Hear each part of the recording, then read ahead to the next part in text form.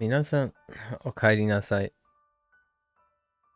今日は200、200、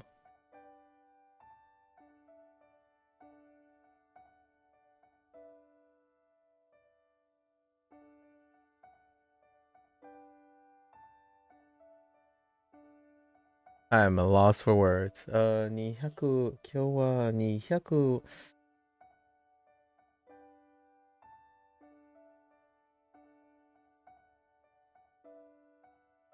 ね6、69日目です。Welcome back, folks. It is day 269. Somehow, I just completely forgot what number 6 was. All right. So yesterday we started on unit 69. And it was kind of a tough one. So the class thing was okay. It was talking about more about giving, taking, like exchanging, and then various items in the classroom. So not necessarily so much about talking about the classes themselves, right? The concept of classes. And there's quite an overlap after I did some homework. Right, there was homework that I must do yesterday, and I have some tentative takes, and we'll see how they group up. At most, 2 grammar points, 2 very prominent grammar points, and then 1 I'm taking a guess on, so that'll become apparent in a bit. So let's go over stuff. There's kind of 2 categories. There's one that involves giving, taking, renting, loaning, borrowing. So it's about the exchange, right? The exchange of items. And then they gave us, Duolingo gave a bunch of objects and new kanji characters for things. And then there's the other half, or thirds. This is a really long unit, actually. The other, like, half or third are kind of loosely related. So like buying, maybe talking about someone. It's a little bit of a smorgasbord. So I will make note of the ones that I remember.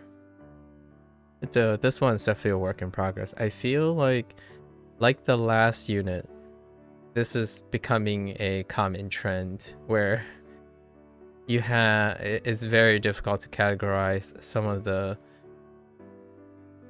like, arrange and connect the different statements and whatnot and then make them into a nice coherent package. However, the comprehensibility, like the interpretation of all the things are relatively easy, right? Like, what I mean is you can figure out what it's saying if you're reading it or listening to it.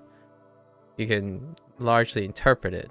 However, knowing why that's the case, I think we're gonna do the case-by-case basis. So doing it, maybe exposure will go a long way. We're getting to a point where now it seems like things are getting a little bit more,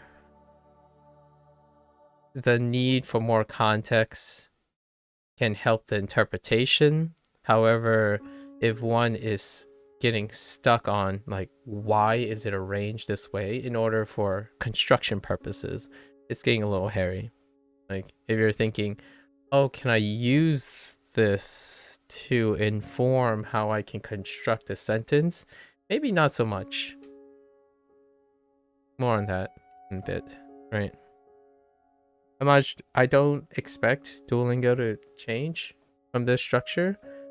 So I will probably do some homework on the side. So lately, in the last 2 units, I can't earnestly say that I'm practicing most of the time.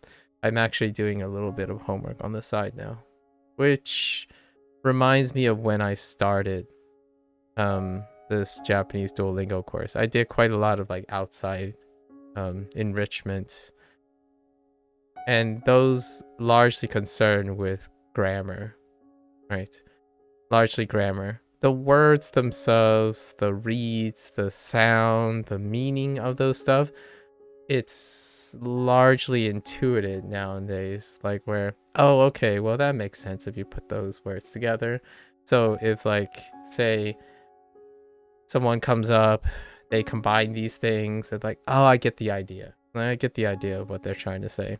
Or like read something and it's like, oh, that's a clever way of putting those meanings together, and that more or less means this. So we've gotten to a point where if I'm not constructing anything, comprehension is still around 99%, which is like a Duolingo standard. Your comprehension is off the roof because they provide the necessity things. However, constructing using the Duolingo examples, it's still about the same. Like the lack of ability to encourage construction and breaking down the pieces and stuff in order for you to construct, and then encouraging you to construct things, that's on you, right? That is still true to this day, and I don't think that's going to change. So you gotta use your outside time, right, outside of Duolingo, to encourage yourself to construct. You know, construct. That's something that I find is quite deficient, and you complement it, obviously. So let's get to it. Unit 69. Let's do what I feel like are clusters of related words, right?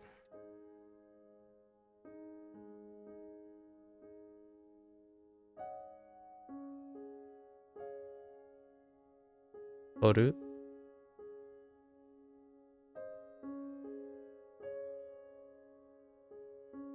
yaru, yaru,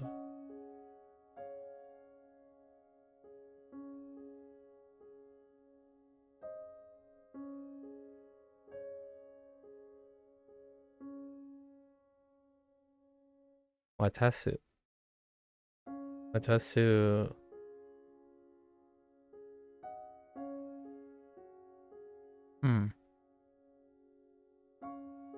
no.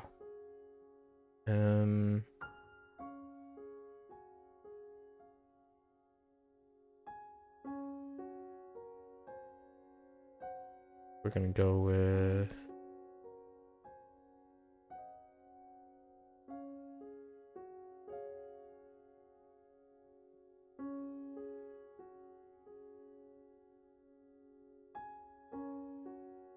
asu, asu.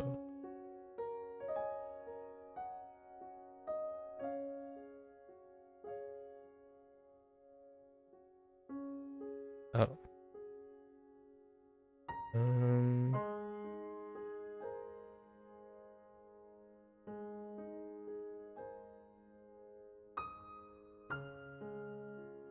And a bit of a correction here. I thought it was backwards, but I think haru is the kansai thing, and kariru is the standard.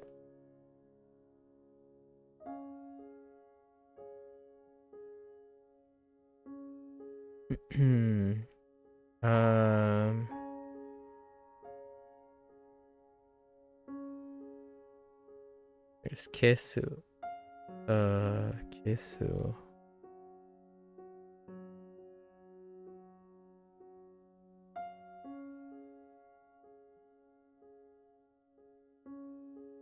So now we have this cluster, right? So toru can actually mean give or take, actually.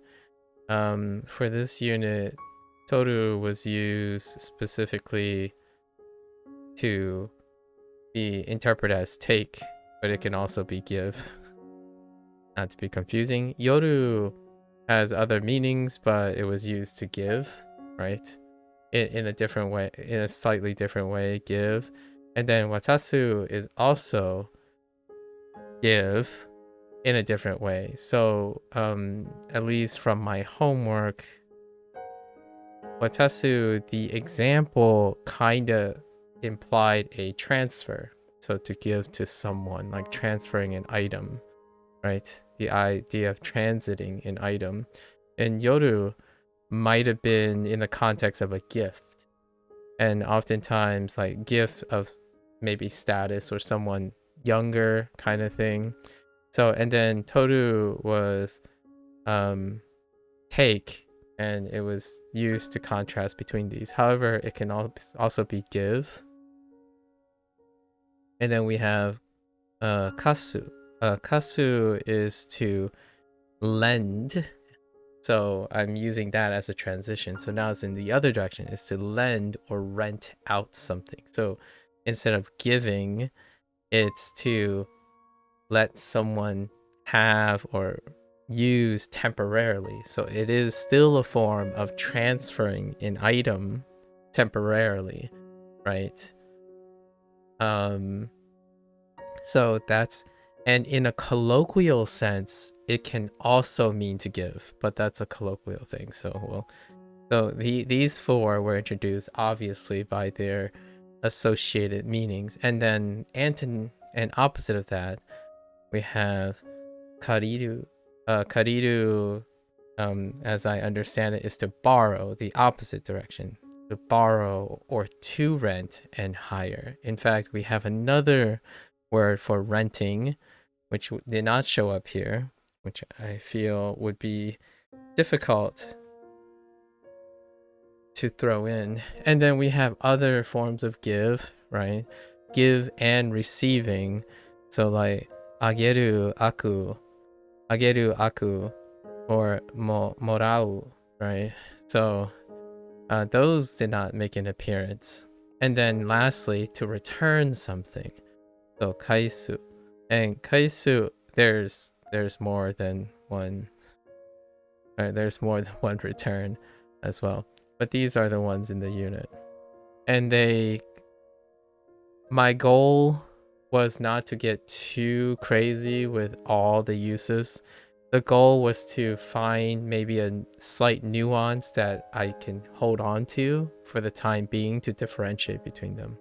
So like, as I continue to witness more examples, I can add on to that nuance. However, I can see a use case for all of these in my mind that is slightly different, so that I'm trying to also show that they can be similar while also being different. And the reason why I'm starting to do this in my homework, is largely the idea that all these words exist. So it's nice to get to start with the nuance somewhere. I pick one nuance that differentiates between all of them. And hopefully from the example that's given or can be discerned from like Duolingo's example, and hopefully to build upon that.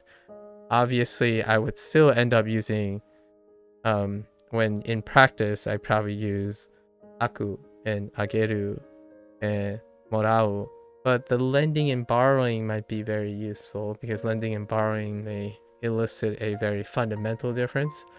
However, the giving and the transiting of items and the status use, right? These are increasing our ability to be more specific, right? More nuanced, right? Like for example, rudimentarily, kaisu, I could say I returned something, or I can be very more simple and say I gave it back, right? I could say something like, oh, I got this and I gave it back. That's less nuanced, like less specific type of way to express. So all of these have another way of technically descriptively using more common, even more common words that I have already to describe this action without necessarily using these words. But learning these words over time makes for more concise things. So I'm building from the perspective of how I build my English vocabulary, right? You can continue to say get, go, put, place, before you say walk, drive, drive, run, and or like settle, lift. There are many ways to elevate your vocabulary. However, I think this is a more of a natural gain for me. So this unit really pushed the envelope. I think this unit is the first unit I've encountered where not only do you have 3 or 4 potentially overlapping use cases that are varied in nuances, you are coming into the unit with 3 or 4 variances of the meaning, like on a piece of paper, like from a rudimentary fundamental understanding. And I can only imagine this expanding further and further. So I'm trying to come up with a way where I would sort of these out in my head. And this is the way I'm going to sort it out for now. And it'll be interesting how that works out. English is no short of synonyms, like whole word synonyms. However, I'm gonna, in my opinion, I don't know if that's how Japanese people go about it. In my opinion, I will probably settle on the idea that I can continue to use descriptors, like a descriptor prone approach to solving what I mean. So like if I don't understand the nuance of watasu, right? Watasu, I can use more language, like more sentences, more descriptors to explain the essence of watasu, right? Watasu. And that's usually how I go about in English as well. It might not be something that Japanese people want to do per se, like maybe they don't like, they prefer to use like toru in the appropriate context as opposed to like me having to explain it in 3 sentences, because English is classically known as a descriptor language. So a lot of times you're very explicit, right? You have to eventually be very explicit, even though there are quite flavorful and specific vocabulary. Like instead of saying, oh, it's so lucky that I happened to bump into you, you can use serendipity. Our meeting is serendipitous. So you would say that one sentence to capture the idea that, oh yeah, it's nice getting a chance to bump into you again. I didn't realize, I wasn't expecting to bump into you. This is quite a serendipitous meeting, right? So that kind of thing. Or, oh, I'm open to any suggestions. I like to keep my options open. You could describe yourself as in, I am amenable to ideas, right? And I think this is the case for Japanese moving forward, because lots of these words, as I'm reading the entries and like doing the homework, it's getting longer and longer, because now the way to distinguish between them is to understand their very specific usages, and that reduces the need to, you can continuously compress your language, your sentence construction, and your get more dense meaning into fewer words. And I really like that, although that takes, in my opinion, a lifetime of experience. So I'm in no hurry here. I can radically assure most people, in my opinion, or I'm going to say conservatively. It's very conservative to suggest that people who spoke English and have learned English and use English most of their life rarely has a vocabulary level that I feel those same people think they're going to achieve with Japanese. So I like to be a little realistic. It takes...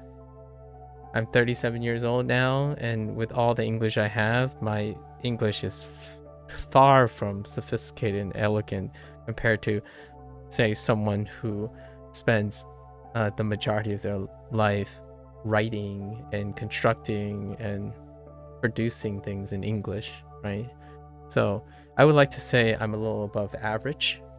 And is my Japanese going to get there? Probably not. It's as long as I can reach colloquial levels. Good.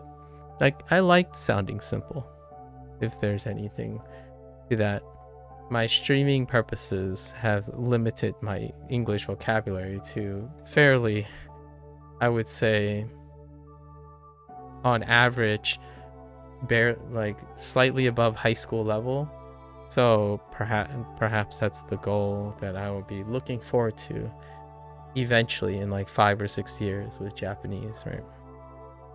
Sound like a person out of high school. That pretty sufficient. So will I end up using some of these words?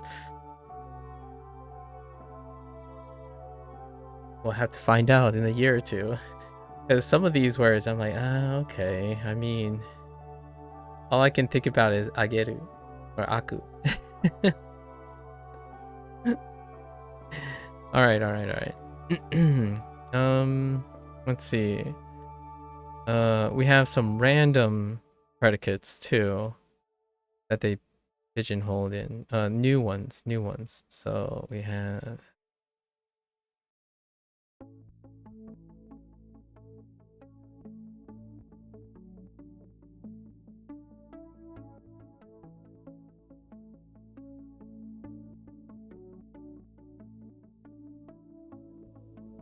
narabu. Narabu, to wait. In line, to wait in like a queue, which they technically also reintroduce, used. Oops. Wait. Wrong radical.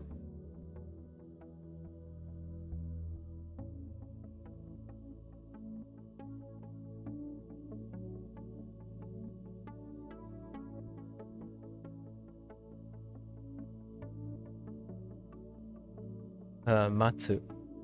And this matsu is a little weird. The example I have about matsu is the thing that I'm guessing on. So there was an example for matsu, matteru no, right? Yeah, I think it's matteru. They used ru after what I thought is matte iru. However, the e is often dropped as a colloquial speak, so I'm not sure if they were going for a matteru, matteru, like matteru, and then they added yo, matteru yo, right? So I don't know if they were going for colloquial where they dropped matte iru or ru. That's my guess. That's my guess. And in the sentence, it's still saying I'm waiting, right? So my interpretation is they gave an example that of the colloquial. And I think that's the thing that gave me a little confusion, because it's the only example I remember from yesterday where there was a te form, and it had do. So I think I'm gonna write a note for myself here. Oh, te. Oh, te.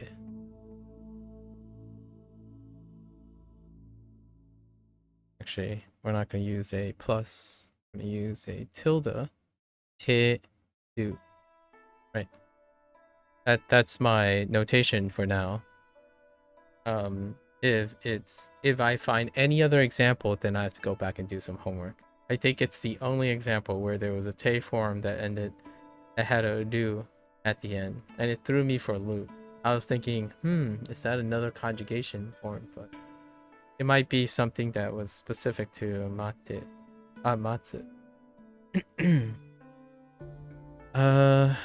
All the other ones. Oh, we'll keep going first though.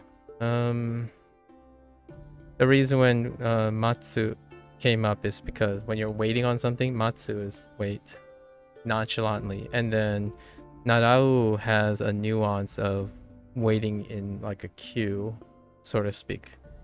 So that's why I remind myself of those. And then we have some really random one.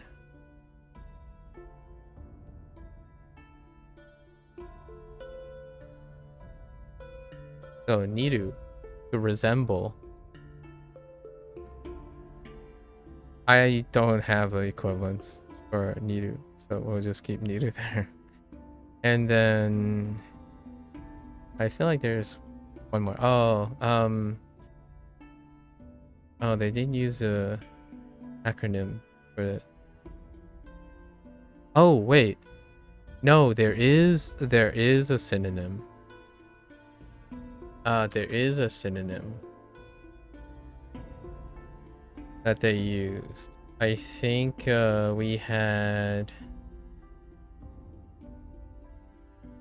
I'm not sure if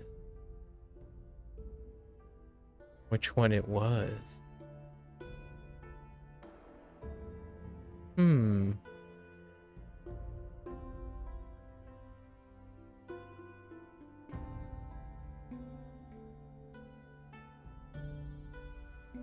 This might be it.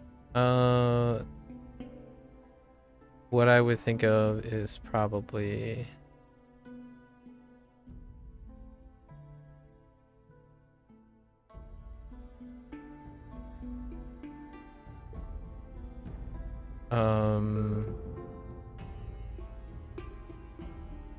oeru?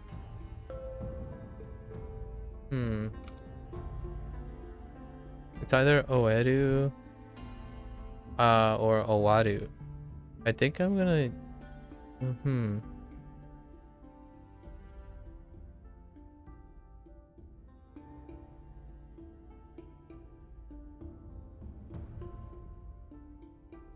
or is it,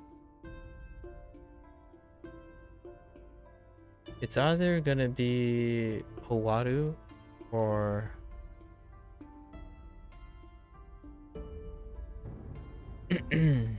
owaru.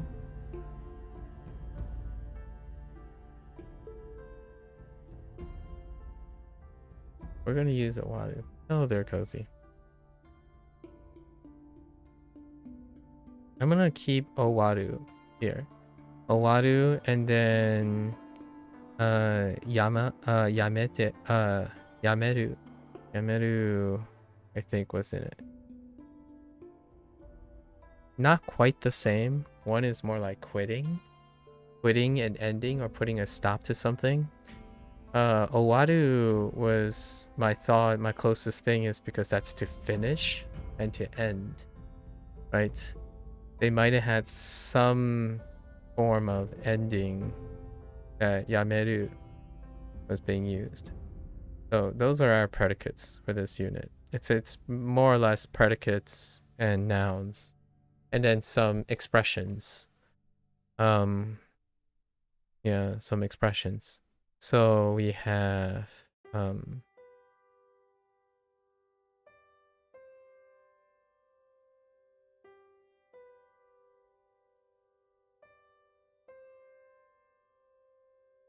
why did I write two of those?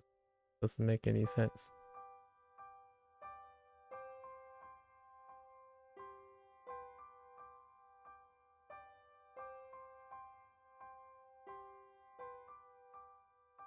So we have skina, which at first I thought was a separate thing with ski, but it's just skina, right? Skina is like kind of like favorites kind of ish, as opposed to ski, which is to like. So skina, and then we had the introduction of no. But this is where it gets a little tricky. I think the no that we're doing is the no with a question mark. So skina no, as in to ask as a question. The other use is kind of weird, and I think it might be used once, and that's for a statement, but more in a feminine speech, right? As far as I know, the new no was used at the end of a statement. So it can mean roughly two things I typically see was if it's a statement, it's kind of a more of a feminine speech as opposed to like uh male endings like a yo, right? A yo. So I did see yo endings and no endings at the same time. I don't know if they were all questions. And no at the end of a thing can replace ka, which I think that was the majority of the examples. Like skina no, to ask if this is, you know, if doing something is your favorite, or do you really like this stuff. So I think the most comfortable one that I have now is no, as in a replacement for ka, or a substitution for ka. The other one was also sort of involved in questioning, and that's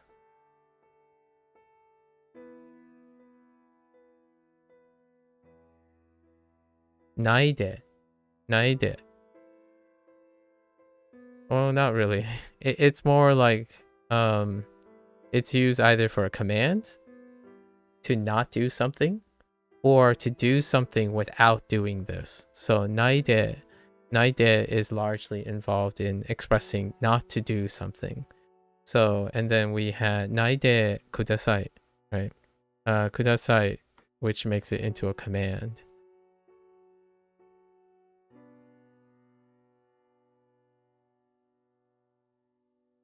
But politely. Obviously, it can have different endings. However, their example is the command, polite command, like, oh, please don't do something. And then when it's in a clause, I think there were possibly one or two clauses. It could say something like, oh, can you go to the store without using a car, or something like that. So naide is a modification of the verb. And I noticed that naide also involves the column of the root of the stem. So that's pretty alright. Converting the root, the stem, and then converting it to the column, and then adding naide. So not too bad. Not too bad.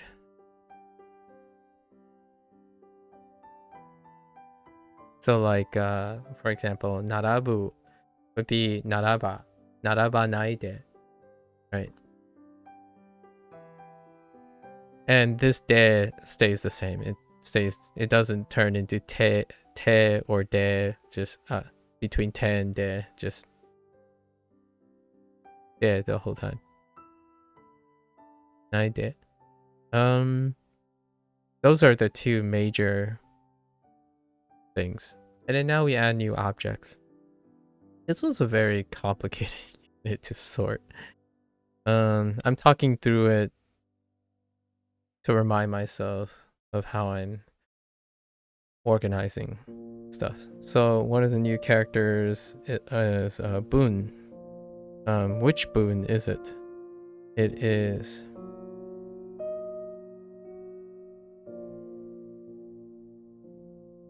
作文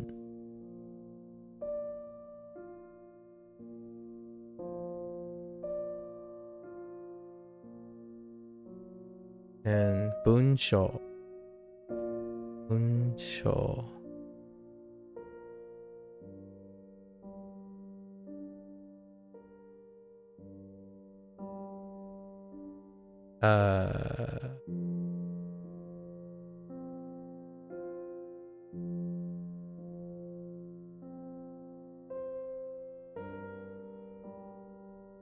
I think. No, that's not it. That's too dense. It's this. I think. 文章 and we have 雑誌 雑誌 Shashinko is one of the first Shashinko things, so it wasn't too bad.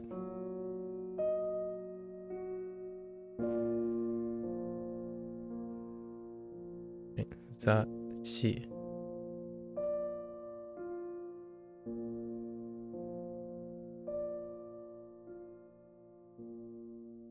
Currently looking back on all the grammar you learned in Spanish. How is that going? So, zashi. And the rest is kind of all optional, so we're not gonna go through the rest for today because it was a little bit of a tough thing. I think these are incorporating all the new characters. Obviously, we can practice kanji like enpitsu and heiban. No, oh no, so that's Chinese. Right. Like 教科書、辞書、ノート、カレンダー、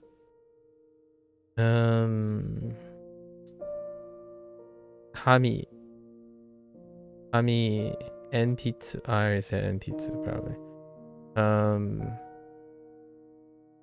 You know, things that you can find in a classroom in which you borrow and exchange or buy, right? And then mai for sheets of paper they can buy. So largely it's these. We're gonna try to look for more things. I feel like I forgot two things. Oh, there are some expressions as well, like so. So had a few expressions like sonan. Sonan.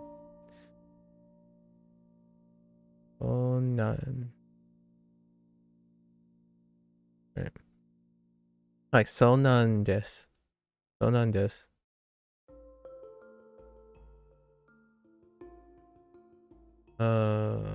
Was there another? There's another expression, but there were variations of basically so desu ne. Yep.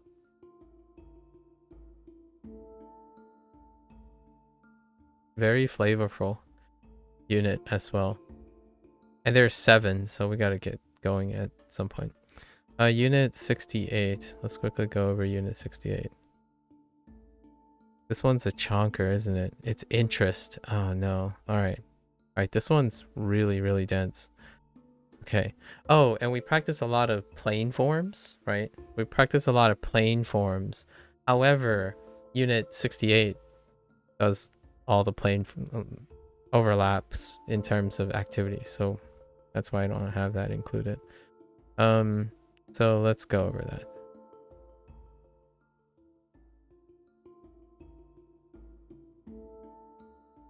Oops. I missed a stroke.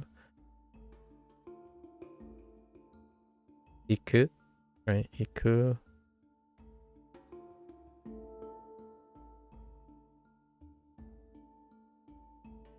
Kuru. Those are paired all the time. Kuru.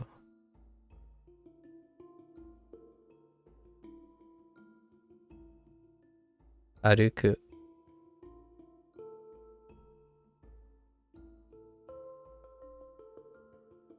Hashiru.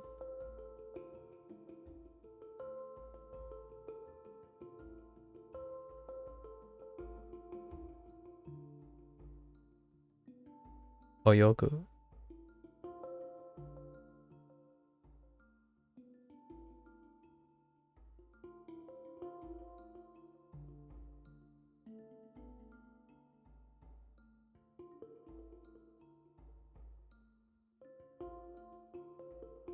Hiku.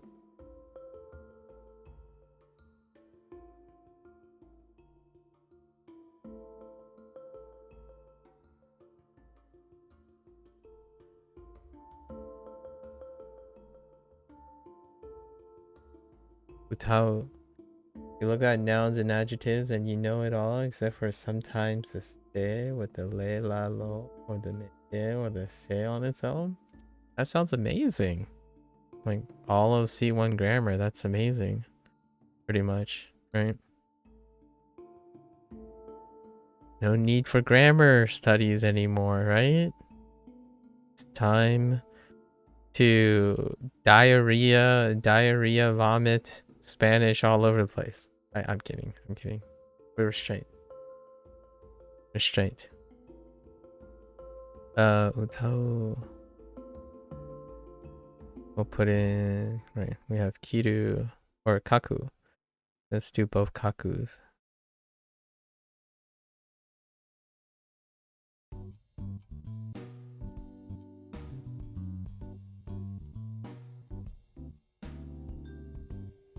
Kaku.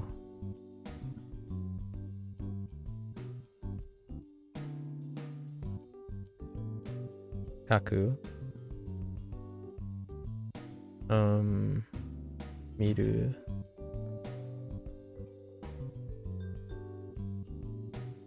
Miru. Yomu. Yomu.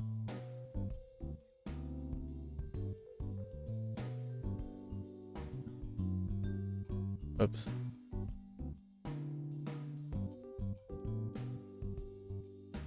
It's vomit. Yomu. Obviously, making sure it's a euphemism, right? Go out there, find every opportunity to pigeonhole in some Spanish. Yomu. What other clusters do we have of adjectives? There's this was not specifically in the unit. It's in this unit. We have kau.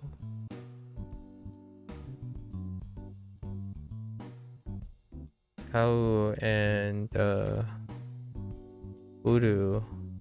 Kau and uru. Wait.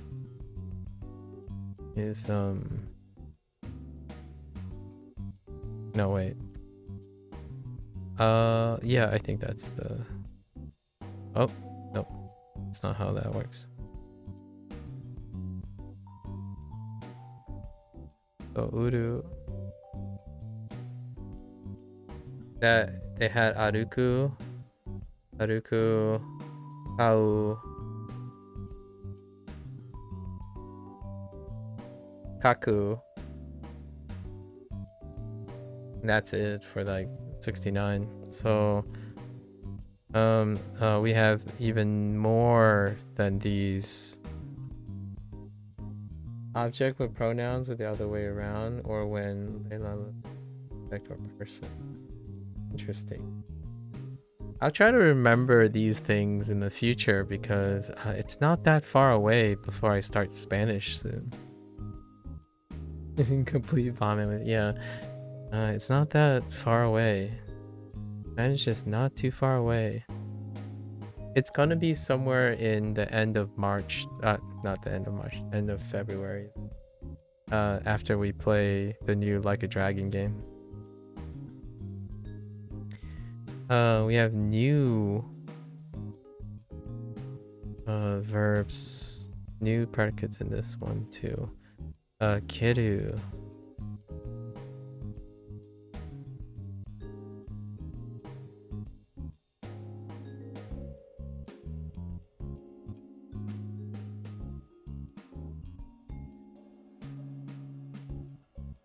keru and nageru.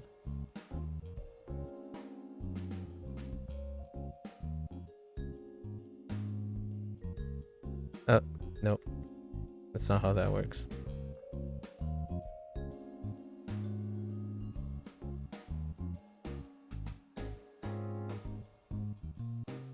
Oh, I think I remember one.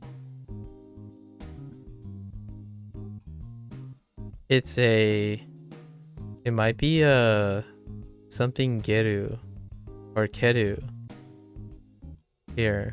There's at least +1. I'm missing one predicate. Here. Predicates are tough. There's no like reinforcement from the kanji section. Actually, it's catching up though. It's catching up. They're adding all the plain forms as they're going. However, they're still introducing new ones, and those new ones aren't categorized in the kanji section for whatever reason so far. And then we have omo.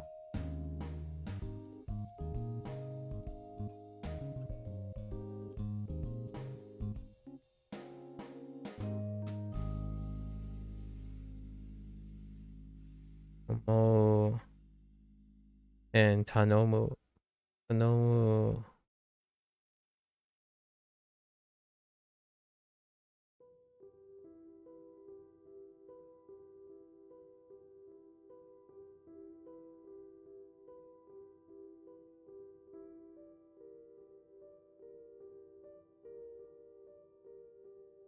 And when you don't use the personal object that is connect, isn't there as in. Not sure about that last statement. Not sure if that makes sense to me. Okay, so let's provide objects. Let's practice and provide objects to all these. Classic Tokyo. Tokyo.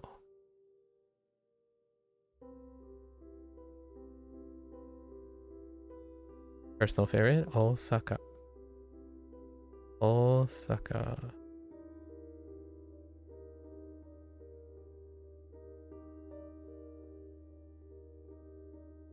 Osaka. Oen. Personal favorite.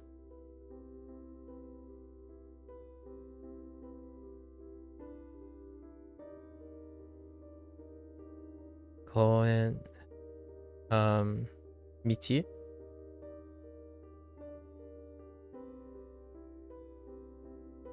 I'm using objects that I would use typically. So these are pretty much.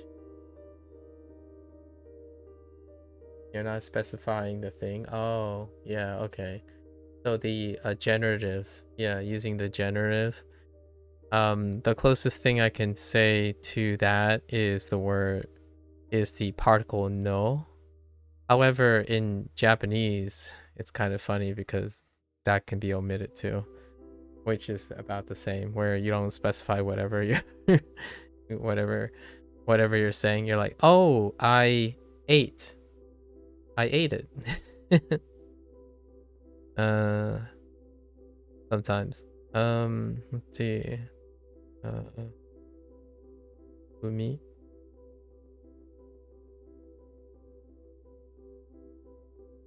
Although no is probably the closest thing.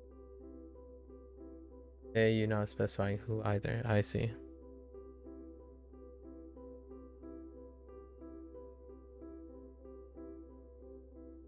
Who will use piano? I don't think I have a kanji instrument. Instrument that's written in kanji. No. I was expecting like shimasen, shamisen. So shamisen at some point, but didn't get it. Just go with piano. We're using koe. Remind myself of the voice. Right, koe. Kiku. I have something. We'll throw in kami. Kami here. Kami. Ami, and then is kind of hard for me to remember. I like to throw it in when I can. Miru, ga.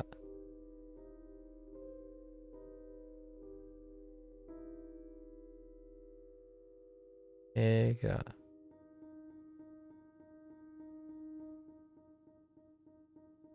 Yomu, manga.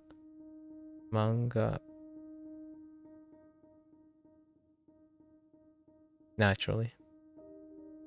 Although I don't read a lot of manga.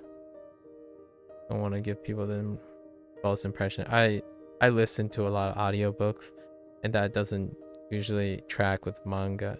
Although I wouldn't mind. No, yeah. Actually, no, I wouldn't mind. I did. Someone did give me a site of like classic Japanese literature where they audiobooked it. I mean, there are other places for Japanese audiobook. I haven't decided if I wanted to invest yet in Japanese audiobooks. I can listen to people just read the books. Not yet. I barely read and listen to English audiobooks. Find time for that. So investing in something that I won't use is kind of a tough sell. Oh, what can we buy? Let's throw in some school supplies over here. We can do like hon, right? For a counter, hon, mae, as a reminder. Mae, and then like Enpitsu. Enpitsu is a good.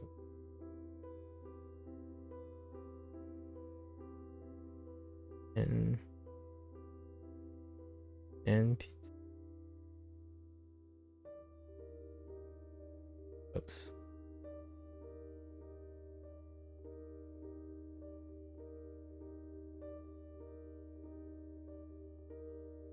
Wait.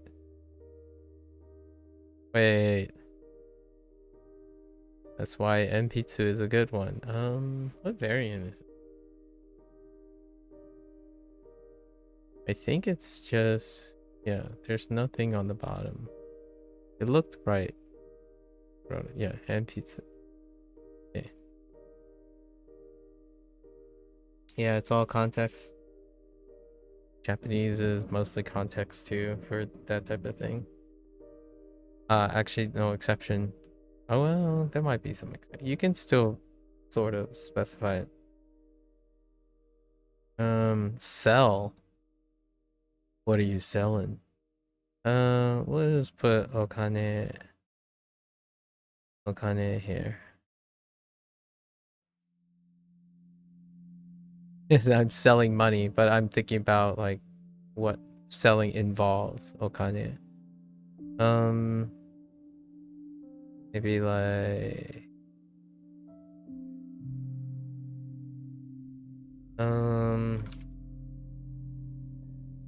bento is something I haven't used in a while. Was it like this? I think it might only have one line. Yeah, one line.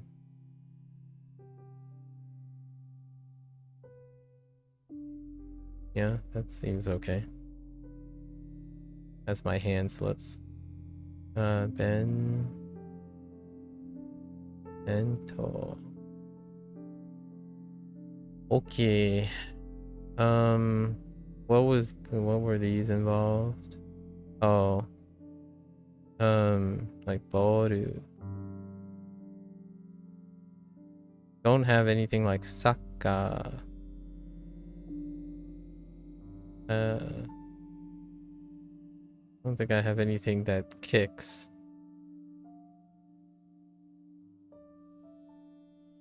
In kanji. But boru. Throw. We had yakyu.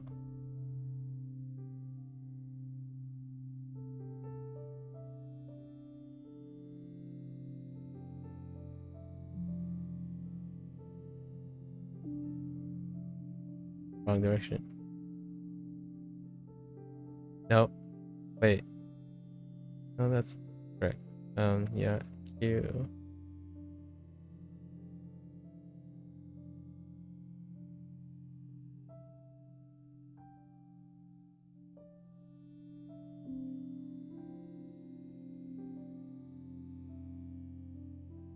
Alright, Cozy. Alright. No worries. And these two, we have think and ask. We have the toll, right? The toll reminder.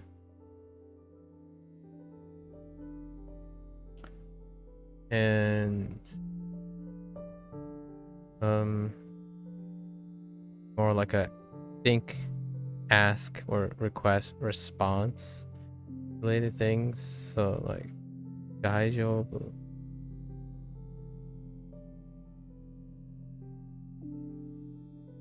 下手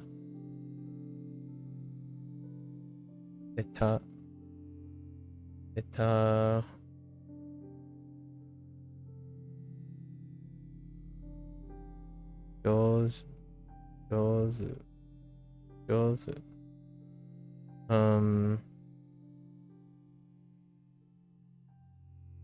多分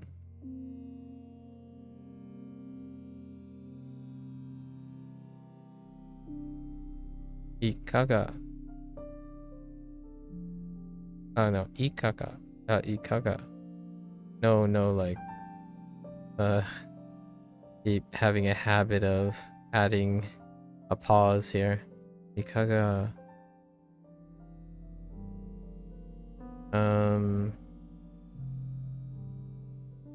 oh wait, yeah, that's fine. Okay, that's pretty good. That's a pretty good review.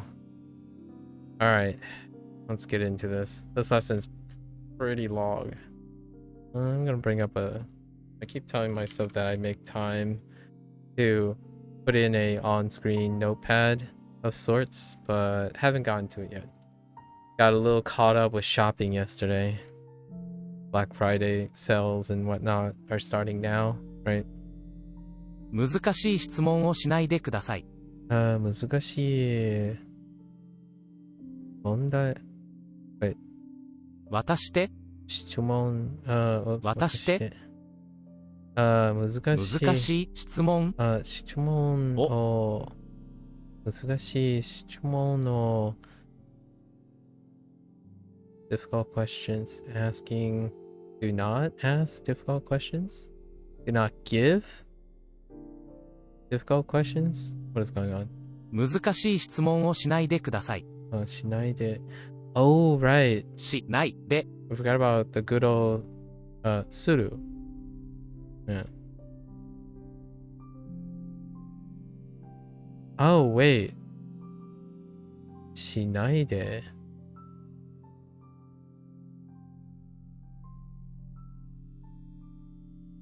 I guess I gotta make a note. Suru might be irregular.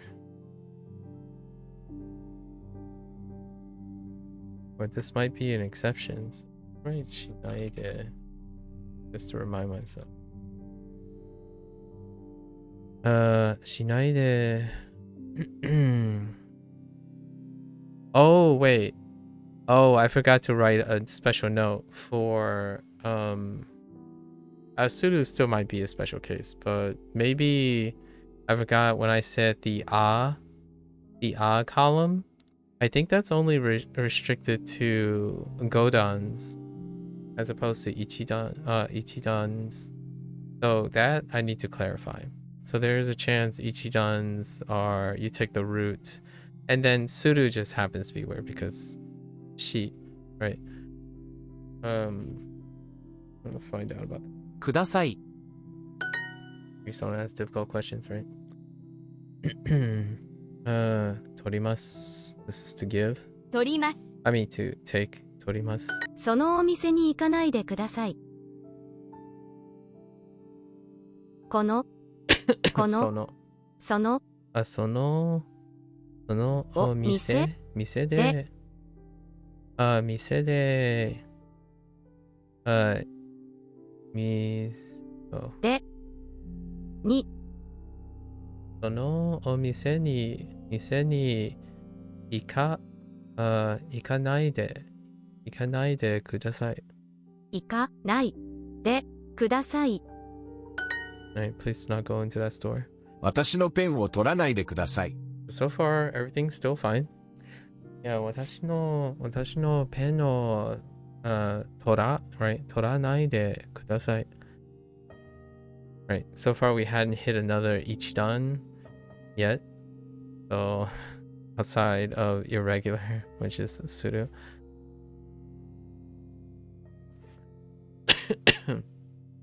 Oops.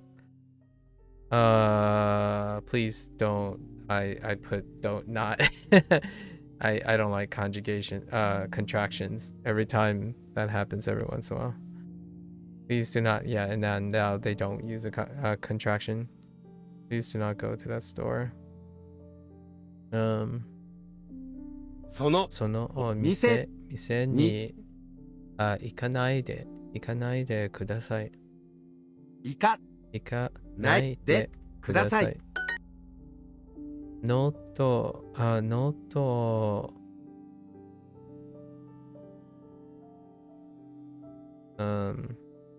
いないでください。I mean, can you say 見る? No. 見せた. No, that doesn't work. But that's interesting. I imagine we'll get that later. It is. I was looking at conjugation tables again. It's been a long time since I looked at conjugation tables. I'm sure this is the focus of the next couple of units. We have so many revisited predicates. Tons of predicates. それ、 Take this. So, それを取る is 取って。お、それをと、て、取って取って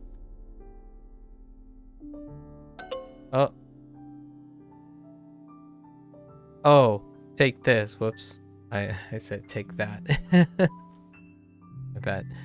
まだ学校に行かないでください. I mean, there are other options, but these two don't. These two would not work. There are other ways. You could just say, oh, actually.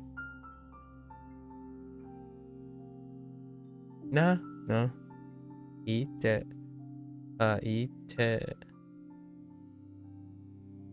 will work. 夜はピアノを練習しないでください。 Wait. I have to think about that one. What do we have? Yoru. I heard Yoru. 夜、 Maybe Yoru de. What are we doing here? Yoru de. Oh. ピアノ、 Piano.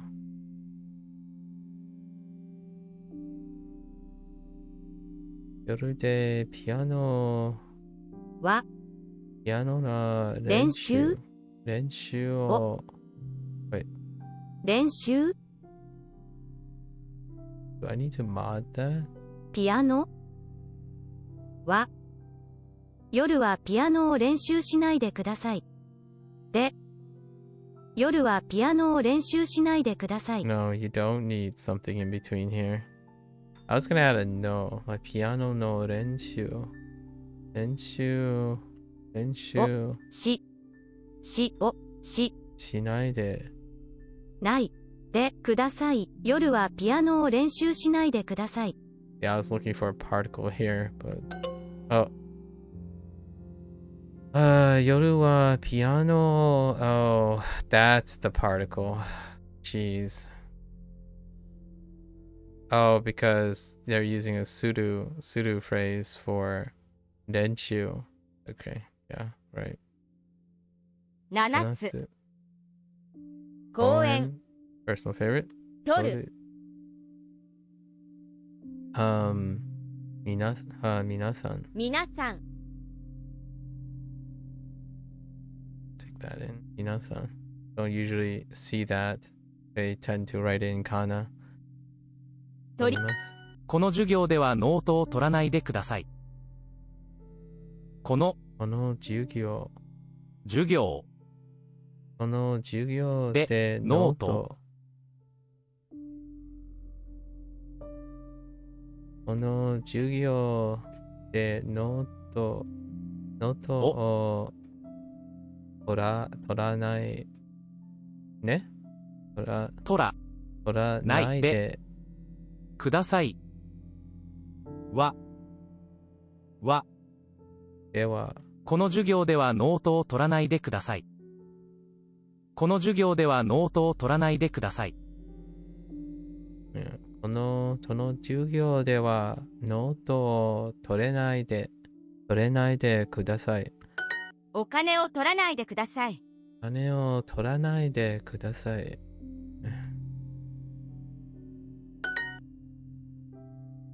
ノートを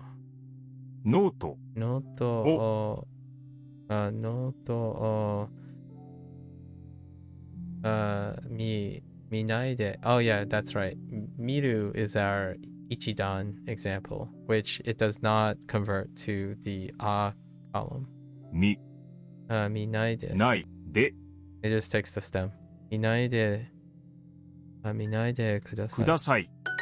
So you take the stem, mi, as opposed to make it into a ma or anything like that. ノートを取るのは大切です。ノートを取るのは Yeah, so now we have the nominalizer from last unit. ノートを取るのは、大切です。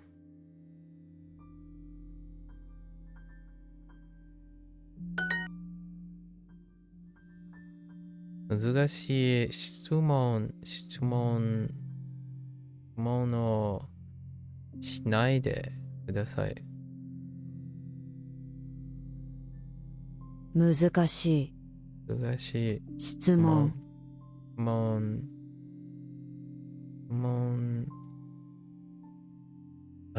をしないでください。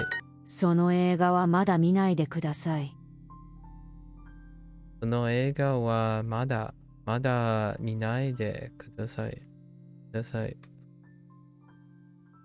Please don't water the movie yet. Please don't water that movie yet. ノートノートをノートを取るのは大切です。Which is kind of like an opposite phrasing of please don't do something, right? In a way. 私のペンを取らないでください。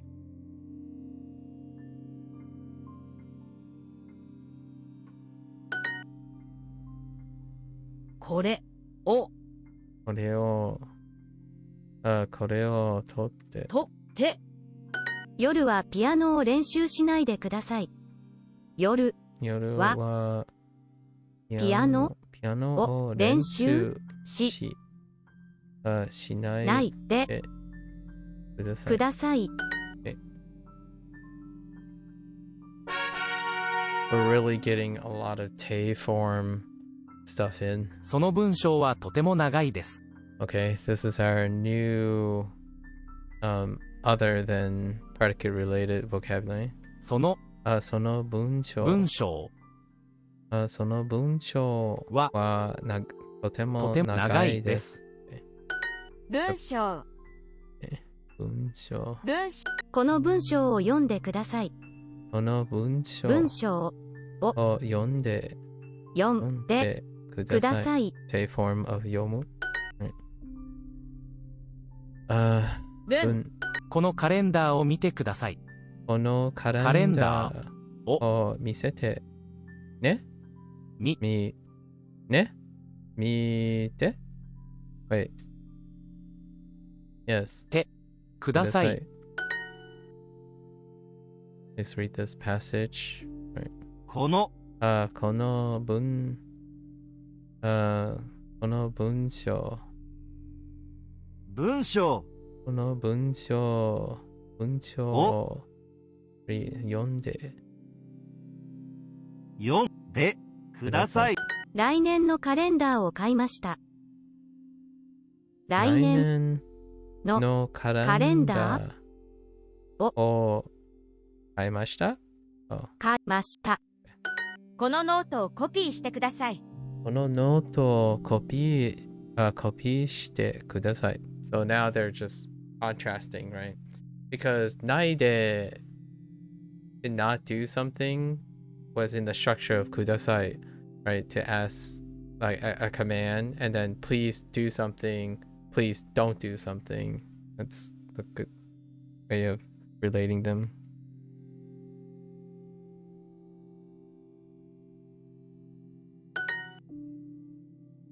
Kami? Blouse. ブラウス Blouse. カレンダー豚肉箱そうなんですか？そうなんですか? That's one of the few. So そうなんですか? Emphasized instead of saying そうですか? そうなんですか?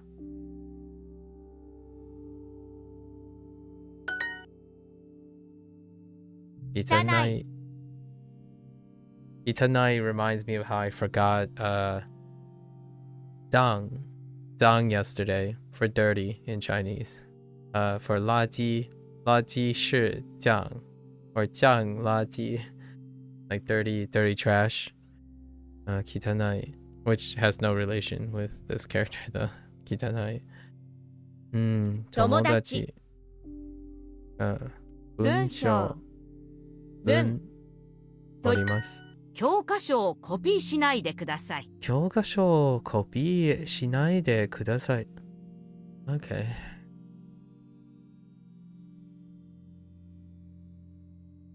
Please do not copy textbooks. I mean, that means like there's a short story behind that too. Not exactly like literally copying textbooks, like, you know, plagiarize, like copying the textbook that you pay for, you know, that kind of thing, but like a monetary thing. It's more of a plagiarism thing, or the taking notes thing. The deeper cut is the taking notes thing. How back in the day, I think early on, I still think this is a common practice where in order to remember something, you could choose to copy the textbook, and that's functionally useful, right? However, when you reach your limits, your input limits, shorthand, right? However, when you shorthand, you are also losing detail. But that's the next level where you can increase your coverage by doing shorthand. And then the third level, when you get into like college and like graduate level, in my opinion, by the time you get that much older, your shorthand then becomes compressed language, like sort of like kanji and stuff, the compressed language. So then when you shorthand, you're not actually losing any of the content. The idea is that shorthand became compressed versions. So that's kind of what I'm doing now. In the beginning of the session, it's my shorthand that I've compressed. So the shorthand now encompasses more. It represents more things. However, you can start with shorthand if the volume's too great. So oftentimes, kids, you know, when you're growing up, you develop what your upper limit is by starting first by copying textbooks, like verbatim, in order to get rote memory to work. But eventually, rote memory is going to exceed the maximum input. So then you develop shorthand, which will get you pragmatically the same larger coverage, but at the expense of detail. And then in the third level, you start attaching more meaning and association to the shorthand, which compensates for how textbooks are written, because you're writing your notes in your own words now. Your own words are often more efficient to you and more useful to you versus verbatim plagiarism or copying. Is is Japanese that you're learning currently still literally or completely or whatever? The Japanese, what do you mean by, I'm not sure about the currently, still literally or completely. Like the way it's written? Well, it is. Well, okay. Yeah, I'm not sure what that means. If you mean like literally, do you mean the translation?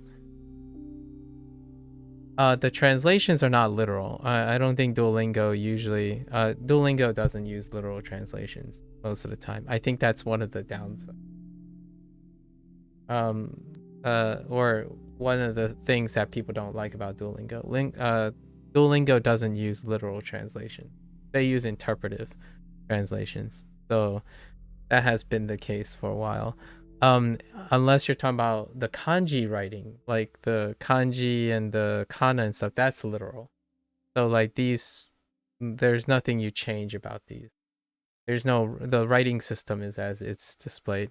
So if you were to say kyokasho kopi shinai de kudasai, there's nothing you change about that. It's how you would write it or see it. The translation part is not literal. Most of it is not literal. If it's convenient, then it can end up being literal. Like, please do not copy textbook. It doesn't say that per se. It's not quite that if you were trying to be literal on it. I think the Chinese is the same. It's not literal, just slightly different. So whichever one. In the beginning, it takes, because it's important to know, it took me about 100 and some odd days, like 180 days before they literally write even the shortest sentences in the way it would appear. Now here's one caveat though, Cozy. When you're learning and reading books and stuff, it actually appears this way. Right? With furigana, like the stuff you would read or the stuff that I would read in the beginning, oftentimes for convenience, for like receptive, even like certain newspaper stuff and whatnot would have these things up here, the furigana.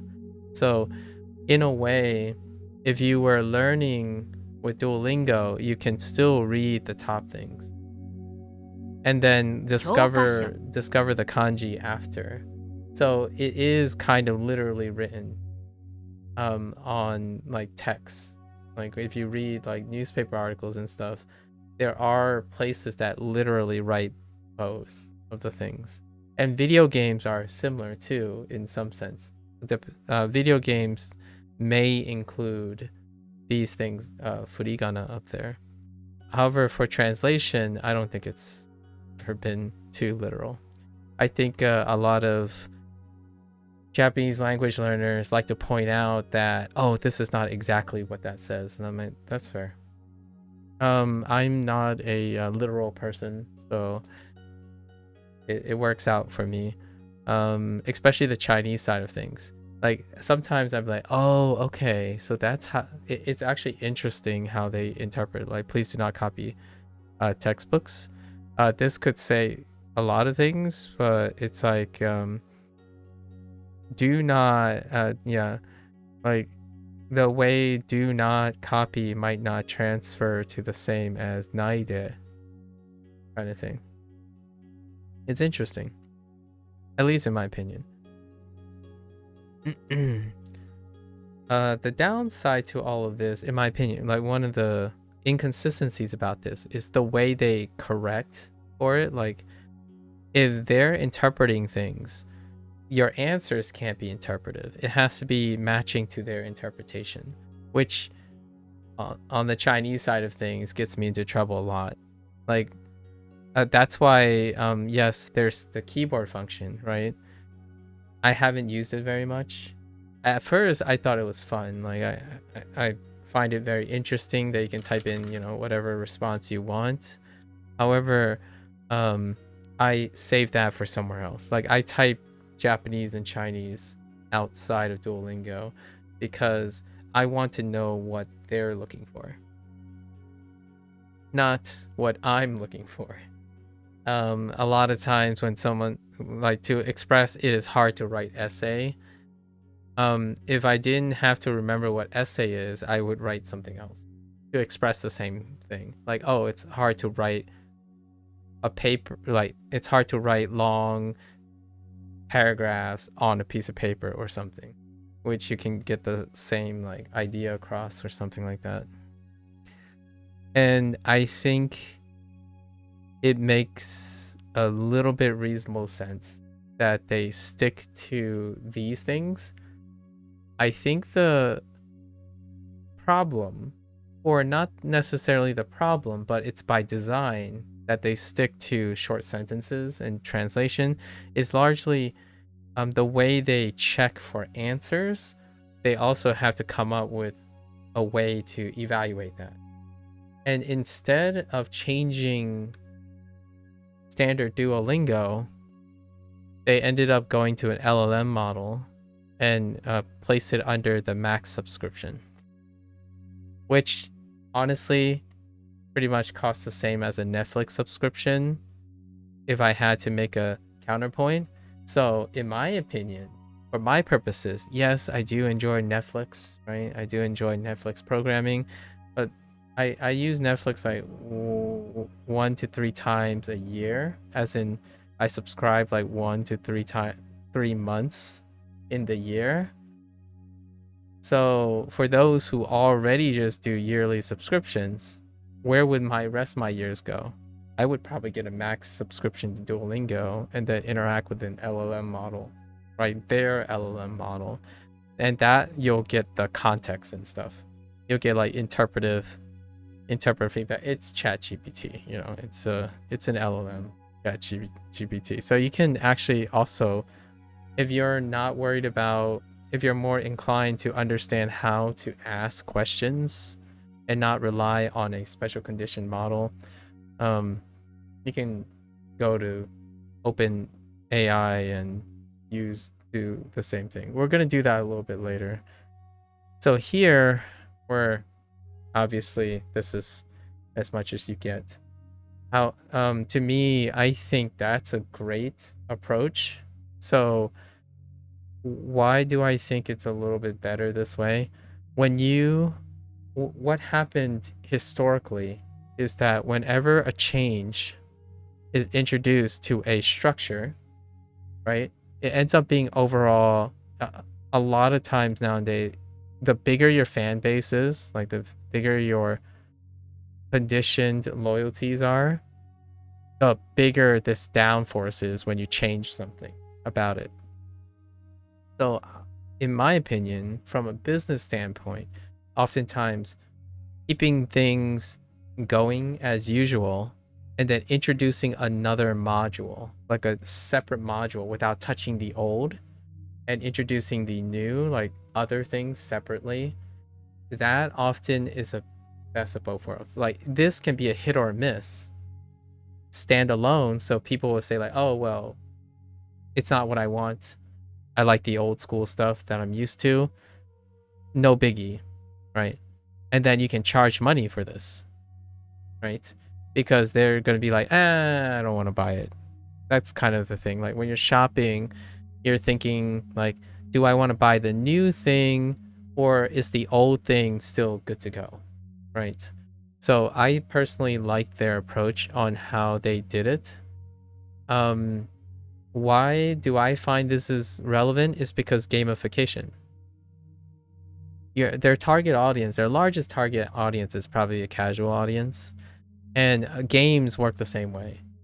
And notoriously, or unequivocally, any game that any like developer that changes its core, right, like in a remake or a reboot or a sequel even, oftentimes I would say you have far less, I'm going to say like roughly 30% of the time, the developers make a change that redefines their core product, right?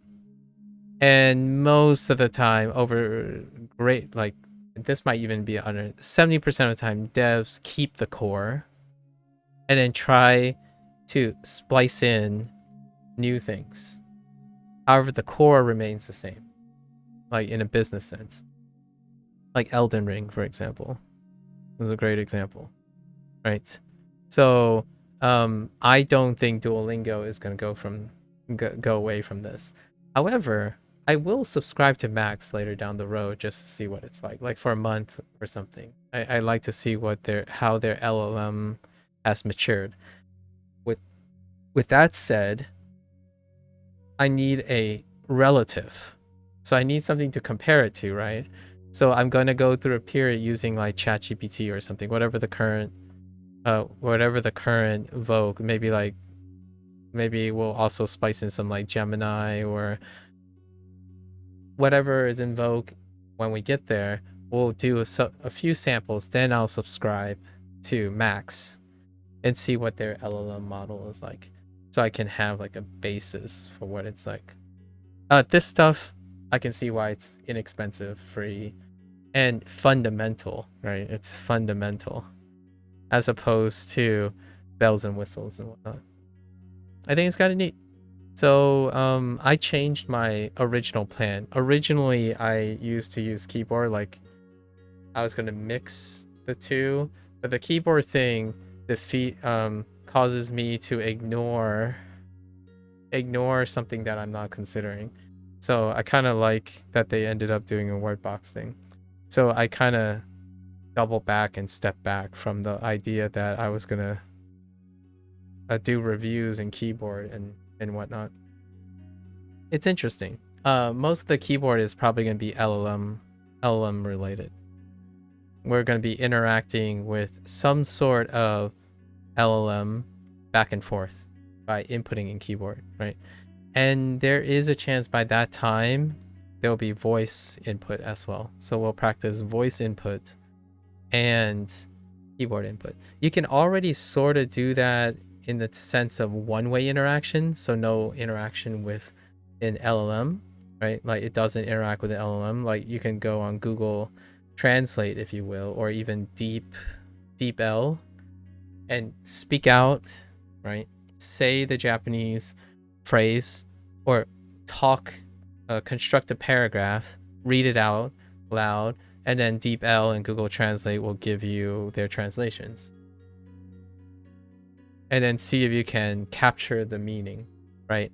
And then that would be the closest thing to a literal real-time translation that you can get, going the other way, where you're no longer concerned with the English. You can speak through the input. The reason you can do this now, actually, a lot of times, English learners, this is fantastic.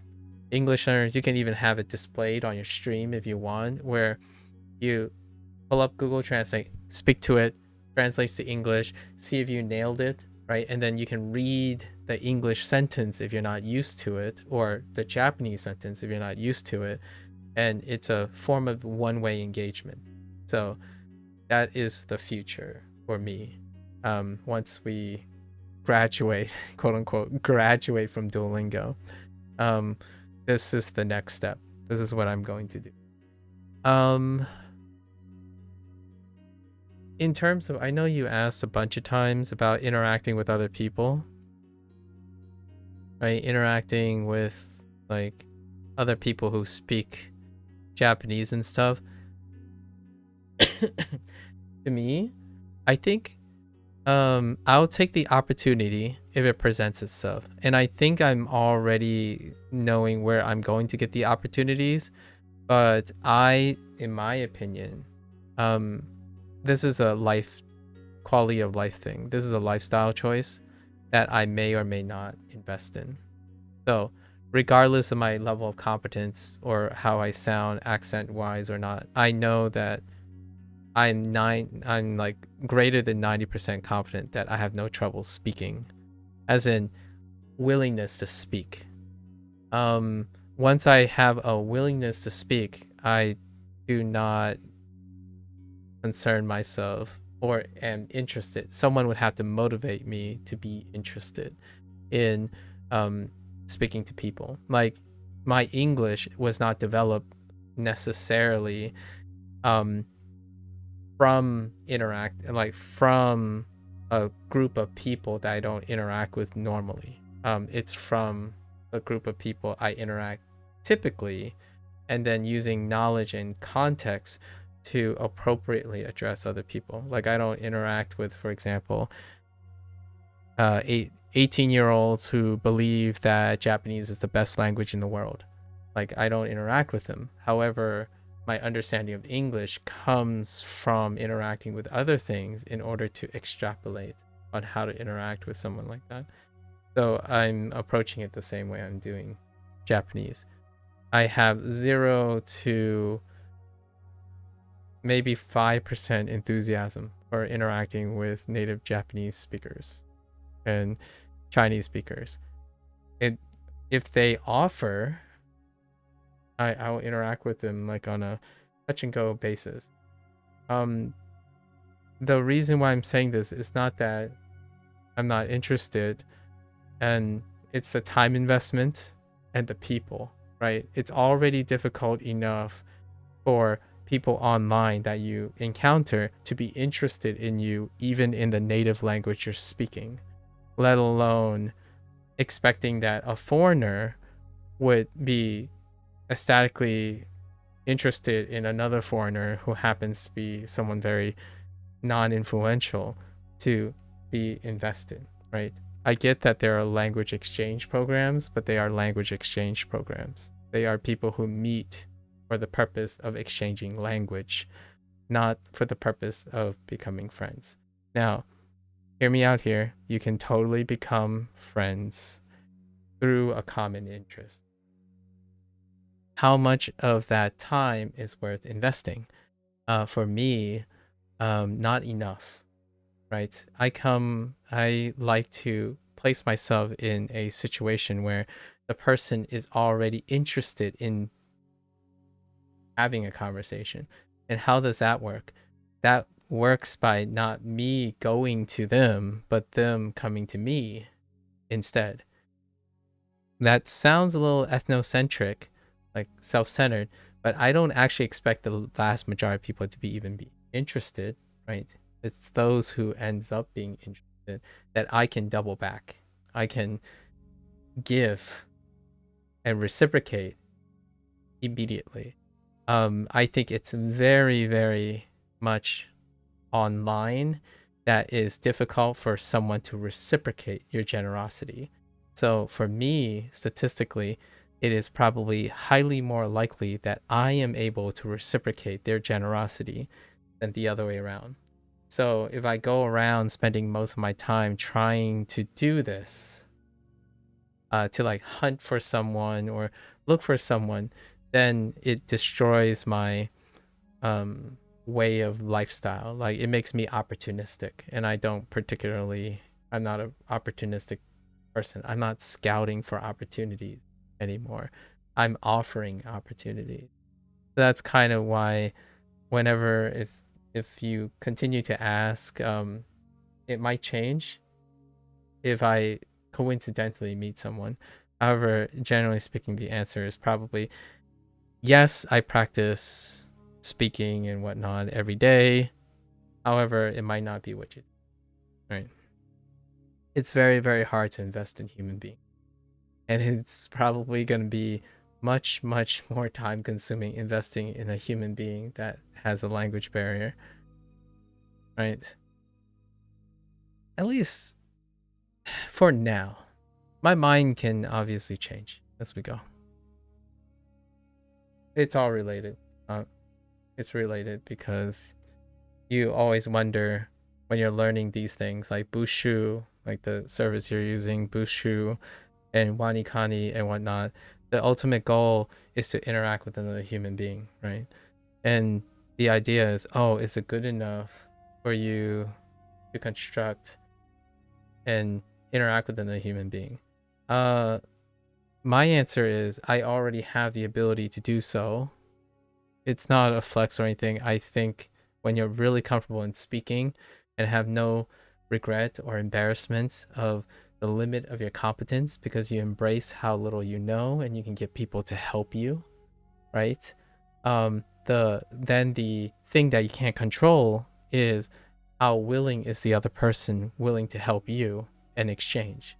So I rarely ever spend making my lifestyle around something I can't control, which is other people. So if I set my goals towards speaking to native speakers, that to me is not good enough for my lifestyle. I choose to predicate most of my time, almost a substantial amount of my time, to self-improvement.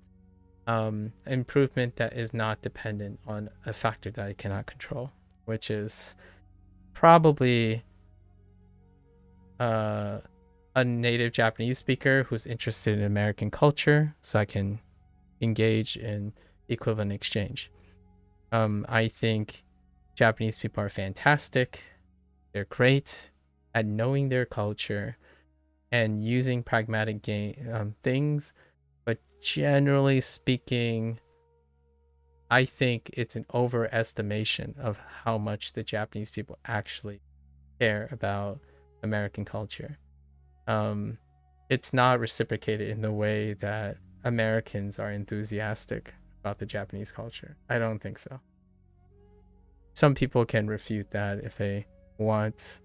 I personally do not have enough behavioral experience to believe that it is so. I mean, English speakers aren't even interested in their own culture most of the time, so it's kind of tough to know. It'll be interesting going in the future. See if any of this changes. Yeah, online activity is weird. Here's another thing though, Cozy. I am interested in possibly applying to the JET program next year. And it was my interaction with someone else who's also interested. So there's a distinct possibility that I might end up in Japan temporarily anyways. So with all my thoughts now, I don't want to give you the impression that it's permanent. It's certainly not even close to permanent. The choices I make are based on what I know now. However, that person, when they were talking about JET program not having an age limit, I actually really thought the JET program had an age limit. It does not.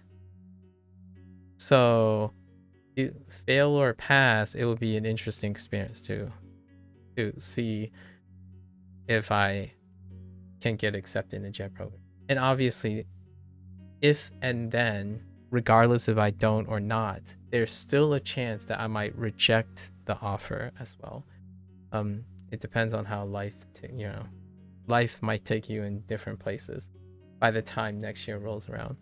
But I have looked at the JET program requirements, and I'm pretty good at writing essays, I would say, and interviews. So they said that half of the applicants typically get interviews. So it would be a very fun experience. I can talk about it in the future, about the JET program.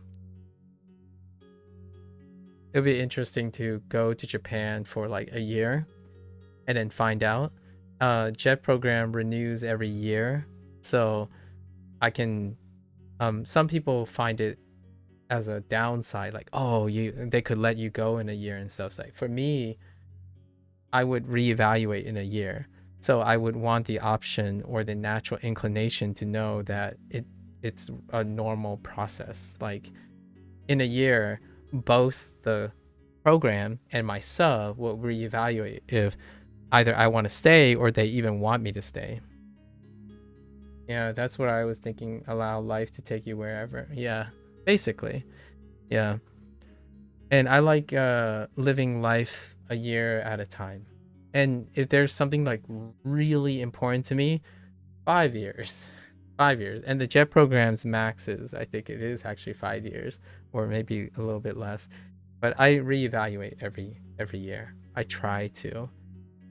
So all the things I've said just recently will change, right?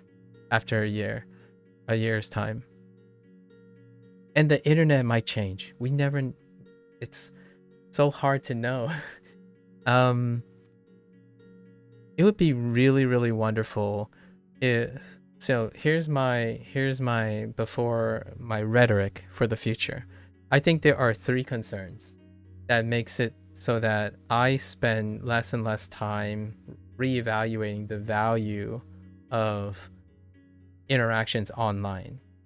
And that's the idea that I like to believe that platforms will try to emphasize quality interactions over quantity interactions. Like the idea that even the relationship between business and consumer, the seller and the consumer, is established more focused on retention by enhancing each other's quality relations. Right now, most of the stuff, both monetization, consumers and creators and whatnot, is completely hyper-oriented on quantity, right? I know some people say, well, we still make quality products. And like, yeah, you do. The idea is still it's quality without sacrificing too much quantity, like to keep it, right? The reason why I'm saying that is because the focus on quantity makes it so that all the relationship, all the normalization, all the behavior that you're used to is subdivided by the idea of number, right?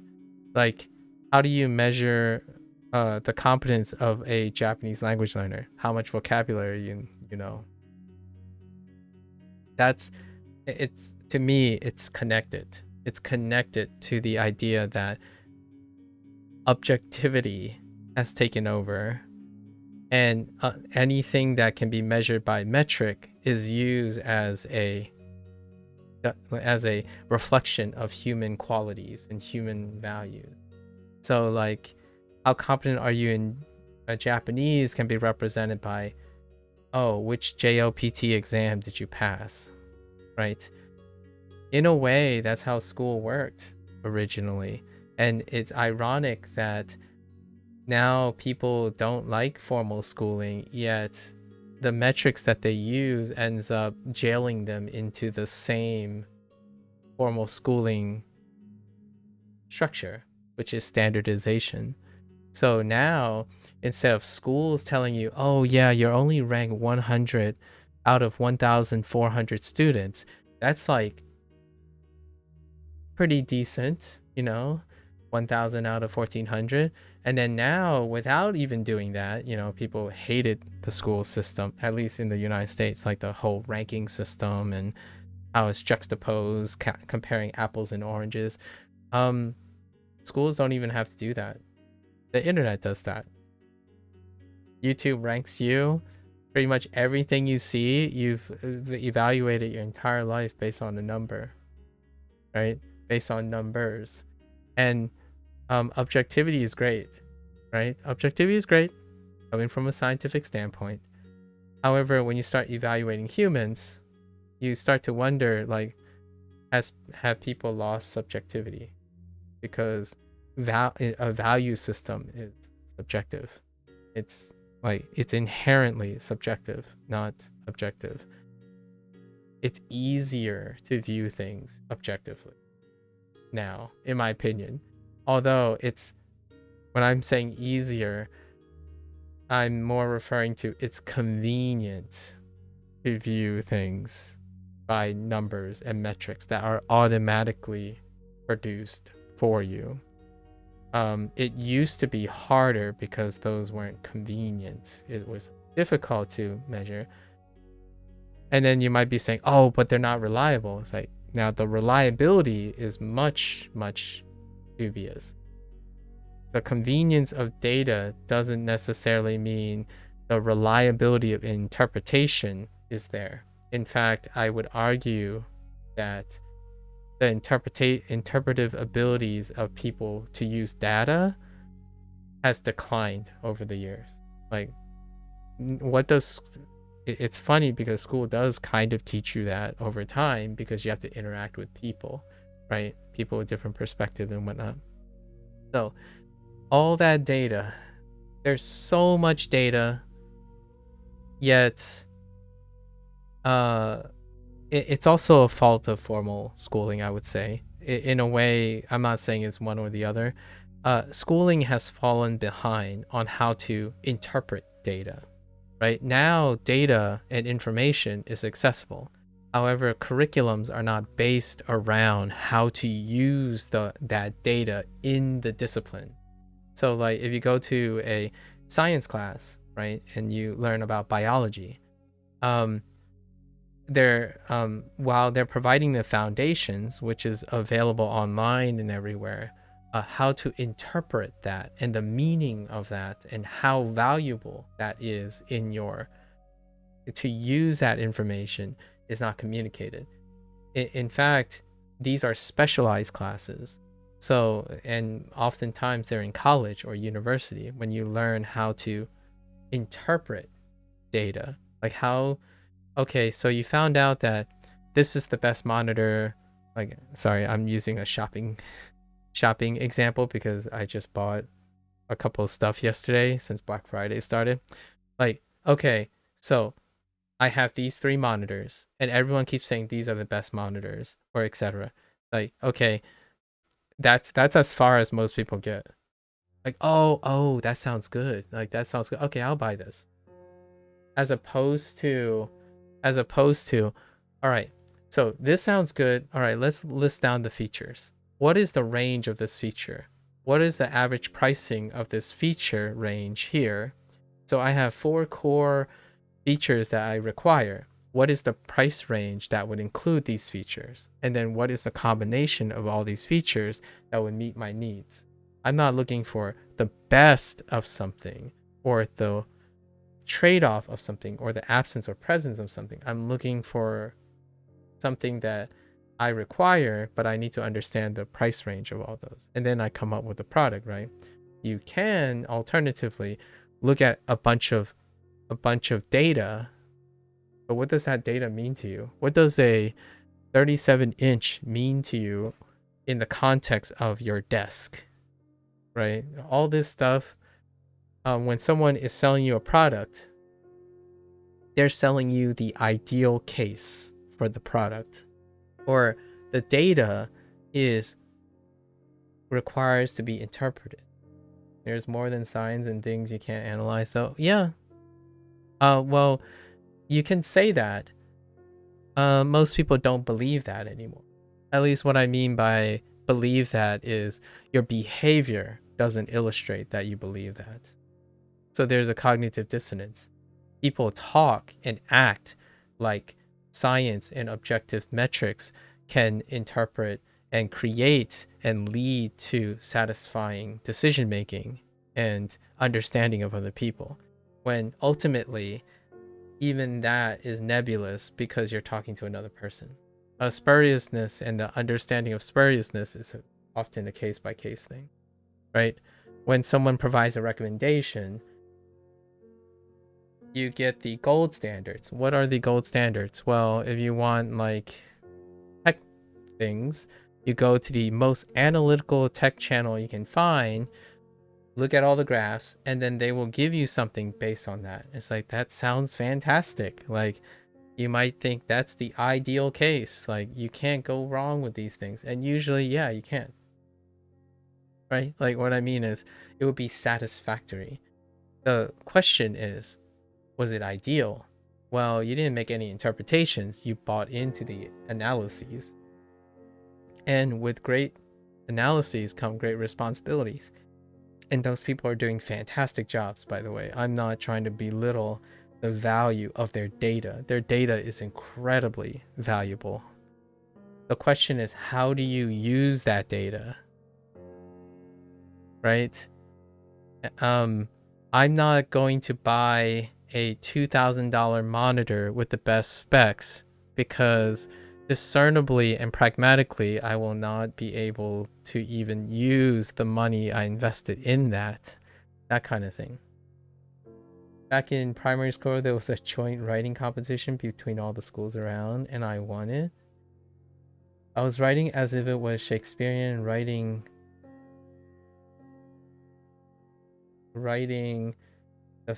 that fancy writing, and I was teaching others, and now you saw my writing, you would think a 2-year-old wrote it. I saw some of my old writing. There's no there's no words to explain how funny it is to read, how I still even remember something I wrote in college. Oh no. Here's a good one. Back in high school, honors English, I discovered like we started learning vocabulary words by antonyms, right? By antonyms and synonyms.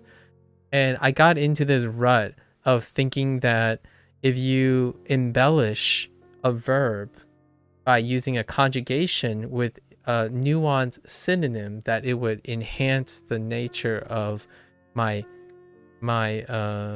writing. So, for example, I would use something like, it is auspicious,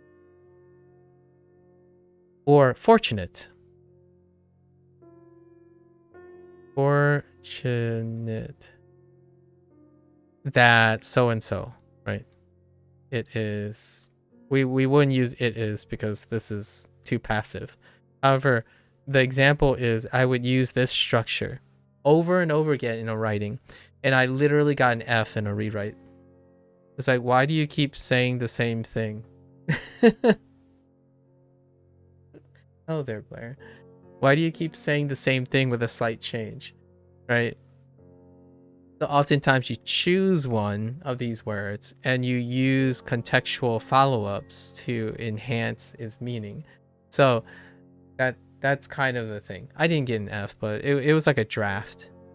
And then the draft came back with edits like, why do you keep saying two words that mean remotely the same, right? So the idea is like, oh, more, more words. Well, more words. What, like, for example, more words. That's a metric. If words go up, if the number of words go up, the quality goes up, right? Question mark? Well, this is how I view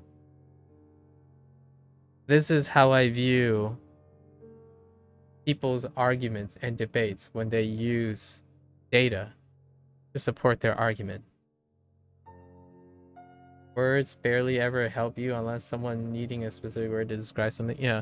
Well, here's the thing, right? You mentioned, right, Blair, you mentioned someone, right? It's someone. And data is great when you're not talking about someone. Now you're talking to someone, and that's where things kind of fall apart, in my opinion. And when you're buying products, who's that someone? You is that someone, and the person providing that data is someone. And that it stops there already. When you buy, a lot of people buy products, make decisions based on something, as in the data. And then that someone rarely considers the picture of their own intent and to whom they are getting the data from, right? And that comes down to selection, or maybe even pre-selection, right? You can go into a place and find out that Fortnite is the best game ever.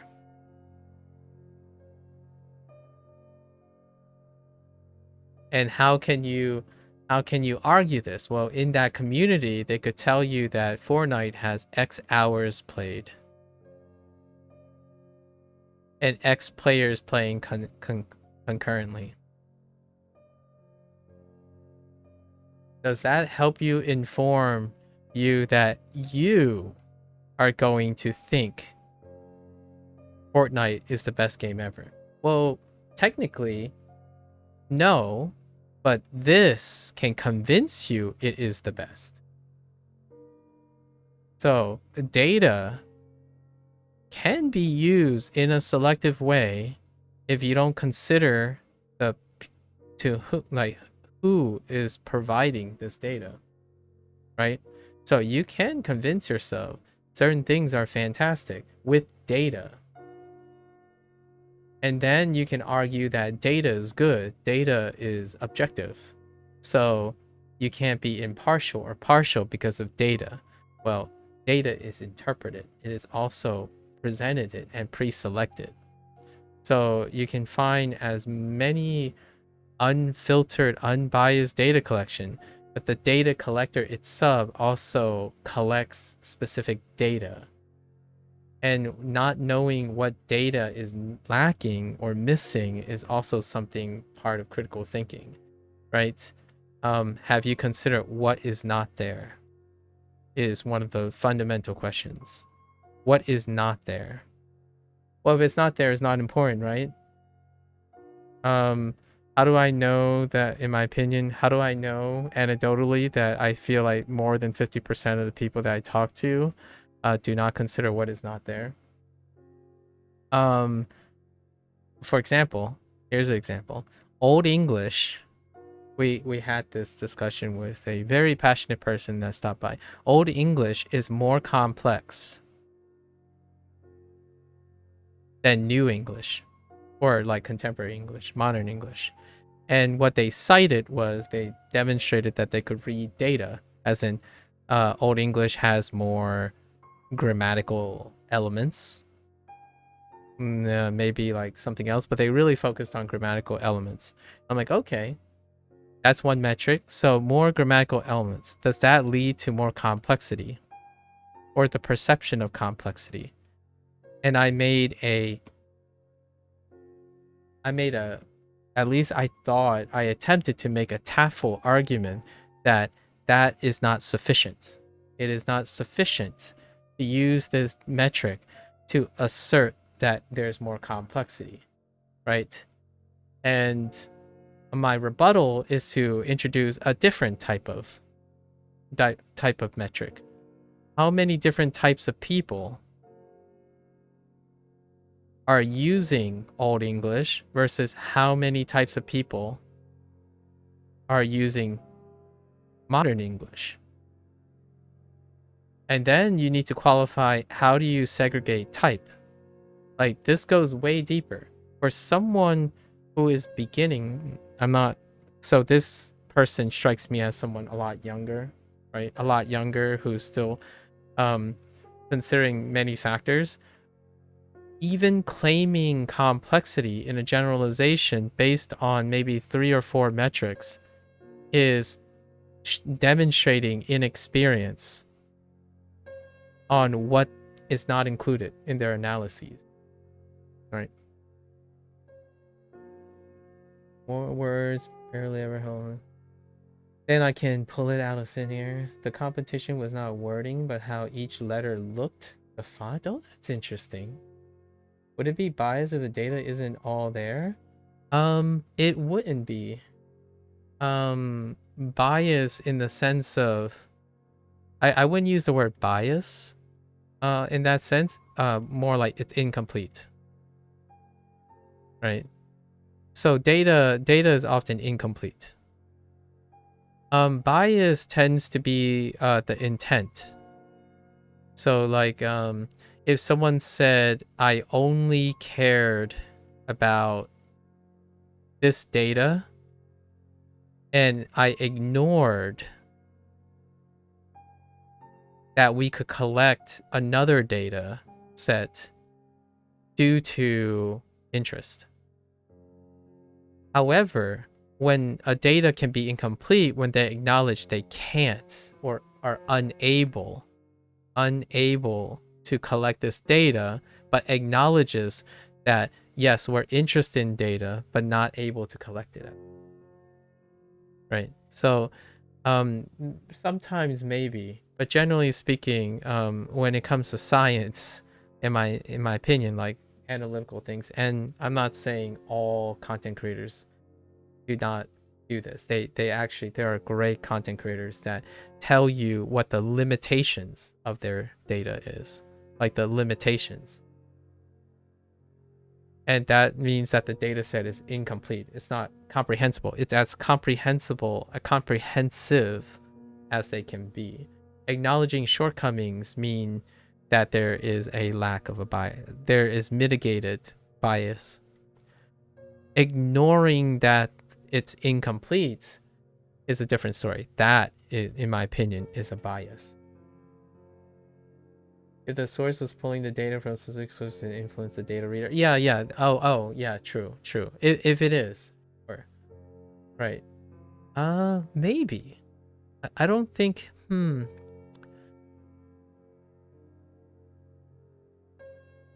I would consider that as a bias. I mean, like, if the source was pulling the data from specific sources to influence, I mean, influence is a bias. So if you're trying to influence something, it's already partial, right? Data itself, what the data is so it's usually impartial, right? In the sense that if you read 10 is greater than 2, 10 is greater than 2, it's impartial. Like this is like a fact, right? 10 is greater than 2. When you start arguing that 2 is greater than 10, then we're going into the area of influence. But that kind of thing, right? Like there are like you can say there are so many something. If you're doing it with the intent of influence, it's always going to be biased. Like doesn't it seem like it's silly, right? Like 1 + 1 = 2. You have one should not gather any feelings from this. It's like, okay, well, we take one thing and we add one thing and equals 2. What does this have when and then the commentary comes in, right? The commentary comes in and says, well, 1 + 1 could equal 3, and then that's then that's the bias, right? It's the element of influence.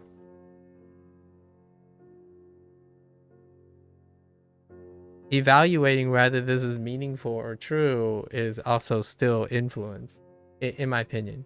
I think it's intent versus non-intent. Like in Duolingo, right? For example, Duolingo, there's 1, 2, 3, 4, 5, 6, 7, 8, 9, 10, 11 choices here. That's it. 11 choices. And then when you say this is too much, or this is too little, it's too restrictive, then all of these are subjective, and this is an interpretation. So most of the time people are telling interpretations. They are not even referring to the data, right? When someone says research says, the irony here is that's no longer objective. Like, it's no longer reliably objective, in my opinion, in the colloquial speak. When I say, people say, I'm not saying it's objective anymore. This is me saying I have no objective knowledge or data. When I say, oh, one of my friends said this, it's no longer it's no longer something. I'm suggesting that I do not have any objective knowledge about this or any data. It's interpretation or whatever has come after. It's easier to deny something, in my opinion. It's far more objective to suggest something is incomplete than to say something is complete and determined. And I think that's the nature of knowledge. It's interesting. That's why some of the time when someone's reading from information, I don't really care for the info. Yeah. Not that the info comes with the weight of the person, in my opinion.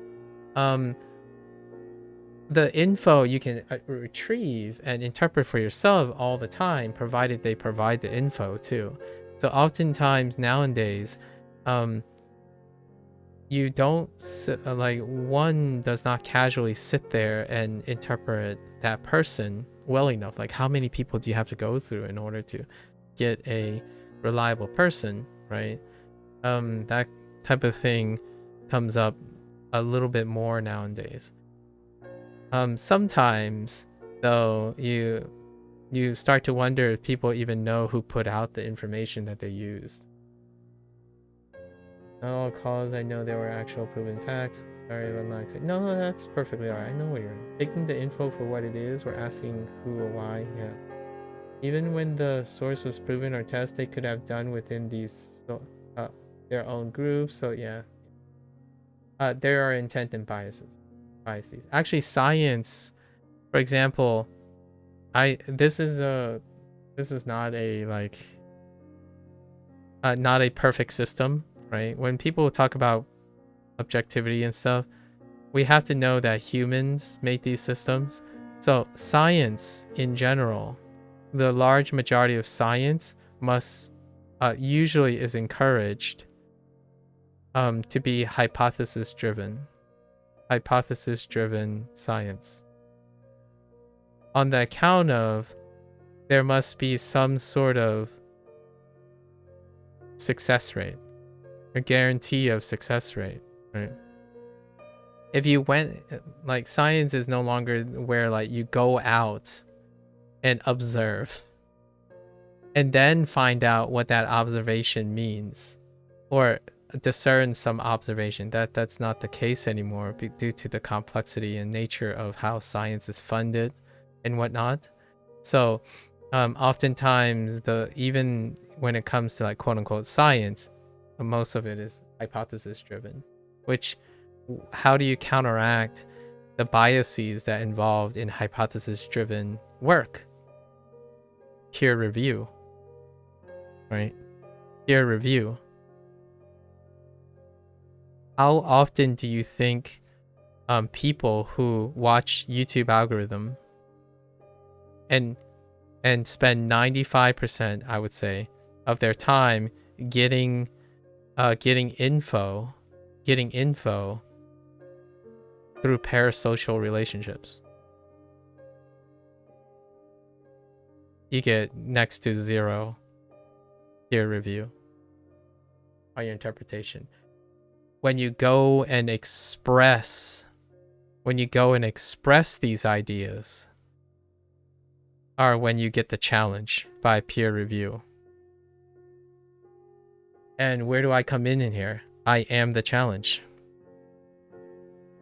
I am the challenge. And what did my experience tell me about the challenge? People are not prepared. And when I mean people, I'm talking about my personal experiences. My personal experiences is that the vast majority of people are not prepared to defend, because peer review process requires a defense of your idea. So what does that look like? Someone says X, Y, Z. I ask them a few questions about their qualifications, and they say, chill, bro. Chill, bro. I'm not serious about this. They start with, I'm serious. Let me show you how serious I am. I know all this info that is objective. So I ask questions about this, challenging it. I'm like, can you explain this to me? Because I want to know how you got to this interpretation. You tell me your interpretation, but you don't tell me your data. And then you don't tell me how the data leads to your interpretation. You gave me an interpretation. And then what happens is, chill, bro. Why are you questioning me like a police officer? I'm like, well, I'm sorry, but the natural state of things is I like to think of things from your perspective. If you can't explain where your perspective is, how am I supposed to take your comment? Like, I don't understand you. Like, if you're saying this game is the best game ever, and I maybe there's a potential that I'm like, that's not the impression I got. So how do I get at the root of this? How can both of us have an interpretation? How can two interpretations exist for arguably the same data, right? That's the peer review process. How can you reconcile the many differences in interpretation as complete as possible to address to a satisfactory nature? That includes saying things like, oh, okay, so this data doesn't address this fundamental difference between both of our interpretations. So naturally, then it would encourage both sides or all the sides to find if that data exists, and that makes the interpretation more complete. And the really funny thing here is, in the end of the day, there's a chance the two interpretations are one and the same. Only there is technicality that makes it so that they didn't link together. Like, for example, science, where you have that comical thing where two people argued for centuries, for like, I'm thinking of astronomy example, but let's just say these two hypotheticals, right? They thought of two things that they thought versus each other. They counter each other, and because it's based on incomplete knowledge, right? And neither wanted to consider the fact that, okay, well, how could two reasonably intelligent groups come up with different interpretations? And after, like, I forgot what it was, the very specific, but after like 30 years, turned out both statements were backed. And it turns out that they exist to be true simultaneously in a more completed data set. So like, it ended up that X and Y were true in the future. And not only that, X and Y became A, and then there's a new impression, B, which then they contradict each other. Right? So knowing how far and the limitations of the data goes, in my opinion, rarely is considered. So like, okay, Japanese is really hard based on what? Right? Chinese is very hard based on what? And then someone would say something like, oh, because it has tones. I'm like, okay, so Chinese has 5 tones, or Mandarin anyways. Mandarin has 5 tones. And then what is not listed here? What are they assuming that when they say 5 tones? They're assuming English has 0 tones. They're pretending like English does not have any tones. Right? And what is my challenge? English has, well, I speak English with 8 tones. So if you're comparing something, right, without considering what that actually means, yeah, 5 is greater than 0. But where did you get this 0? And then you're saying, well, they don't matter. The tones don't matter. It's like, okay, that's a little bit better. That's more complete. And what this means is you're ignoring something, right, on a condition. And if you say you're ignoring it on a condition, you're going to qualify it. You're going to say Mandarin has 5 functional tones. And English probably has less functional tones. And then you're thinking, oh yeah, that's the end of it, right? That's the end of the discussion. It's like, no. Now I would rebuttal as a peer. I would rebuttal that the most common words in English are inherently using about 5 tones. Question, emphasis, suspicion, exclamation, like reaction, like reactionary, and indifference. These are a functional tone of any word in the English dictionary. You can use these 5 tones, whichever you might think those tones are. Any word spoken in these 5 tones will create that word in the context of question, emphasis, what was this? Suspicion, indifference, and reactionary. So now they're gonna say, so now they have to qualify that, right? How can what I'm saying is true with Mandarin tones? And then they could maybe argue, okay, well, pronunciation, functional pronunciation tones, right? And then it would get harder and harder for me to rebuttal because their defense is stronger and stronger. So whenever I talk to people and have an argument online or something, right? Deliberate.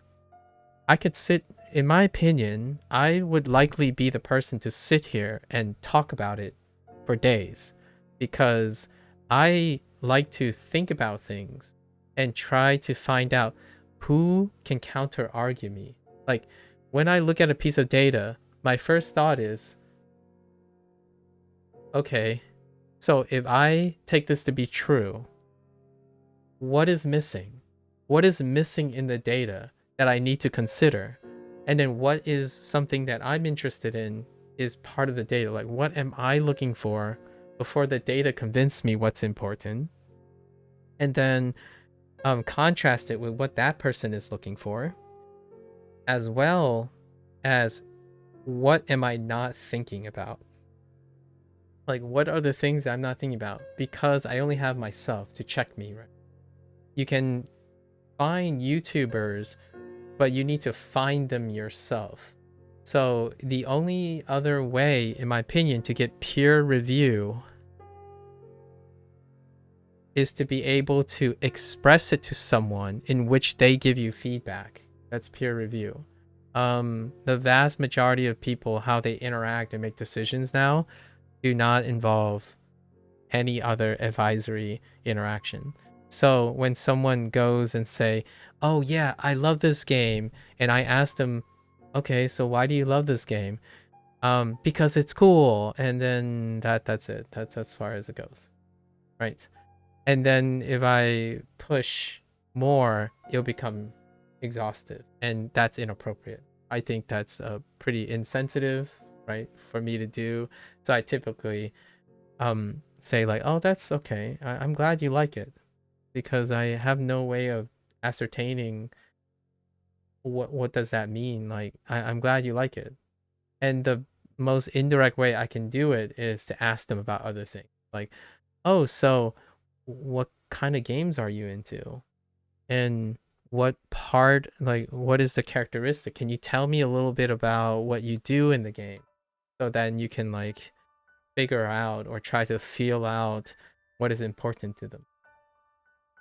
And it can end up feeling like an interrogation a lot of times. That's kind of, yeah. 60 out of 100 people tested the product. What people, and is there things they are hiding? Fair enough. 10 out of 10 agree on this product. Chill bro, yeah. Chill bro is an example. It's a very specific example. I think the more conservative saying is I wasn't being serious. I'm not that serious, or like something like I'm not serious, or I didn't take it seriously, right? And the problem with this type of thing that I have is first they intended to sound serious and then they back off. And what I was trying to do was, if they're serious, I want to be serious too, because it sounds like they really care about the thing. And then suddenly they don't care about the thing. So I think 70 to 80% of the time, a work in progress is too much trouble. And that's what I mean by going out of your way to look for people who could help you and interact with you. It can happen. There's got to be one has to be prepared or be well accommodating to the idea that you're going to spend a disproportionate amount of time to get that rare interaction. And right now I'm not in that. Well, I took it from a book, yeah. Well, the research said, which is a quote of another research, which quoted another research, which quoted the original article that didn't have the source linked. That is how I feel. And you might feel like that's an exaggeration, but I can't tell you how many times someone showed me a legitimately interesting claim, and I decided to follow that. I decided to follow that source so I can see the original data, because I'm more interested in who conducted the data. Like, I'm like, why would anyone, how did you come up with that conclusion? So my first source is, where was it published? Like, who is conducting the research? I need to know this. I don't even care if the data doesn't follow. I wanted to know who, right? What'd you call it? And sure enough, most of the time I don't even find a quick an exact answer to where the data came from. There was a time in secondary math class, the teacher done a thing where everyone had many questions and everyone was able to calculate their own way, and everyone ended up with a different answer even though many were not wrong. Like, I see. Yeah.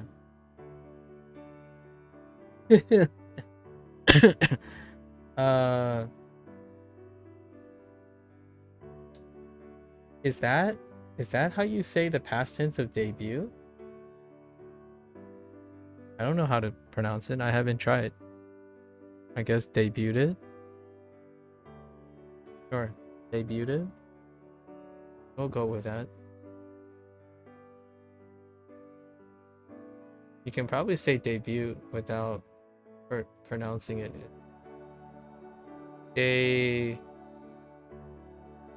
I don't know what in double O is. Debuted. Debuted. Okay. Yeah, you can say it either way actually. But I don't know who they is. But like you're probably referring to like some sort of group or something. But probably debuted or debuted is perfectly all right.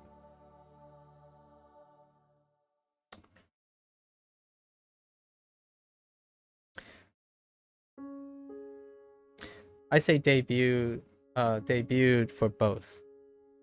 So like when someone when a album is when an album debut, right? It's pretty close still. I probably just say debut regardless if it's present or past. Yeah.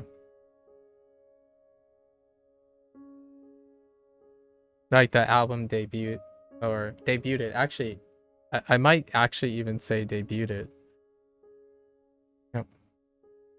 And when you say it's like debuted, I disagree, obviously, because people say debuted all the time.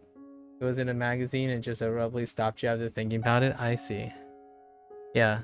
I think I would go and reference whoever says it first. So if the last time I heard debuted, I would say debuted. Right now I just said debuted because I decided to say debuted. So English. Num num num num cupcakes. Yeah. I say cupcakes, cupcakes, napkins. Because I want to. So, excuse me, I suppose. Pumpkins. Just add an A, you know? Cupcakes. Kind of like Cup of Joe, right? Cup of Joe just doesn't ring as well as Cup of Joe.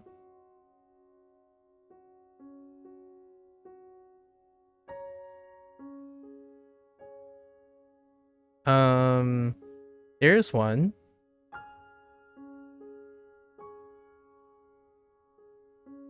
This word.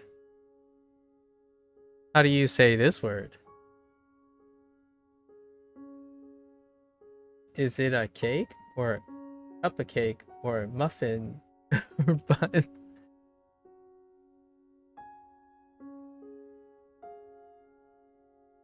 Or mid. What is the? Does this mean that you're using the accent on the mid?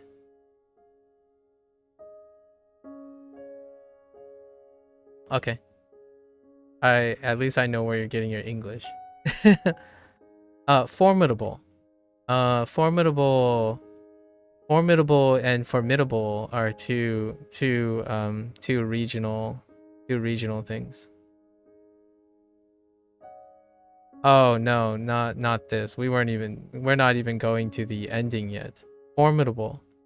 When you find a formidable foe, it's often formidable, as opposed to formidable foe. Like a formidable challenge. Formidable challenge. The accent can change between the first one and the second one.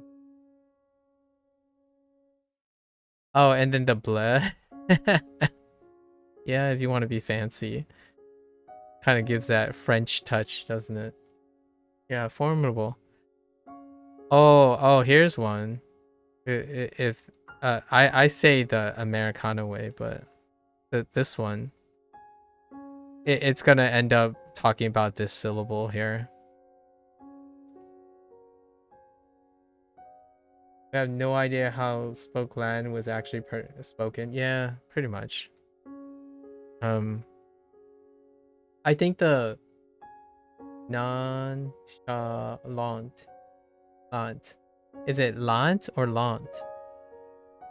So la or la, right? The a versus the lant, lant, nonchalant. Hors d'oeuvres, yeah, hors d'oeuvres. Pate. Wait, I don't even know how to spell pate. Is this how you spell pate? It's obviously avocado.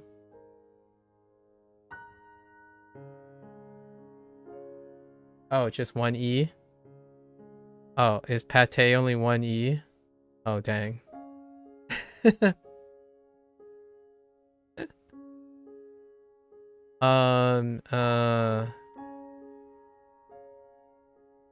I'm picking French words, so let's not pick French words. I'll think of another word later.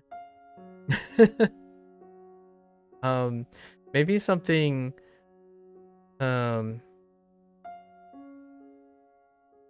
ooh, this one's good. This one's good.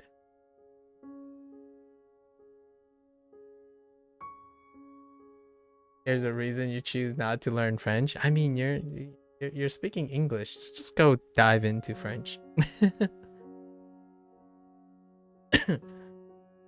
Like crying? Oh, tear, like crying. Yeah. Yeah, so the question now is, it's funny because there's a difference between steer and tear. Like what I mean is, this word gets broken up several places. So austere versus austere. And austere, there's also austere, like this way, like air, versus ear. And I say austere. Austere closer to this instead of austere. A lot of times, but occasionally I say austere. So there's ear and air. And when you say it really quickly, people will know you're saying austere. I actually, as long as they know the vocabulary word. But austere is English at its finest. Ah, oui, oui. French is a really romantic language, they said. Ah, oui, oui. Oh my gosh. What is that phrase that people say? S'il vous plaît? Is that please? Like oui, oui, s'il vous plaît, like yes, please. Or am I being a dummy?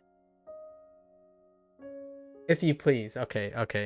S'il vous plaît. Okay. Yeah. If you please. That's the line that I remember the most.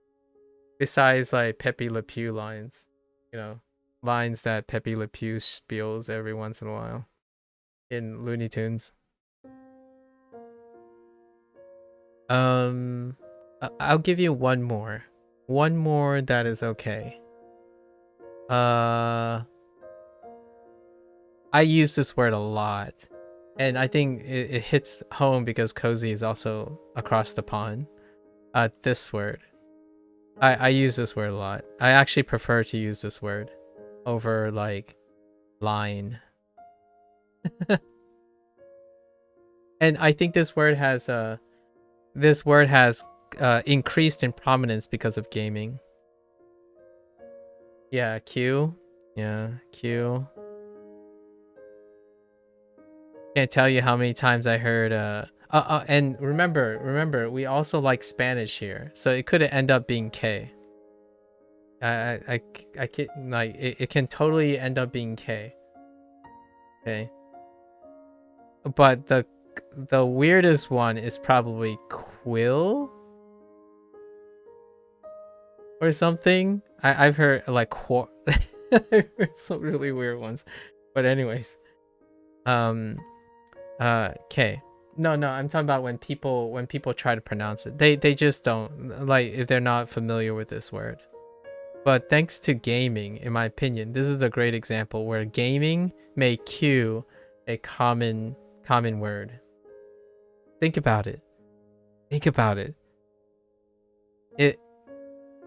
It's crazy how gaming has made such a interesting word a common day speech.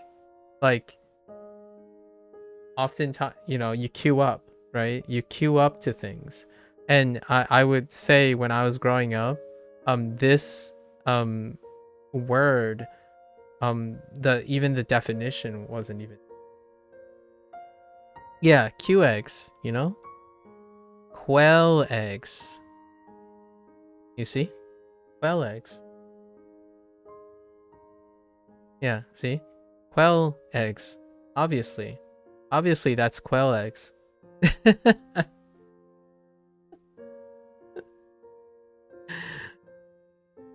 Now I don't think the kiddos ever not know what Q used to be, like one of the quote unquote hard vocabulary words for Americans. I would say Americans. I think Q was higher in British English.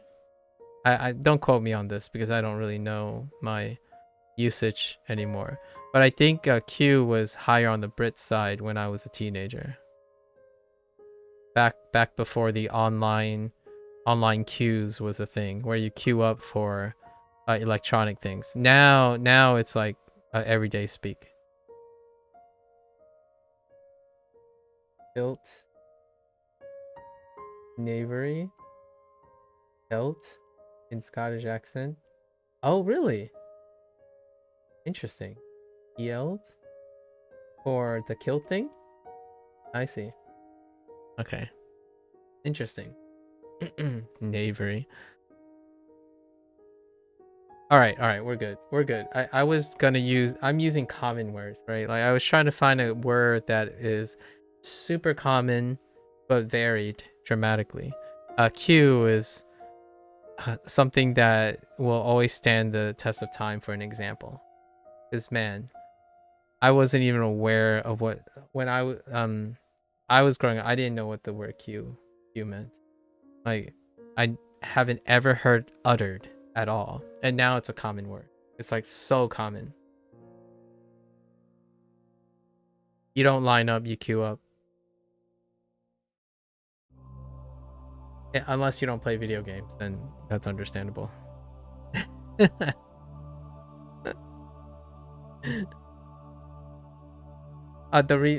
Okay. Why did I mention Q? Because in this unit, narau,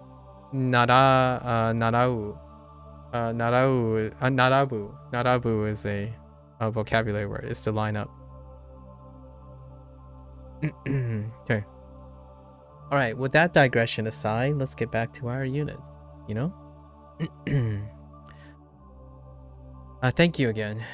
Thank you again for the conversation topic. All right.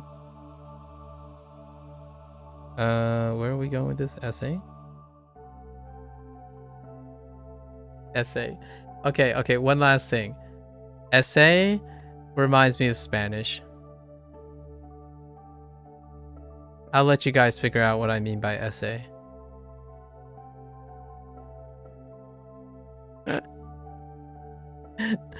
When I think about it, I was like, yeah, essay.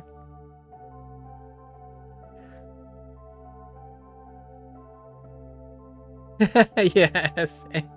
Yeah. Oh gosh. Essay.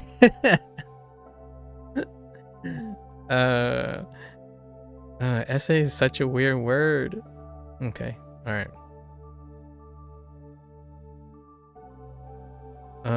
Okay. What do we got? Taihen writing, right? So 作文 作文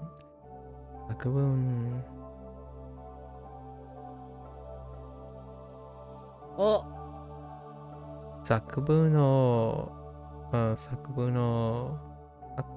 書くのはは大変です。です。作文を書くのが宿題です。Essay comes up because my parents used to interact with a lot of Central Americans, right? A lot of Hispanic people. So you hear essay like that in the context all the time, along with like jefe, right? Jefe. So whenever I hear like the things, I start thinking about like speaking Spanish. So any like at this point when English words have a lot of next to each other, I'm like, that sounds so much like Spanish.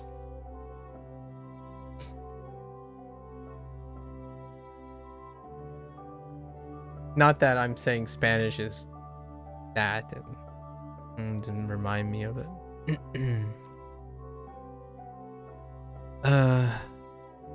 作文を書くのが宿題です。Wait, 宿題です。Yes.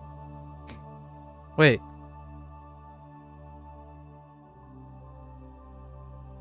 What does this actually say? Oh, yes. Right.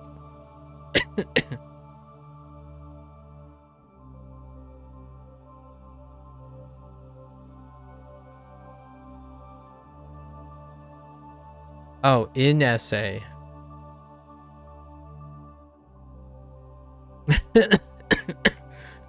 I was trying to figure out what was the missing word, but in essay. Writing in essay. Right. An essay. I'm like, what am I missing here?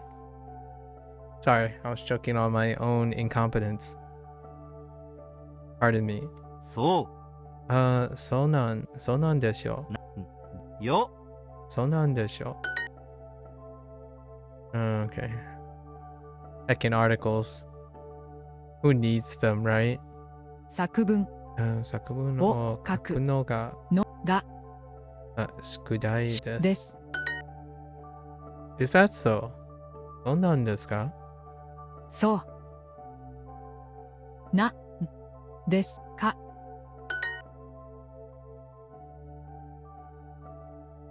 Okay.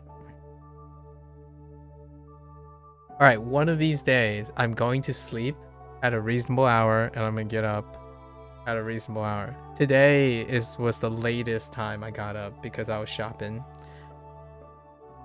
I was Black Friday shopping.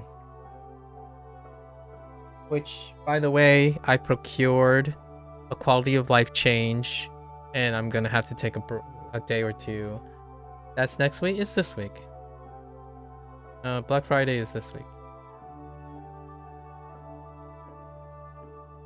Like it starts a week from the this is Black Friday week, as in like not the chronological week, but the starting of the week season. Yeah, it starts so early now. But technically the day is after Thanksgiving. Yeah, it's on Friday, next Friday. However, now it's a week event. So now Black Friday is a week event. Japan starts Christmas ads by Halloween. Dang. I don't even think. I think in the United States, it's the majority of the peeps start like the 12 days before Christmas. So they start on like you know to do like the 12 days of Christmas thing. And then now Thanksgiving has been a full week before Thanksgiving. So all the outlets that I have already marked off all their prices, except for one. I still have to wait till Thanksgiving because last year they waited till Thanksgiving or till Black Friday, like a week and a little over a day from now. So I'm still waiting on that, but I'm excited. Hanukkah is late too. Oh yeah, true. Your Amazon basket cries. I'm excited. I haven't bought anything during Black Friday in a long time. And usually every year I would have a couple items tracked, right? For the whole year. So I would have a price extractor for the whole year and that item wouldn't go on sale. The item wouldn't go on sale even on Black Friday. So it would be like an oddball purchase based on need. I have like an essential like list, right? Thank you, Colin. I have an essential list and I update it every 2 or 3 months. And if the need comes up, I buy it because the thing broke. Otherwise, I wait to see a major price dip, right? A major price dip or a major product refresh, and then I purchase it. However, this is the first year that immediately 3 of the ticket items that suited my ideal purchase were the ones that hit their lowest price differential. They had the lowest price delta in the last year, in the last calendar year. And I'm like, yep, sign me up. Gotta buy this now.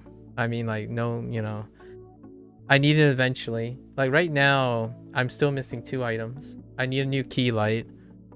I don't think it's noticeable, but occasionally the ring light, the really tiny cheap ring light that I've been using, which I like kind of stretch like tissue paper over to create a diffusion.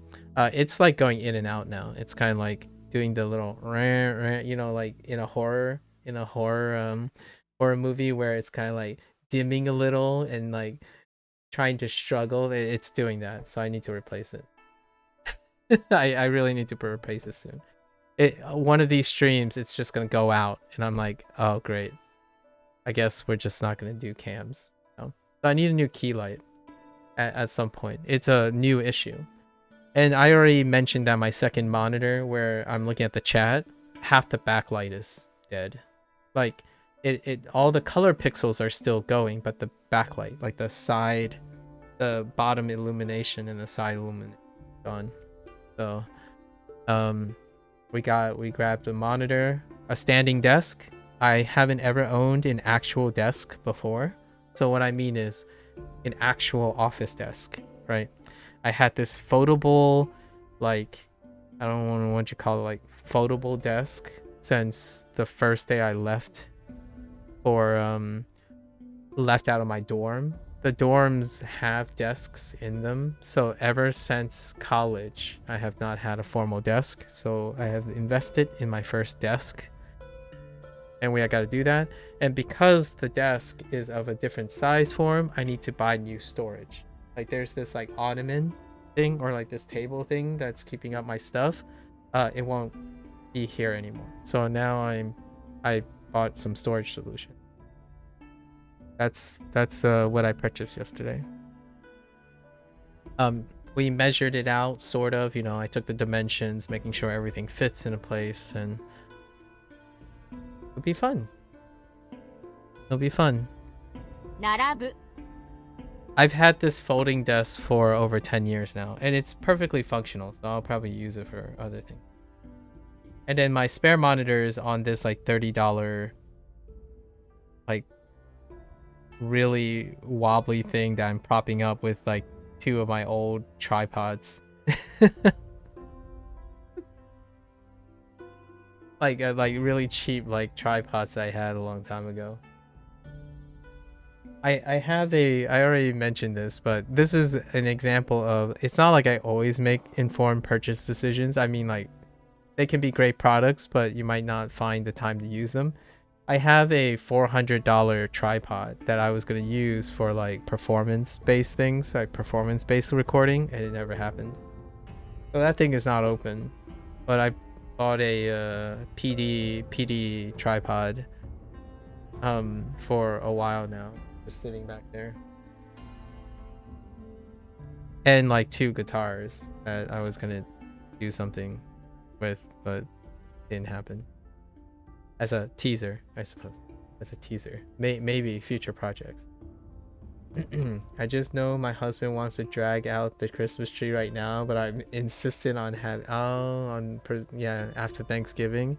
Understandable. I saw people putting up Christmas decorations, like half Christmas decorations and half Thanksgiving decorations outside. When I'm like jogging, like there's like a pumpkin and like a scarecrow in the front lawn, but there are like Christmas lights in various places of the house. I'm like, oh.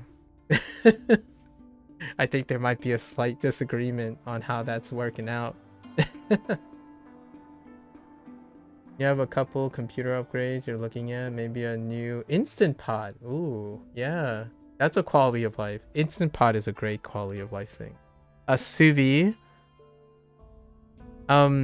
If I knew someone who like is struggling with cooking and like, but still enjoys like a hands-off prep, Instant Pot, a crock pot, and maybe a sous vide, and maybe a vacuum sealer as well. Like the icing on the cake would probably be a vacuum sealer, maybe like a sous vide vacuum sealer combo, without a doubt.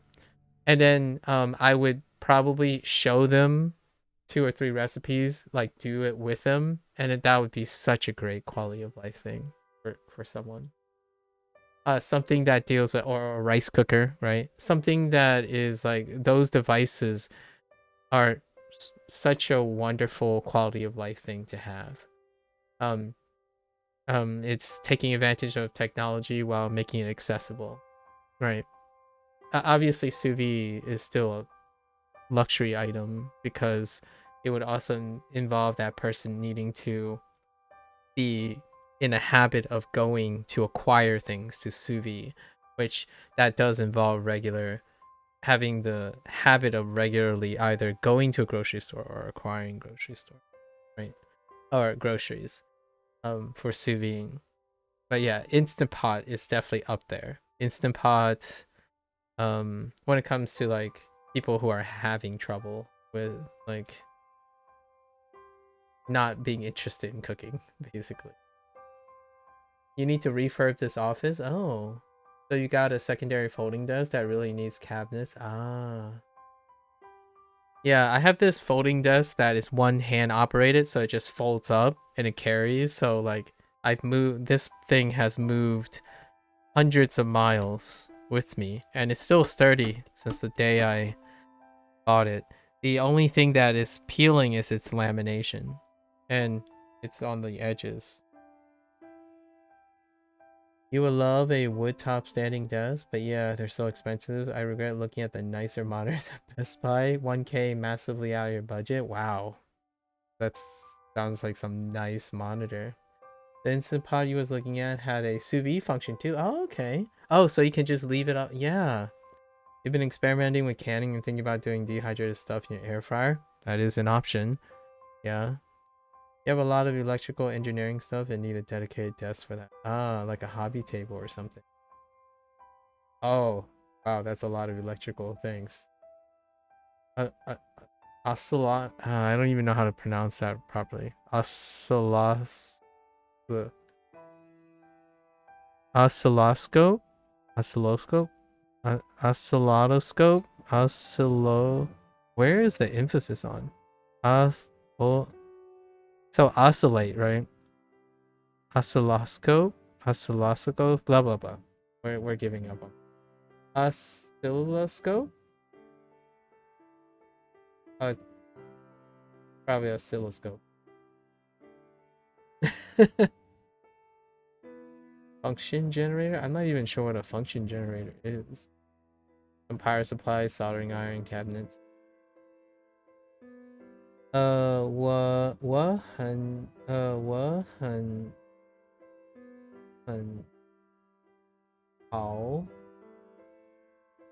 很好 something 你的中文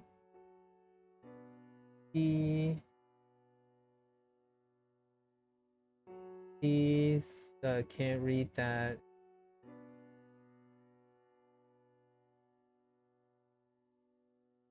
It's so hard to read the traditional characters that you're using, so you magnify this a little bit. 我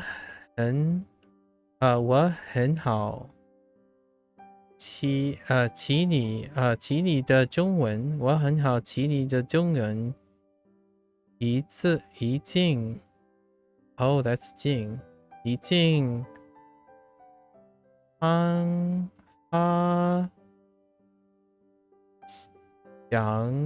发讲到什么程度了？ OK，你听得懂这句话吗？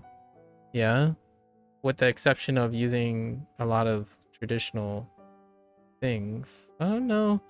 I only see a few traditional things, but that's fine. You're just asking the standard thing. Basically, can I read it? And the answer is yes. But the way you're writing it and stuff is not very friendly understanding. You could just ask, can you read this? That's probably fine.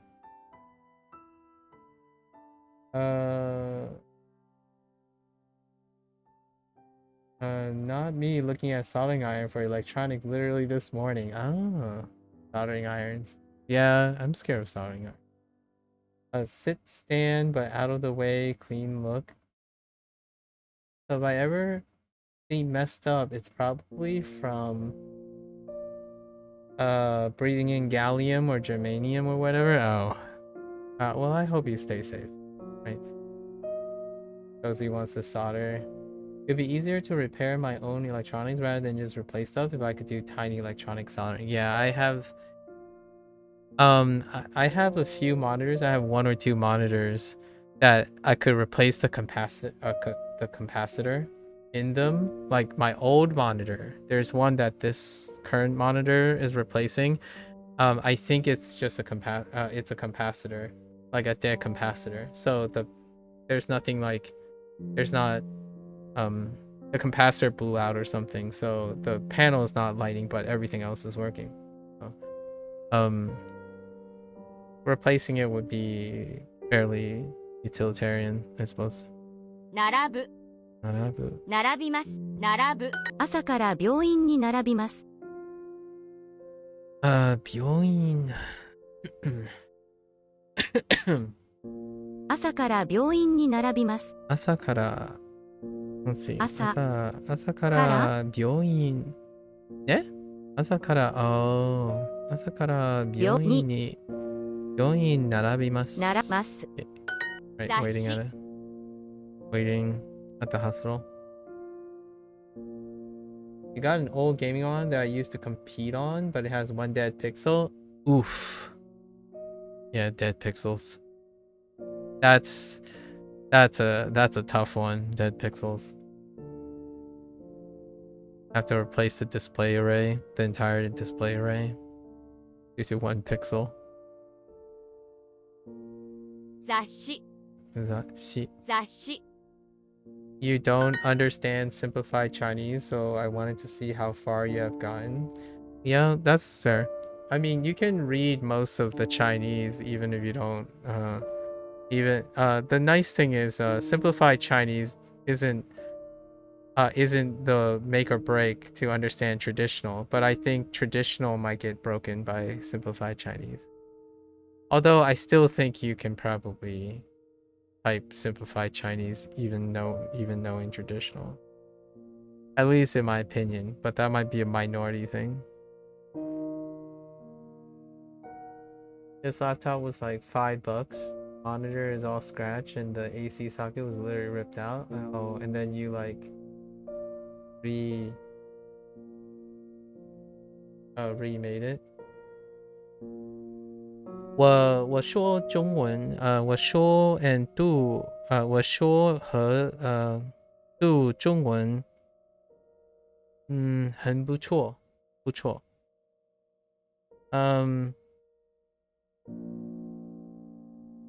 I don't usually have the opportunity to speak Chinese though, but reading is reading. I think reading is fine.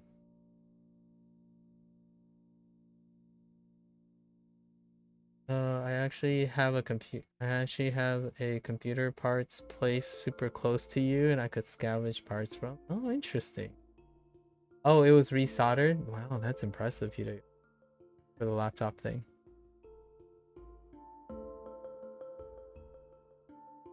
I guess I could have said something like,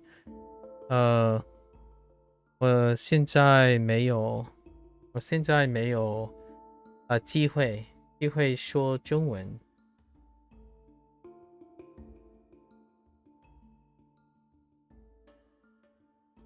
没有很多机会说中文。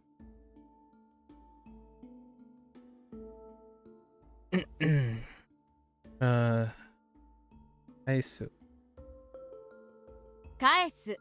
返します。America is lucky with their PC centers. We got none here. Oh yeah. We gotta owe it up to the big American co's, right? The big American corporations.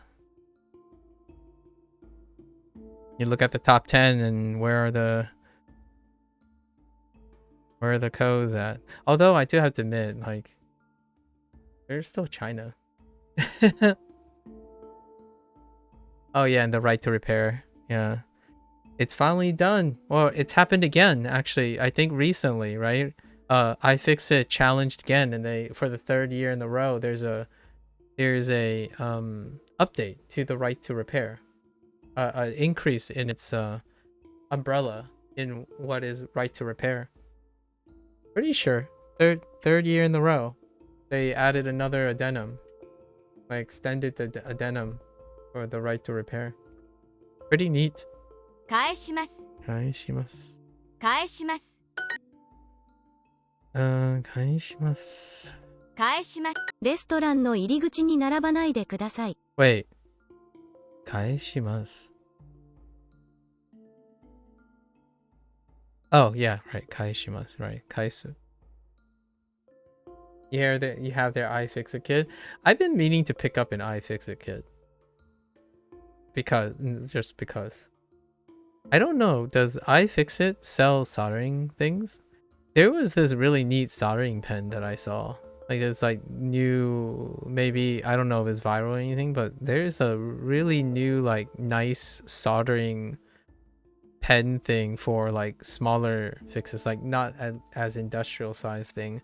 That pairs really well with things like iFixit kit. I'm not sure if it's iFixit that distributes that soldering pen. I don't think so.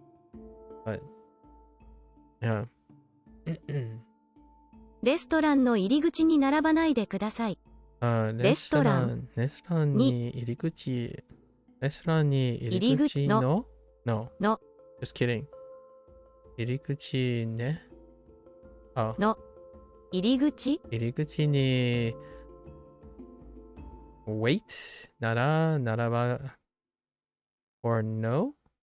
Are we waiting there? No. レストランの入り口に並ばないでください。Oh, 並ばないで。Okay, we are. 借りないで。Oops, 借りないで。借りないで。並ばないでください。Please do not wait. The screwdriver part is good, but the other things is average. I see. Interesting. I'm kind of curious when you say average what your baseline is for fix-it kits. Or like kits like that. Because as far as I know, the standard is that iFixit is above average, but you're suggesting that other things is average.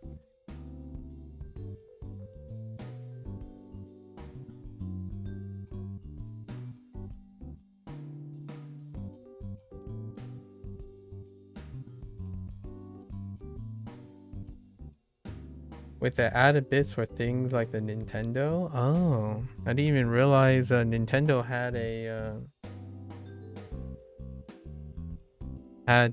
bits. Like I often come to consider Nintendo like an iPhone, like an Apple situation. Proprietary. Oh, okay. So Nintendo has proprietary screws too. Okay. Why am I not surprised?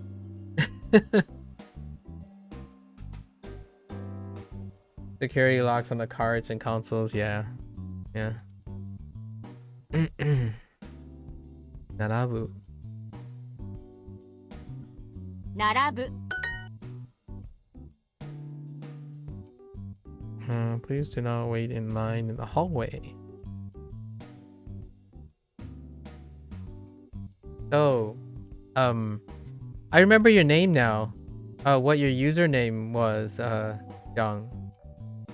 It was Gabriel, wasn't it? That dawned on me last evening. Your older handle was Gabriel. So have you decided whether you're gonna start Japanese or continue with your Chinese studies? Young. We'll go with Young this time, now that you're using the character that I haven't discerned how to read yet.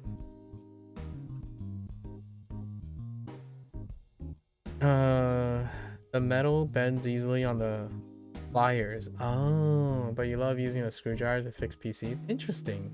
So the pliers. You have to bear in mind that I don't repair things very often, so you're gonna have to excuse me. I'm usually just astonished that people are able to repair things. I'm not a repairer kind of guy. I do know a guy who knows a guy who happens to have family members who know a guy that's really good at repairing things. So I usually defer to that guy. By that, I mean I'm joking. I have people, like, if I need to fix something, I'll try to fix it. However, most of the time, my purchase decisions end up exonerating the need to fix it. I don't think I necessarily have encountered a situation in which my product didn't eclipse its usage time before I replace it. Although I do give whatever I have or repurpose whatever I have for other people. Like, if the opportunity presents itself. Those are the moments where I would attempt to buy like various tools to like refurbish or repurpose the parts. Yeah. Those are the times that happen. And it happens every like 5 to 10 years. So not quite, didn't really live many periods of 5 to 10 years yet. Being almost 40, that could possibly only really feasibly happen the last 2 decades. So there's only like been 2 periods where I've had electronics and stuff fall apart early or prematurely or within a expected lifespan before I turn over for new technology. And it's not necessarily a fixed thing, it's a replaced thing. For example, almost every one of my monitors operate nearly 24/7 for over 6 years, and then 6 years monitor technology turned. Like more than, it's less than 6 years, but monitor technology has turned over at least. In this case though, I am buying a Gen 1 product, Gen 1 WQ OLED screen. So it is a Gen 1 product. It could go south, right? So it is possible. Other products I could see myself repairing, maybe like peripherals, like learning how to fix a sticky key on my eventually on my Xbox Series 2 Elite controller, or like maybe a keyboard or something, or a mouse. Maybe that's a great way to practice fixing things. Other than that, the largest ticket items tend to have lasted more than 2 generational technologically, so then they get replaced, because I invest in products every 6 to 10 years, every like 2-ish generational products. Like soon my PC will be repurposed, and it'll be the second time my PC will be repurposed. My PC is actually 6 years old. Yep, it's eclipsed this time, although most of the products are still functional in it. I'm looking at that spanking new architecture now already. It's an investment for the turnover of Windows 10. So next October, probably. Do I want to do I am I able to use a Linux platform? I am, but yeah, I'm okay with that. That's a little. In tech, it's usually 5 years, but any more than that is well built and money well spent. Yeah. Naraba. Not about. I could sell my 2070 Super for a reasonable price, actually. Interestingly enough. Naraba. No. Naraba. Hallway. 廊下。 Noka. Yeah, your desktop. I'm going to slowly upgrade until I get the newer stuff. I can't just replace it all at once. Okay. Yeah, I replace it all at once most of the time.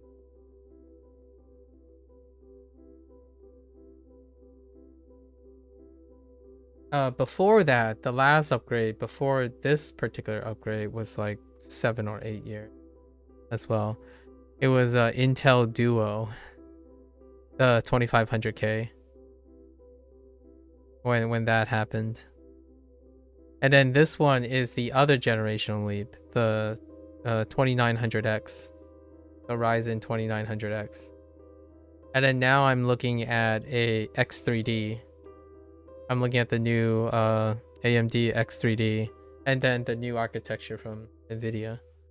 So usually it's going to be like 2 or 3 generational leaps before I upgrade something.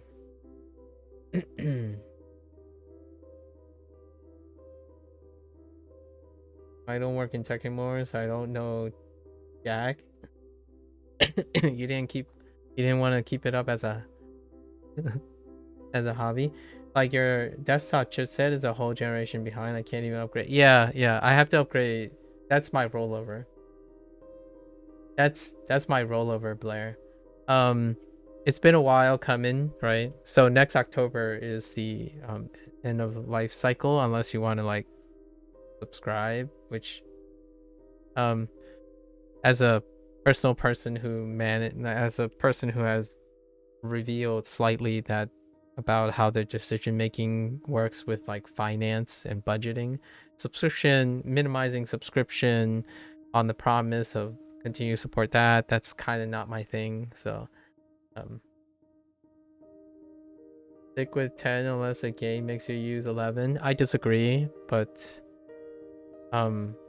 we have our different experiences, choices, I suppose.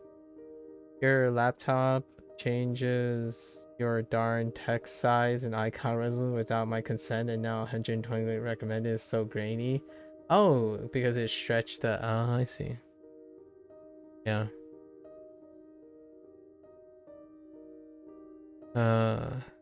Well. So do you just change it back every time, Blair? 125. A 25% magnification. Extra stretch. Noka. Okay. Noka ni. ならばならばないでください。ないでくださいください。彼は明日お金を返すと言いました。As per usual, answer curiosity and they're gone to the wind. 彼は明日お金を返すと言いました。あれ Not you guys.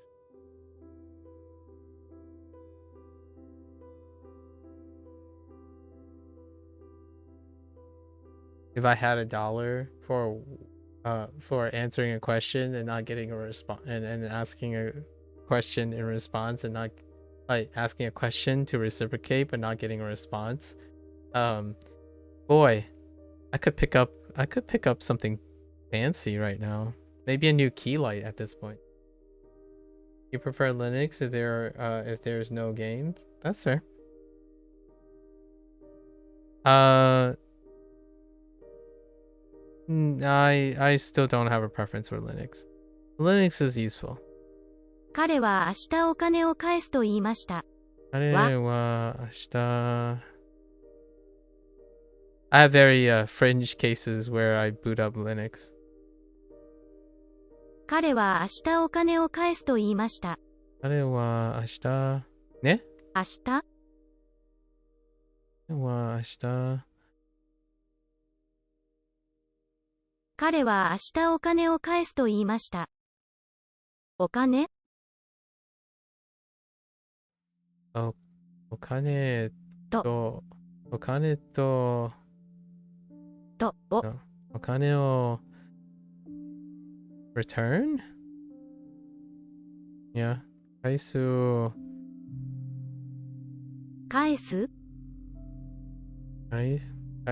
いる。彼は明日お金を返すと言いました。彼は明日お金を返すと言いました。と。いる。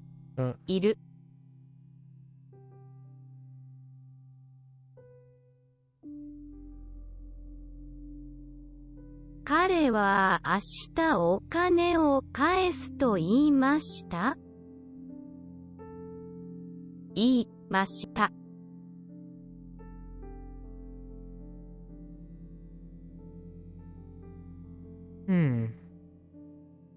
We didn't get this yesterday.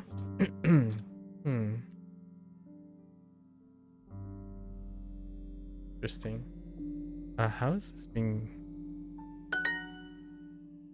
So he said that he will return the money. Oh.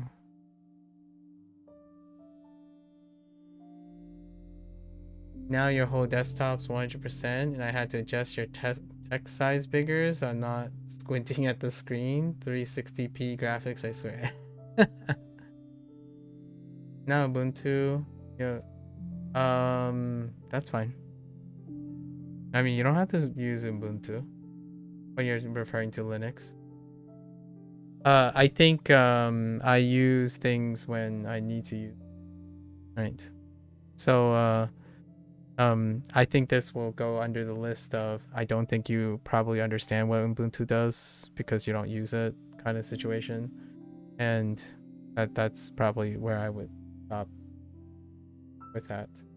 I use like various OSs maybe to like keep up and re-educate myself. You used it. Yes, I understand. It makes I would say that when you specifically decided to say not Ubuntu, I imagine you have some sort of grievance, like with Windows 11 or something. Yeah, past tense. I agree. No? Alright. Alright. Fair enough. 雑誌 Ubuntu is fine. Okay. So then what was your motivation for saying not Ubuntu? If it's fine, then Linux would include Ubuntu. No? 取ります Torimas. 分返す Kaisu. 並び Narabimasu. Just prefer Debian distro? Yeah. But Linux includes Ubuntu and Debian distro, so you went out of your way to say not Ubuntu, right? So I don't think it's fine. At least that's how I interpret it. So when you said no, I mean, I understand now. However, what it says to me is you're not fine with Ubuntu. 雑誌 Why not both? I guess you wouldn't need a reason to use both. It's not that I can think of. 雑誌 That sheet. I'm not too familiar with Debian distro, so I have no comment about distro. 豚肉ボタン 보탄, 着 kimono, 物歌う 雑誌 取ります 並びます 返す 返す 分まだ車を返さないでください You could use both on a split boot drive or VM. I feel like that's kind of how I engage with Linux in the same way. Actually, I do the split more than the VM most of the time. Although VM is useful when I need to figure out what the heck has gone south with the way someone is describing like something that is not working for them. I would go to my VM and try to reproduce it. まだ車を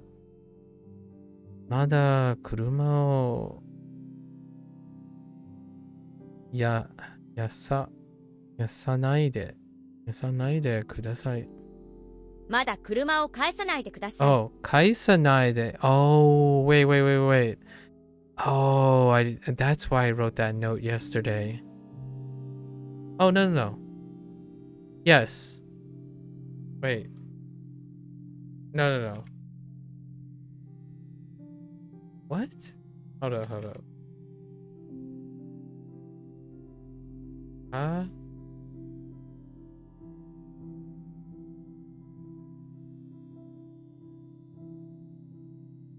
No.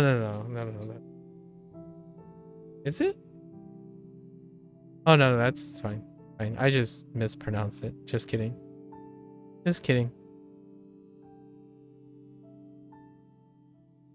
Not Citrix. All right. Mada kuruma o... I'm not familiar with that. Mada kuruma o asa ai... Oh, yeah. Kaisa nai de kudasai. I mispronounced.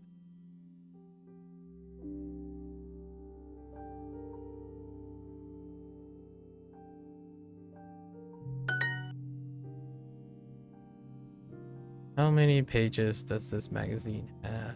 雑誌 Uh... 雑誌何 Oh yeah, nani Peiji. peiji. Which I'm not sure if it's non-peiji. 何 Yeah. Nani peiji wa... はこの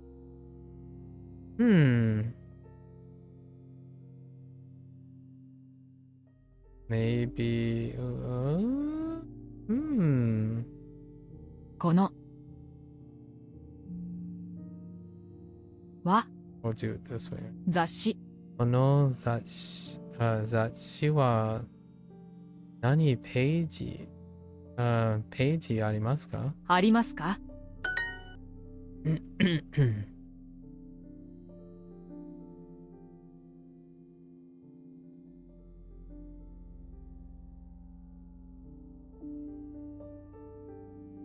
教科書 Kyokasho ni? And then turn the page. Kyokasho no? の Kyokasho no... 10 page 10. 10ページ page o... Turn? Or open? Oh, open. 開い Yeah, hirai. 開いてください。てください Do I place...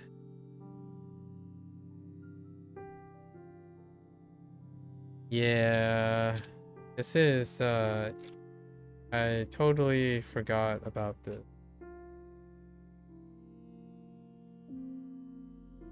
It's, hirai... 開いて。そう。No. Just kidding. 開く. That's how you get 開い, you know? Do we have clothes? I don't think we have. Okay. 4、あ、 7ページ7ページを読んででくください。ださい。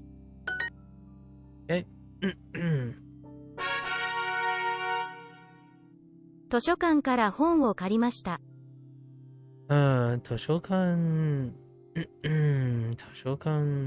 ね図書館図書館での図書館から本を本のborrow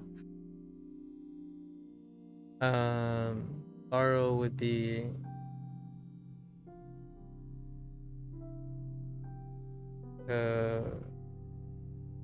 借りると借りました。借りました。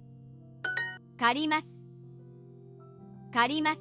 私の教科書を借りないでください。私の教科書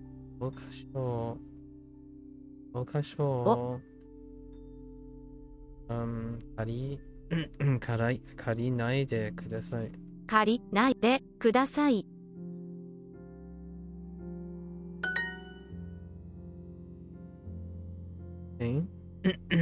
貸す。Oh, yes. 貸す。貸す。 This is lending. 私の辞書を借りないでください。ないで。私の辞書を借りないで。借り、ください。あないで、ください。OK。お金。お金。お金を貸す。貸してください。貸してください。私のノート、sorry 他の人に貸さないでください。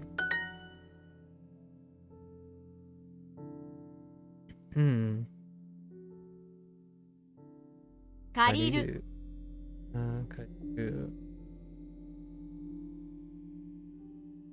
返す。並びます。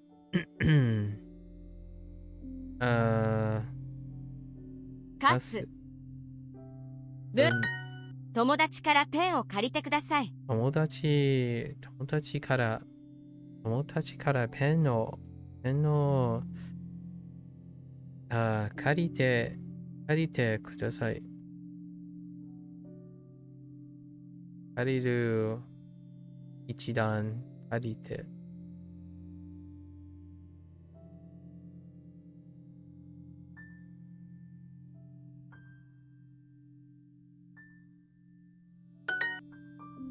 はい。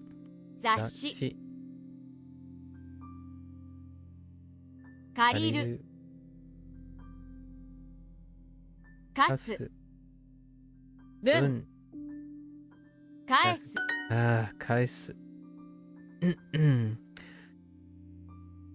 OK。浴衣。借りる。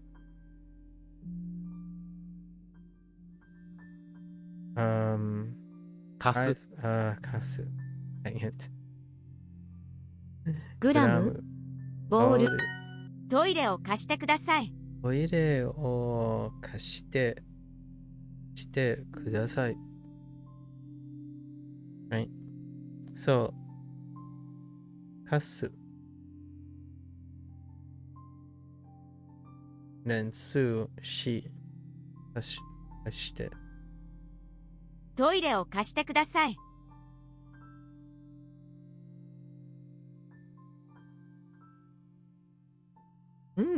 Okay. トイレを、Oh, that's a good one.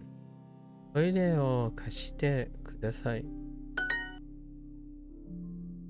My job is to lend books?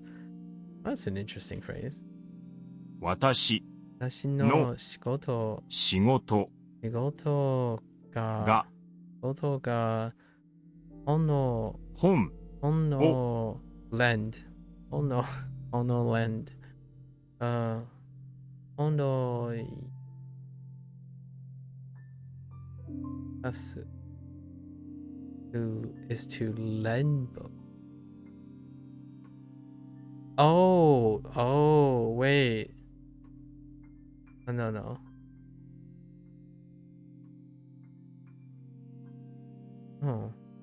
貸すのです。Or no? How did they go with it? Hono. Oh, interesting. Hono. 貸すのが私の仕事です。Oh. Intriguing. Wow, that's really different.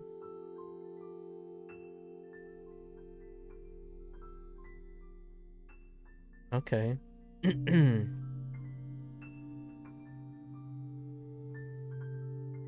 That explains why it was a little weird when I said kasno desu.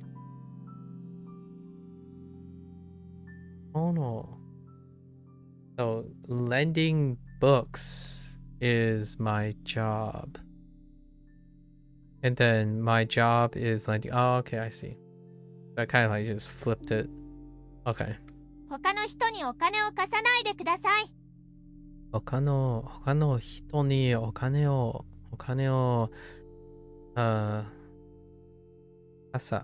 さないでください。Oh, I had a long digression about this yesterday. Please do not lend money to other people.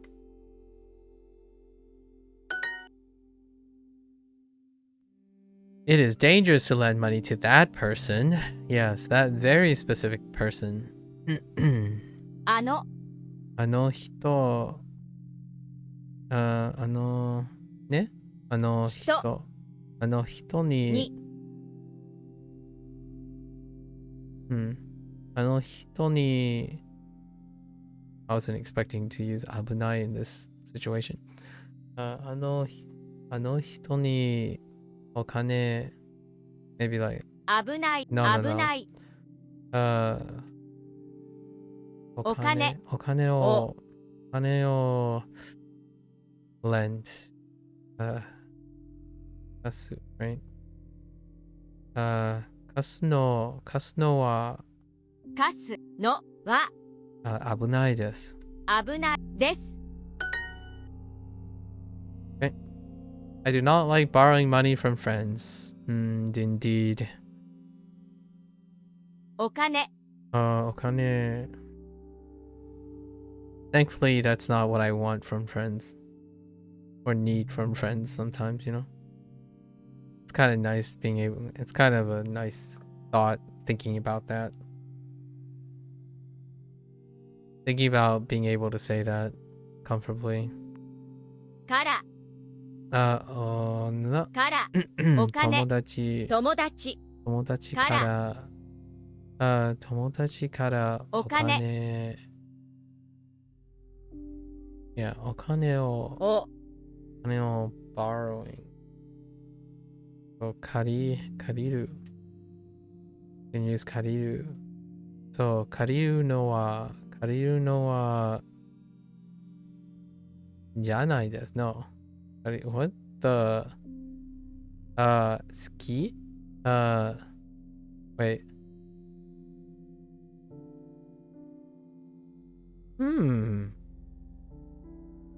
違い No.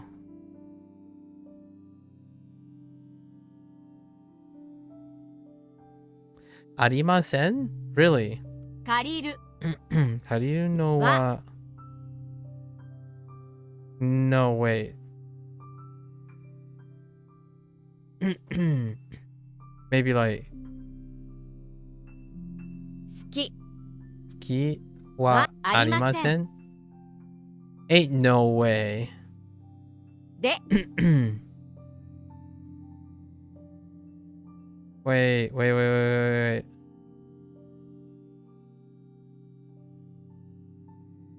Wait, this is... Oh man, this is really confusing. Did I have the same problem yesterday? I feel like I had the same problem yesterday. So, right. I do not like borrowing... Okay. は Right, so... 友達から、right? お金を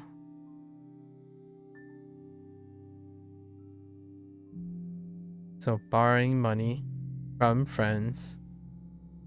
And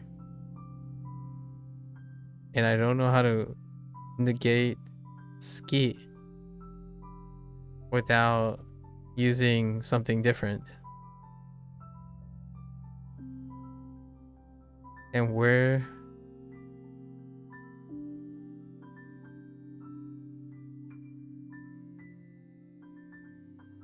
で Ay. What in the... Oh, maybe it's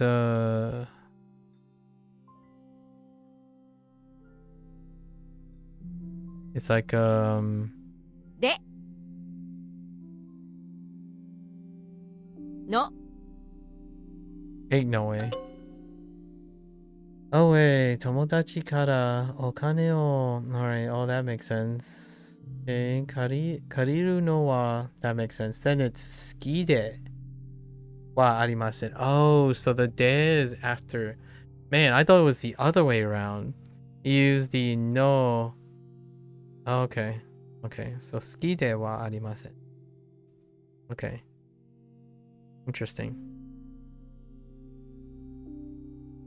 では Oh, it's using ではありません. Oh, yeah, yeah, yeah. Okay.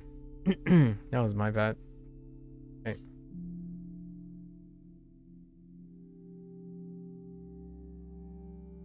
So ではありません is something that I meant. Okay.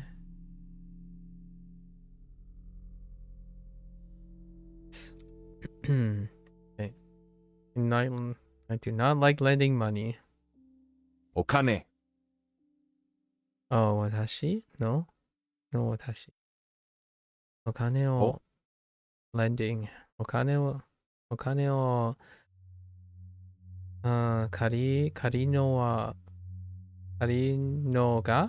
のは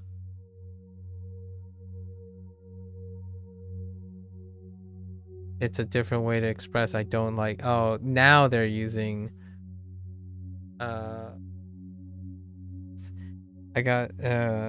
misread this one too yesterday. It's not It's something else. I don't remember. いや、 Oh yeah, yeah. い As や a、stand. Yeah, alright, we got it.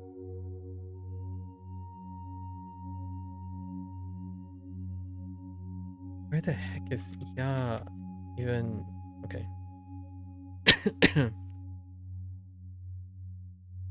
So お金を Oh, lend. So 貸すお金を貸すのかはは、いやいやです。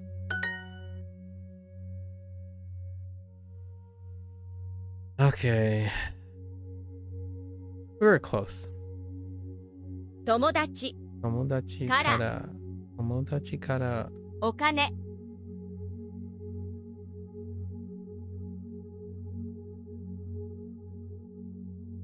お金を借りるのは好きではありません。ありません。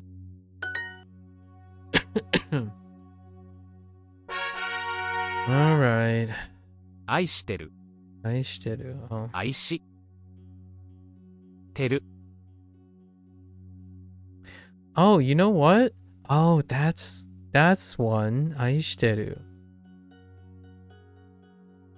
That's one that has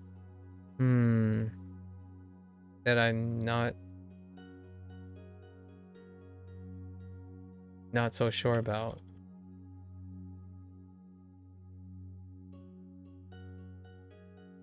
Because of the して and る. So there was more than one example. 愛してる。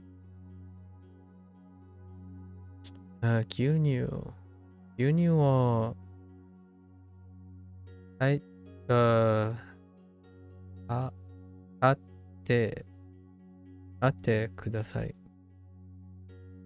牛乳を買ってください。ください。起きる時間ですよ。起きる時間。起き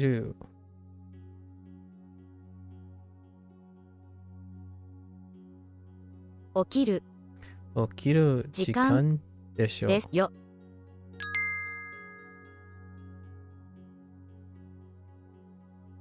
Austin do? Is this premium version? What do you mean by premium version? I guess this someone gifted me super, but I guess this is premium version. I'm not using anything that is premium, so this is the normal. Like this is the free of use thing. 起きる時間ですよ。起きる時間でしょ? Wait. Do I add this to the list of predicates? Yes.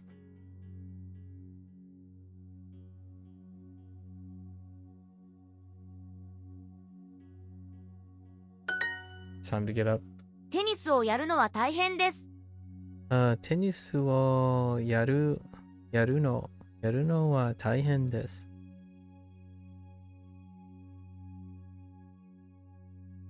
Wait.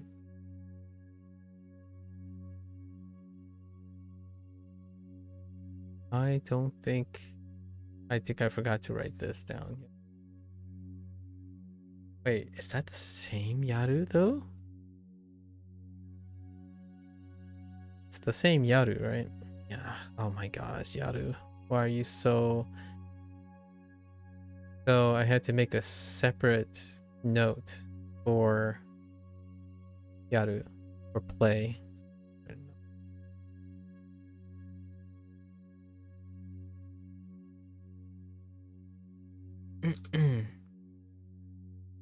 Yeah, this is free to use. Passingdu. This is whatever I'm doing now is it's free. So no premium. テニスをやるのは大変です。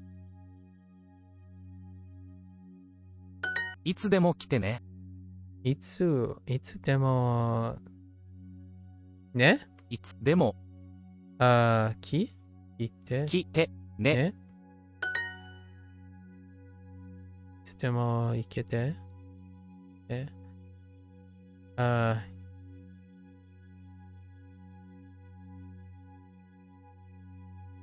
10 Oh, 10 just kidding.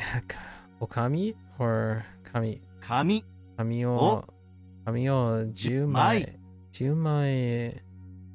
買ってください。買ってください。 Or is it the other way around? 買って No. 買 What am I doing? って Of course. 何を書いているの？何書いてね？何を書いているの？何を書いての書いて something いる？書いている。Oh, what are you い writing? るの No. And question. 何を書いているの？いるの? Yeah, so now we're getting into that extra grammar thing that I was thinking of. So this is the first no ending. Still a question. ここでテニスをやらないでください。ここでテニスをやらないでください。Right. Right. That's still fine. Using yaru as a form of play. 誰かお風呂を使ってる。Oh, there's Sub-Zero. Hello. Hey, what day of the week is this? Thursday. So it's Friday over there. 誰かお風呂を使ってる。誰かお風呂ね。誰かお風呂を使ってる。使ってる。使ってる。Yeah, here's another example. 使ってる。So,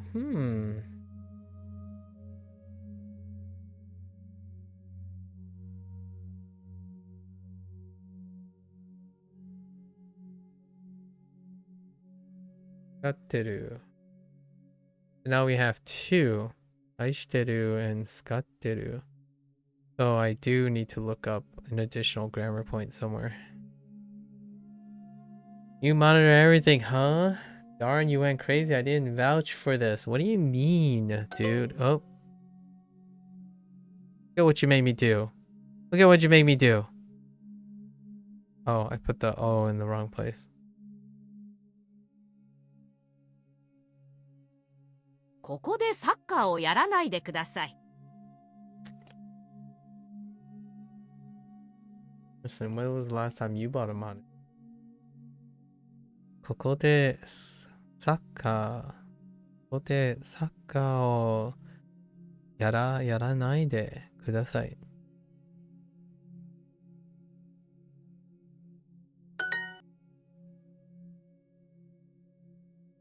いつでも来てね。どこ行くの? Okay, so the no is still the question, right? So we're fine with that. I'm not fine with how do is added at the end of a form. Maybe I can get an answer to that in my homework for today. I tried yesterday. Why are you watching this?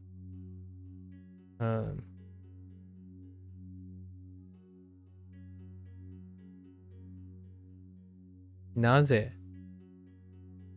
なぜなぜこれこれを見てるの見てのいや、なぜこれを見てるの? 紙を10枚買ってください。紙を10枚買ってください。My guess for the do, like if I like take this kudasai and put a do at the end, is maybe like some sort of casual speak or some sort of colloquial speak, is how I'm thinking about it right now. But I do not know. Look what you made me do. What happened? With all the music.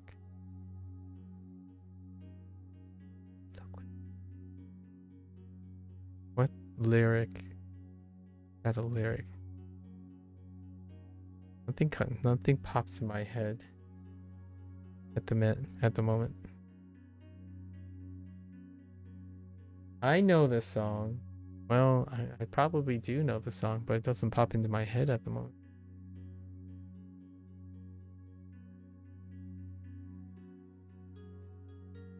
Might come to me.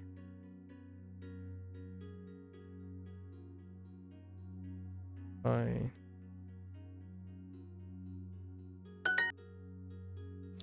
I'm not eating breakfast.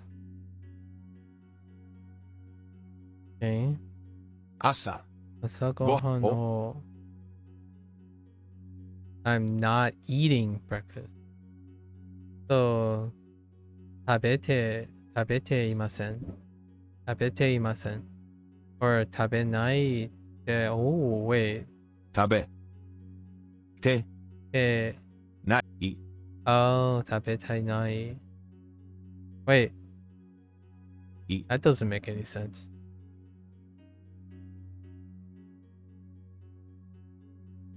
Wait, I'm not eating breakfast. いない works, right? 食べていない Okay, I need to make a note about that too.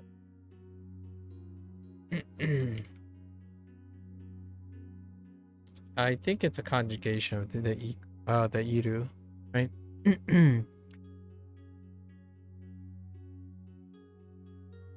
で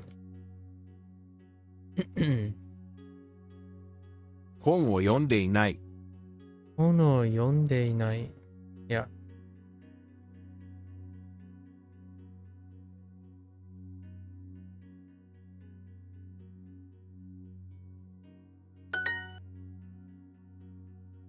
I know the way to the station. The way. Michi? That's definitely a different way to say it, though. So now we're using Shiru.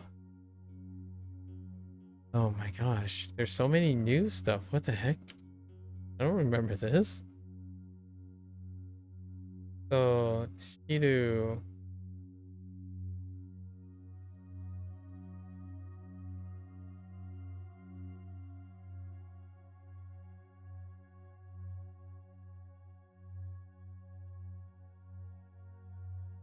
Wait, is it really Shiru? How is this sheet it?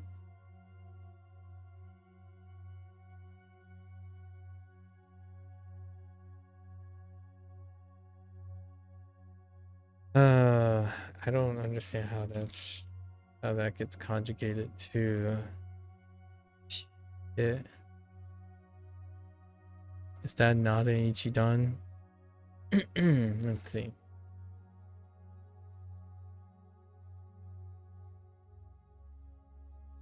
Look what you made me do. The Taylor Swift song.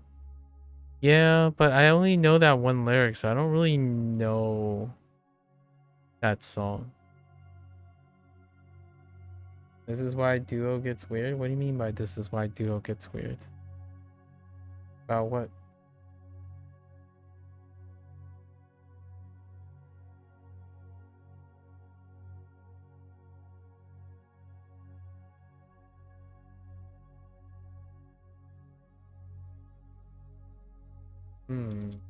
The Shiru.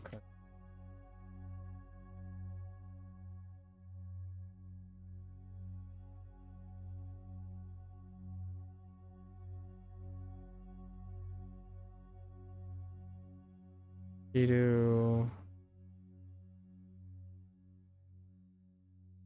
Oh, it is Shite. Okay. So is Shiru irregular? Oh wait. Is it always de? No.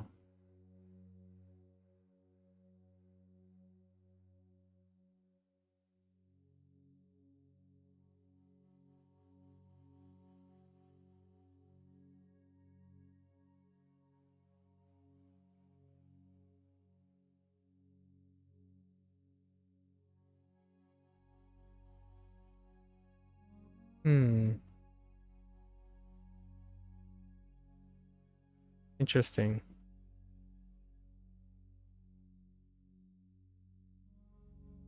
So Shiru is not. Okay.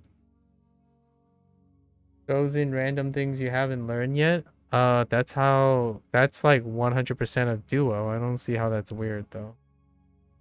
I'm not saying it's bad because it can't always hold your hand. That's the only way Duolingo doing. So if you're saying this is why Duo is weird, I agree. This is why Duo is weird. I don't think it gets weird for using Duolingo. What's my level? JLPT and 4.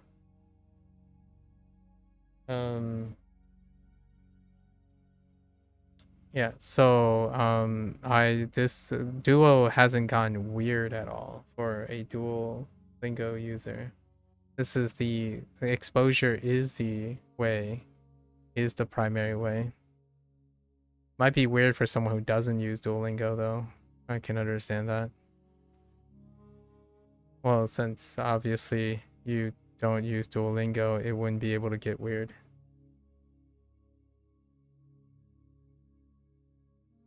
Yeah, but you don't use Duolingo.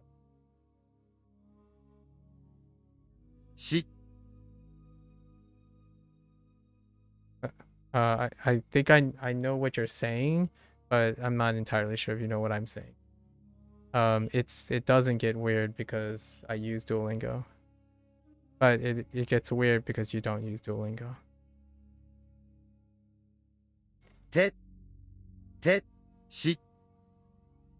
Let's see. The way to the station. Okay. So,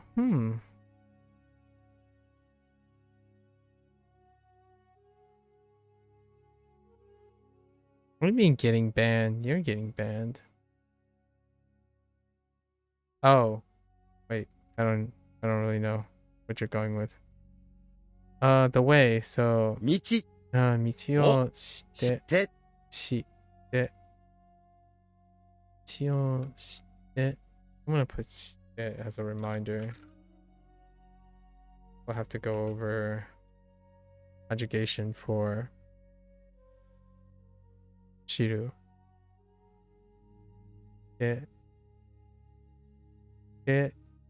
のの No. Hmm. 駅えいる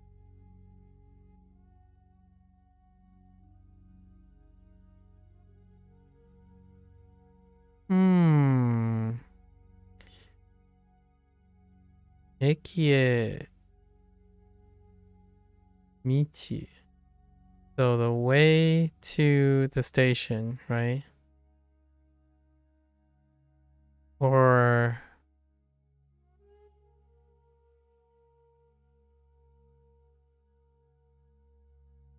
の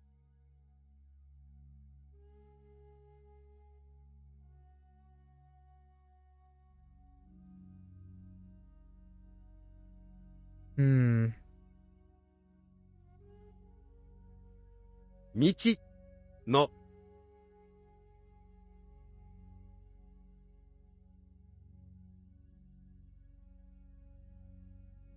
道の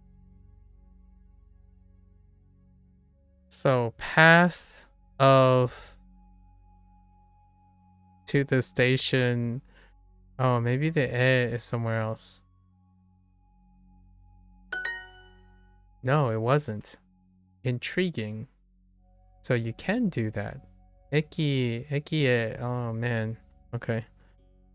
So because no, I didn't know if there's a particle priority. So the particle priority is then no. So interesting. Eki no.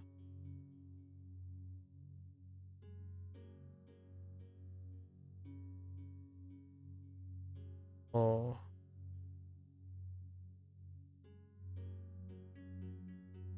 Iru.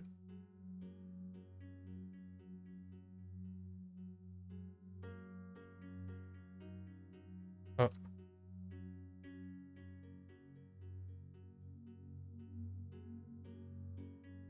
Okay. Well, at least that makes sense. So path to the stations, like 2 stations path. No, currently no. Because they're using iru, the casual form iru. In the state of knowing this. 誰かお風呂を使ってる。That one was good. That really got me thinking. 誰か誰かを誰かお風呂お風呂ね使ってる。Okay. Still unsure about 使ってる. It looks like it's an ender so far. So all the do's are enders. Might be a casual. So it says, is anyone using the bath? But that's in Darega. So using is still there. Then it would be. This would be a casual form. There's a chance this is a casual form of iru. A contracted form because it's using gerund. It's using much like shiteru. How many examples do I have right now? I have a shiteru, a, and then this is the same one, skatteru. Yep. Okay. More things to discover. Watashimasu. 渡します。 Okay, this is give. Being used as a gift. Do you like cats? Huh? 猫。 That's in kana. Neko. Neko wa. Oh my gosh. は好き See, ですか？ ski desu ka? What happened to ski? It's a full kana phrase. What the heck? 彼女に手紙を渡しました。彼女にwhat? 彼女に手紙を渡しました。Oh, 手紙。手紙。手紙を。Wait. 彼女に手紙を渡しました。渡しました。ました。I gave girlfriend. I gave the girlfriend, the woman, gloves. I mean, not gloves, letter. That's tegami. 渡します。渡します。本を買うのが好きです。本のAlan, no, I thought I heard calendar. Never. 本を買うのが好きです。買うね買うの買うんが好きです。本を買うのが好きです。No. 買うの Oh, that's why that sounds so weird. Kind of sounds like countdown, and that kind of makes sense. Ooh and no next to each other. 買うの買うのが好きです。Okay. Nothing irregular about that. How many points do I have? 3, 6, 9, 12 additional points from what I remember yesterday. Dang. 会社。会社。明日。明日のは明日会社をやめます。鉛筆があるの？鉛筆あるの？ Still a question. I think the no endings are all questions now, so we can confirm. That's how that works so far. 鉛筆があるの？ Are there pencils? Fair enough. 猫が好きなの？ Yeah, 猫が好きなの？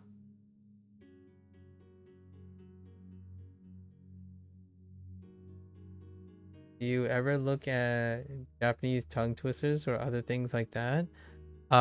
Peeps tell me Japanese tongue twisters, but no, I generally do not have interest in tongue twisters.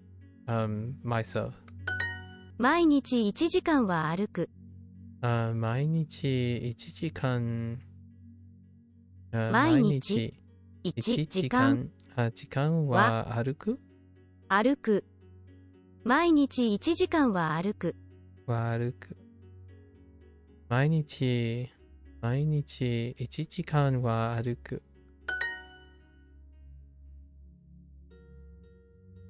I wrote a note about this, but I'm okay. 歩くのは好きですか？ Well, I will make a note of it again when we have a unit on time and frequency. 歩くのは好きですか？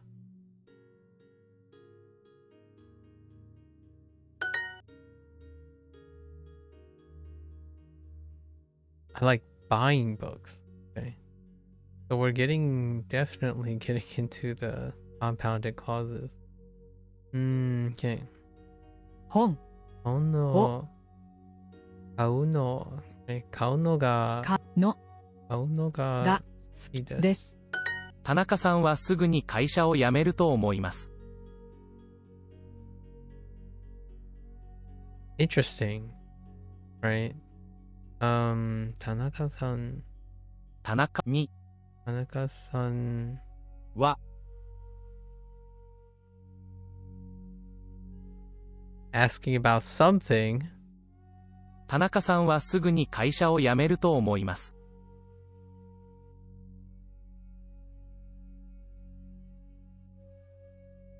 田中さんは会社を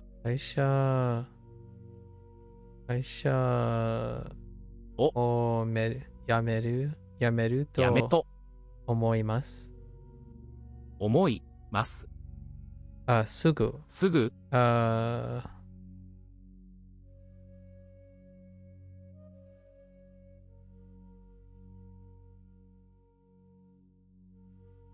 に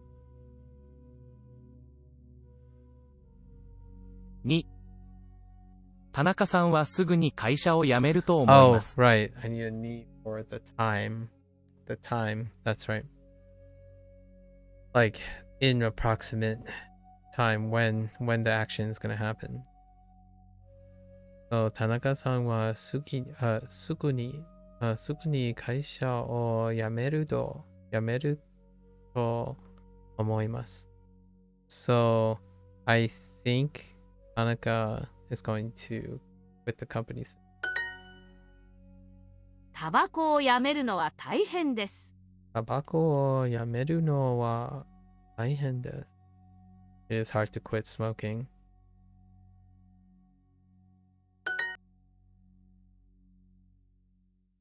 彼女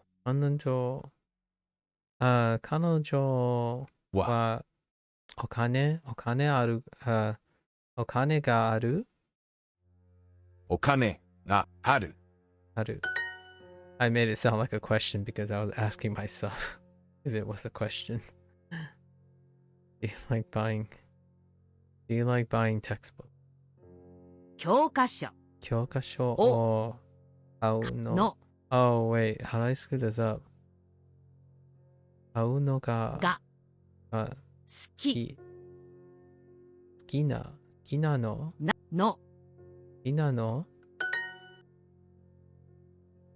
I don't think that was the one that I messed up. I'll submit the homework to my 先生に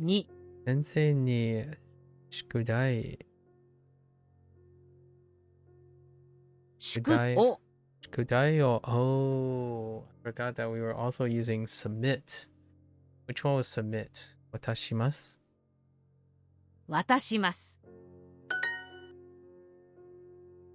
Gave money to that man. Not Sub-Zero. Don't give money to Sub-Zero. Kidding. His employer can give money to him whenever he starts next summer. その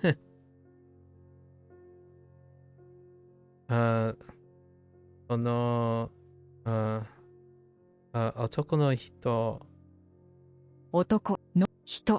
その男の人に gave 人にwhich give are we looking for? Maybe it's a transaction, so we're gonna do 渡しました。Which one do you want? Let's see. 私 Oh wait. を I forgot お金を渡しました。また Okay. There's so many gives. So many gift choices. Alright. 私のペンを取らないでください。取らないでください。How did I screw this up? Oh. So please don't not take my pen. 誰かお風呂を使ってる。誰がお風呂を使ってる。誰がお風呂が使ってる。And then I screwed up and selected それ。これ取ってこれを取って夜はピアノを練習しないでください。I screw this one up. Oh, 練習して。Yeah.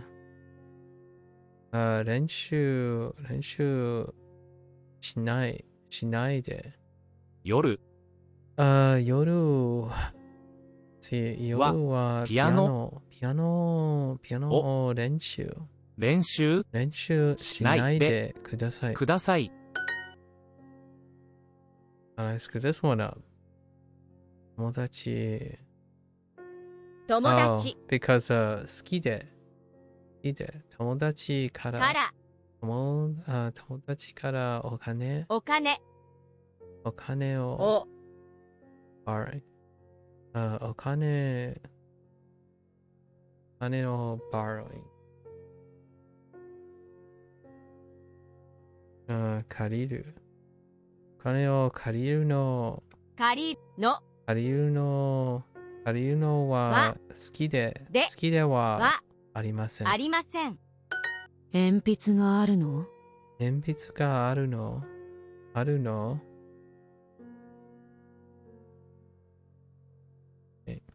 早く来てください。早く来早てく来てください。ください。何か欲しいものはある。何か欲しいものはある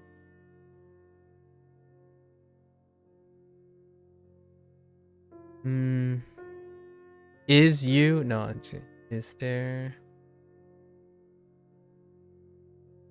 anything you want? 何か欲しいものはある？バスはまだ来ていません。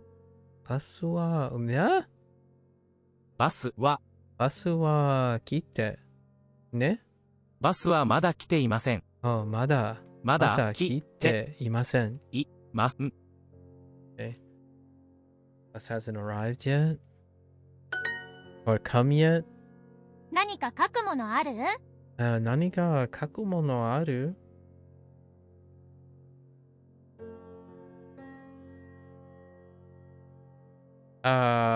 ね Do you have what? Do writing do you writing do what? Do you write anything? Do you have any writing?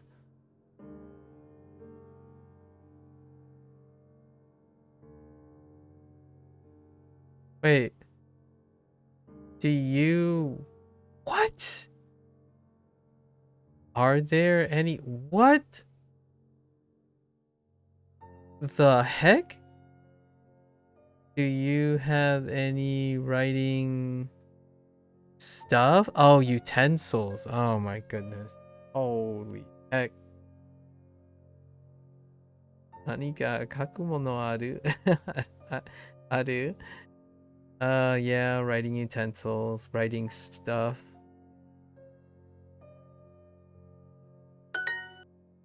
Fair enough. Please do not stop taking walks every day. Please do not stop walks. Stop taking walks every day. I can get behind.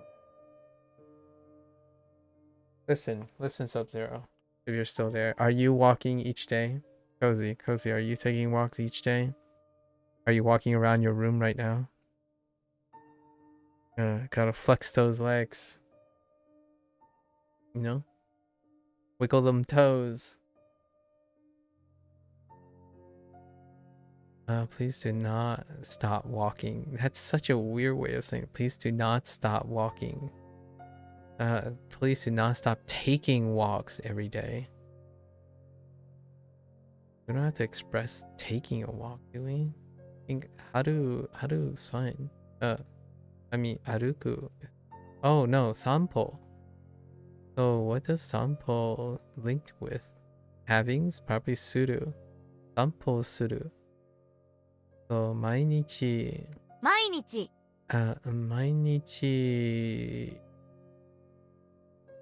I don't think we need anything else. So 毎日散歩 Wait. Is that a... So 散歩をするのので。で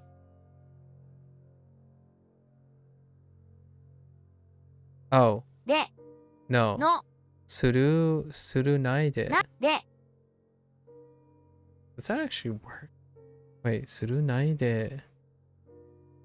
くださいの Let's think about this for a moment. This No. doesn't seem to jive very well. I need to take. So they're using toru. So toru. What the heck is O doing here? おかり Oh no. Oh. おかり What?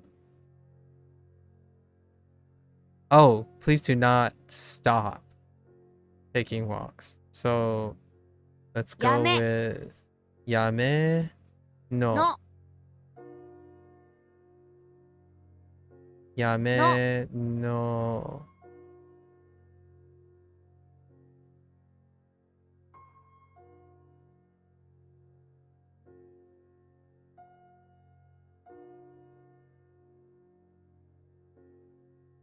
Okay, kudasai, please do not take. Do not stop taking.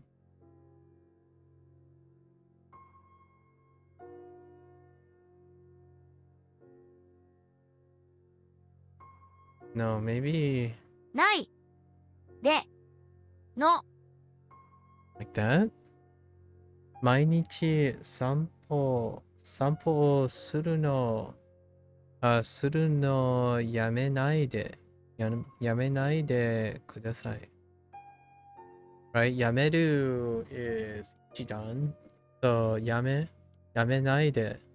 Oh wait, yeah, and it's 一段. So やめないで。That does stop.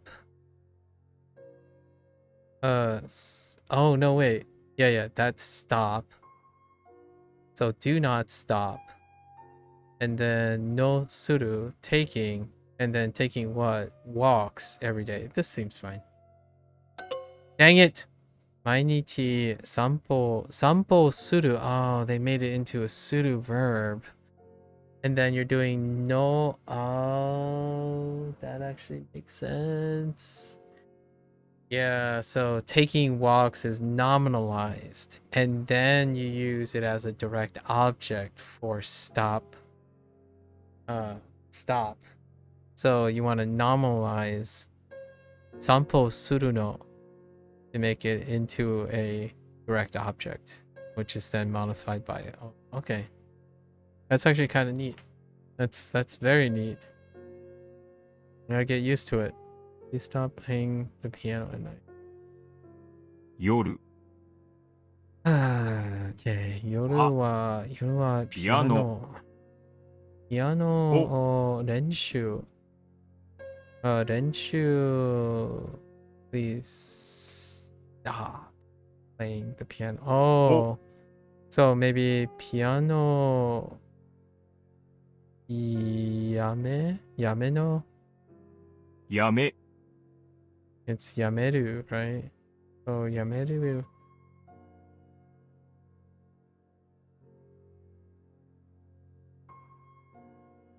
No, stop. So we're doing playing. I'm looking for playing. I guess we're doing 弾く. 弾くの弾くのをやめやめて. Yeah, please stop now. Not don't stop. やめてください. Maybe 庭? に Making at night, making it the subject at night. Son of a bee sting. Oh, wait. I'm missing a particle.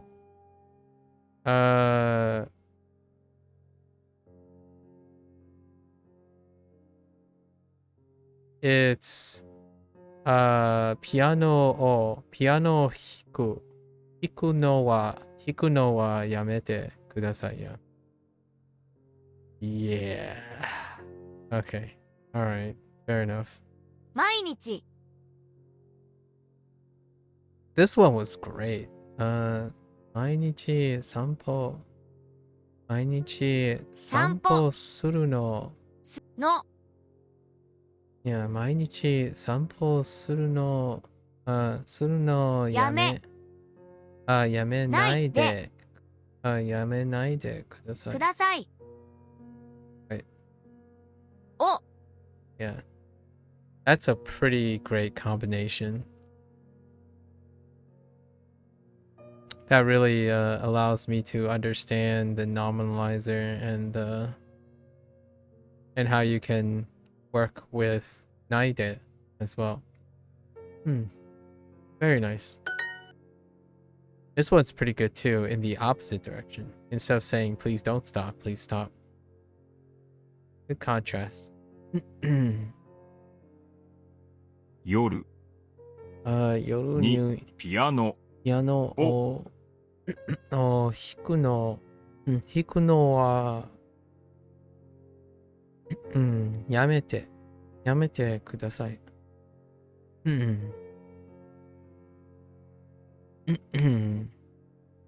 くは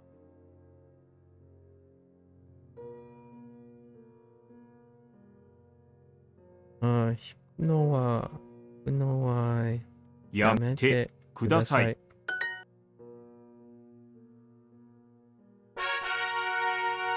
Alright, 15 minutes and a dream.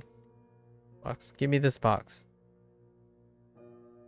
Oh, yeah, right.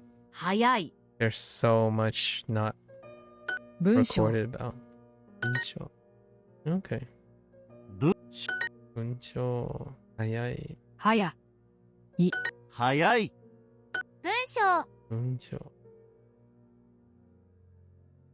文章文章文章早い黒い No, 黒い that's not 黒い。背広。広い Kidding. 広い。Just kidding. Wait a minute. Oh no, that's fine. 彼女彼女。文章。早い Okay. 早 Oh, it doesn't happen. Thank you.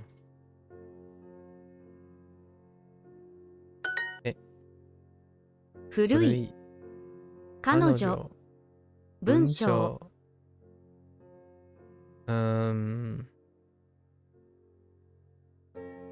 薄い薄い薄い早い早い早い。女の子女の子多い多い文章文章早い早い重重い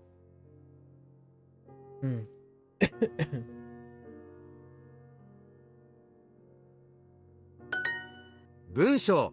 文章 Okay. Alright, 15 minutes in a dream. 雑誌雑誌 I forgot to ask Sub-Zero again to make commentary about culinary class wars.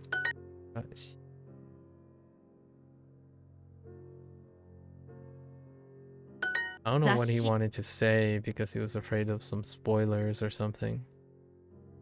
雑誌雑誌。雑誌雑誌。雑誌雑誌。雑誌雑誌雑誌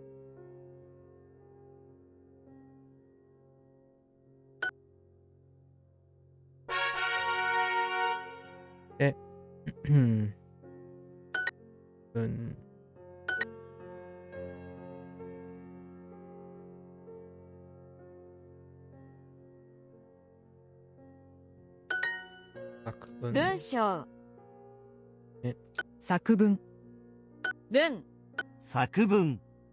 作文。文。文文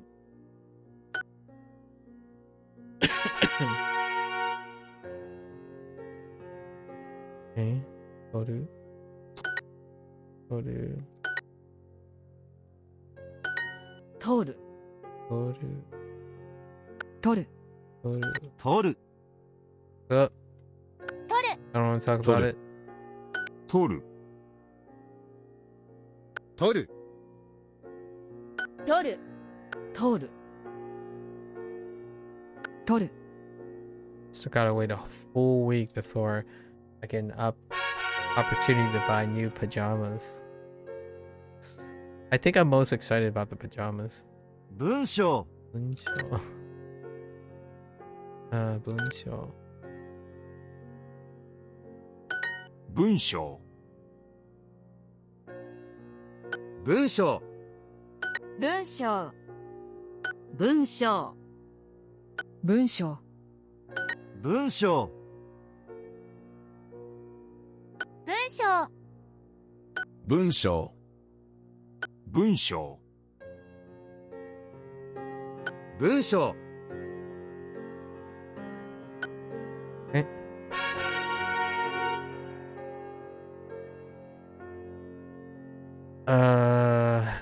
返す。返す。返す。返す。返す、返す。返す返す。返す。返す返す、 So there might actually be a difference between 返す。 when you go from right to left for this. Not. I might change up my thought about that. Very radical. 雑誌。雑誌。雑誌。雑誌、し。雑誌、雑誌。雑誌雑誌。雑誌。 Oops. 雑誌。雑誌雑誌、雑誌、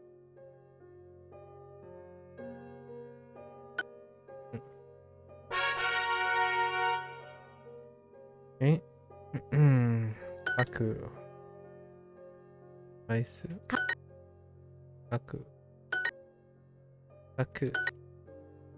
返す。返す、書く、歌う、歌う。走る、泳ぐ、書く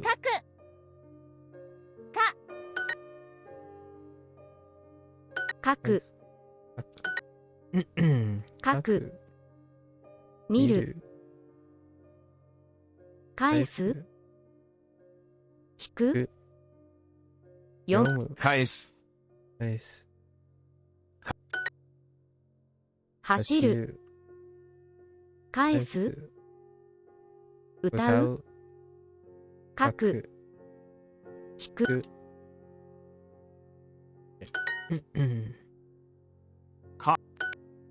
来る、来る。読む、読む。書く、行く、行く。返返す。ん誰。誰。雑誌、雑誌。雑誌。誰。誰。誰、誰。Oops. 雑誌。雑誌。雑山、12、窓、誰、雑誌、雑誌誰、誰。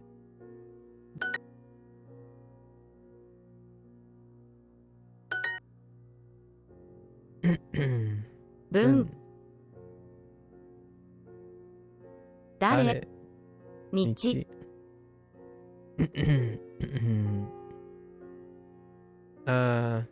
結婚雑誌誰お、誰2台2台声声雑誌雑誌隣隣だ誰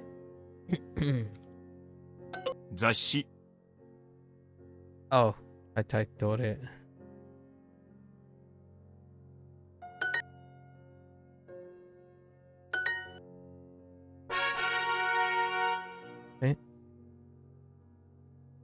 雑誌雑誌雑誌雑誌雑誌雑誌雑誌雑誌雑誌雑誌雑誌雑誌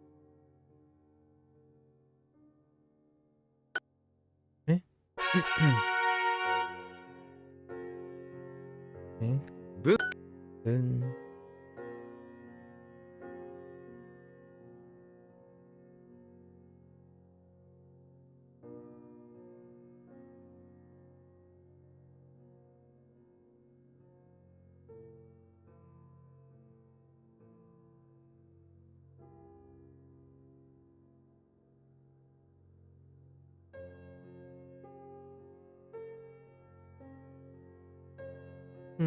what's a chatter? Um,文文文章文章文章作文文章作文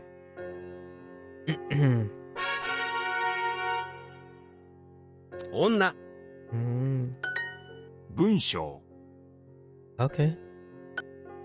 All right, sure. 作 Yeah, 作作文文女女の人人女の人文女の人10回No, no, it's 10回10回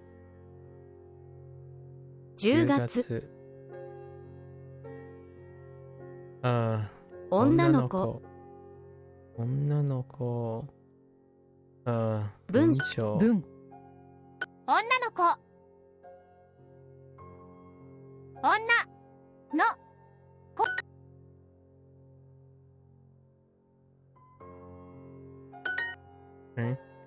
12月作文彼女彼女 Heck 女の子女の子10 10回回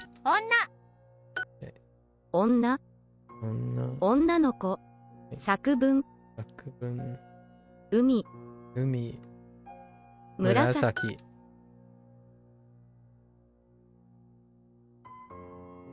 Wait.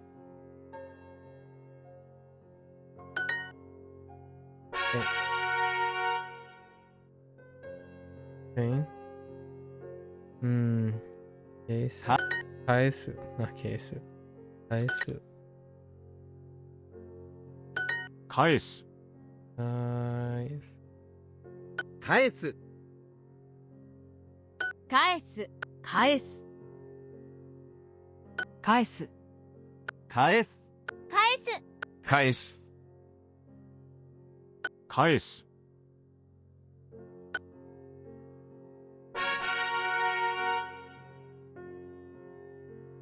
雑誌雑誌雑誌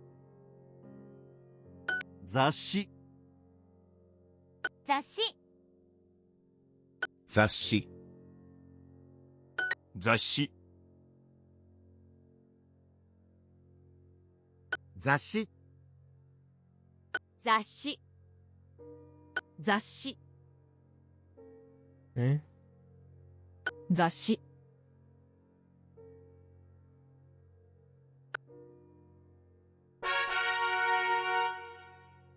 Give me the last two. Okay.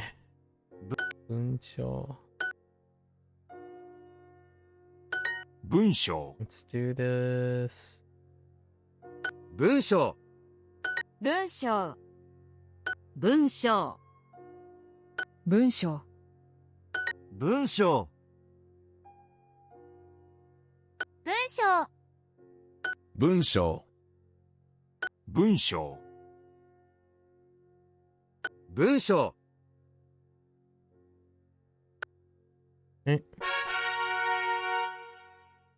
Alright, alright. Let's see. 雑誌雑誌雑誌雑誌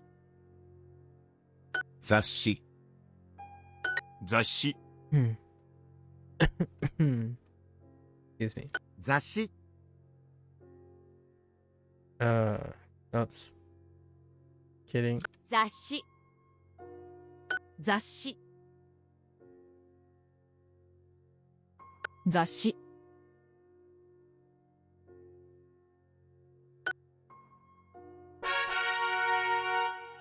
Dang, didn't even get to it. Alright, so let's look at our notepad here. Okay, so we have to figure out what the heck is going on with the do. So we have two examples. Yeah, shiteru, shiteru, and skateru. Right, skateru. And make a side note about yaru. Yaru is actually not being used as give. It's being used as play. There's one example of give. So give and play, right? That's kind of rare for getting definitions or translations. And then we also have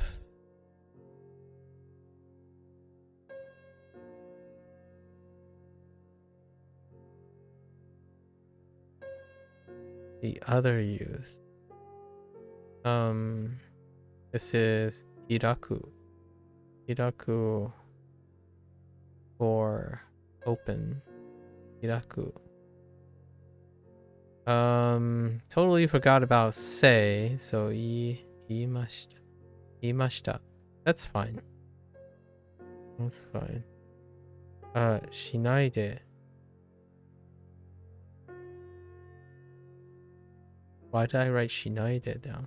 Oh, because which I will lump it with shite, right? Shite and shinai de.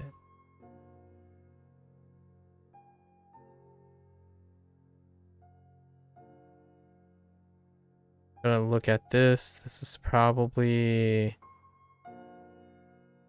like because suru, and then this shite probably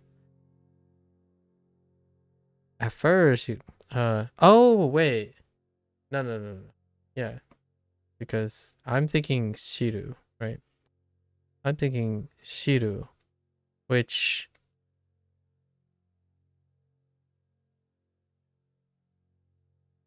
would look like a Godan. Would look like a Ichidan, but this is a Godan question mark or an irregular, so we gotta look that up.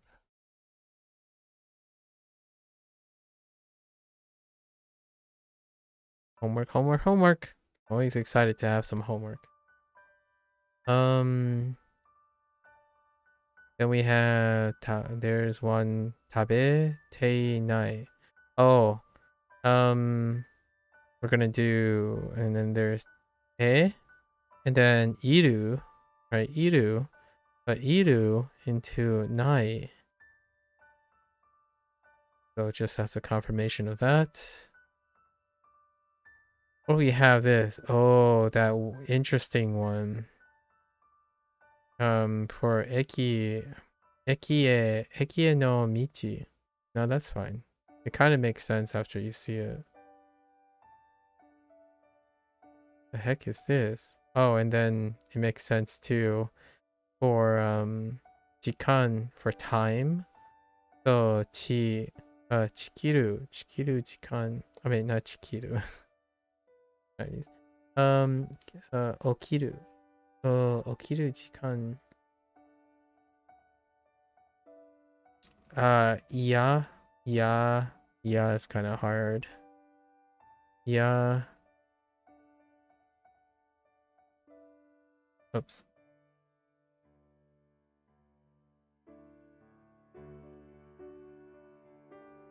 So yeah, and then there's, which this turns into kirai. Yeah, right. And then kirai. Okay. So that's a way to offset the ski in skina. So we'll pair that up with those. And then forgot all about dewa arimasen.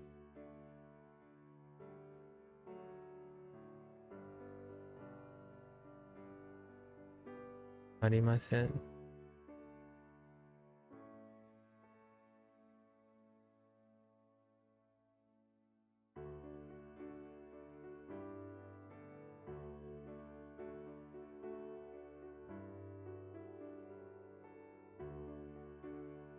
Okay.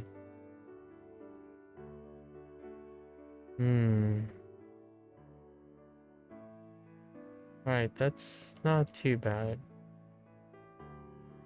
And this was specifically the shiteru was attached to I, but the I shite, I mean, that's still a suru. Okay. Not bad, not bad. What is that? Like 3, 4, 5, 6, 7, 8, 9? 9 points. I gotta go and do a little bit of homework for tomorrow. The other ones checked out though. The other stuff checked out. The no was the no at the end of a thing was exclusively used as an alternative to ka. All right. Well, that's a wrap for Japanese today. Tomorrow's review day. Hopefully the review goes well. Alright folks, thanks for hanging out, for listening to the Japanese portion. Once again, you are always welcome to follow along or share your thoughts about your experiences and what type of shortcuts and mnemonics you ended up using, figuring out all this stuff, right? So if you're gonna watch this later, arigatou gozaimasu. Right. Until then, mata ne, ja ne, minasan. I am gonna get up. Really gotta go to the bathroom. I'm gonna take a quick bathroom break, get some glucose, and come back for my Chinese lesson. Alright folks. Thank you.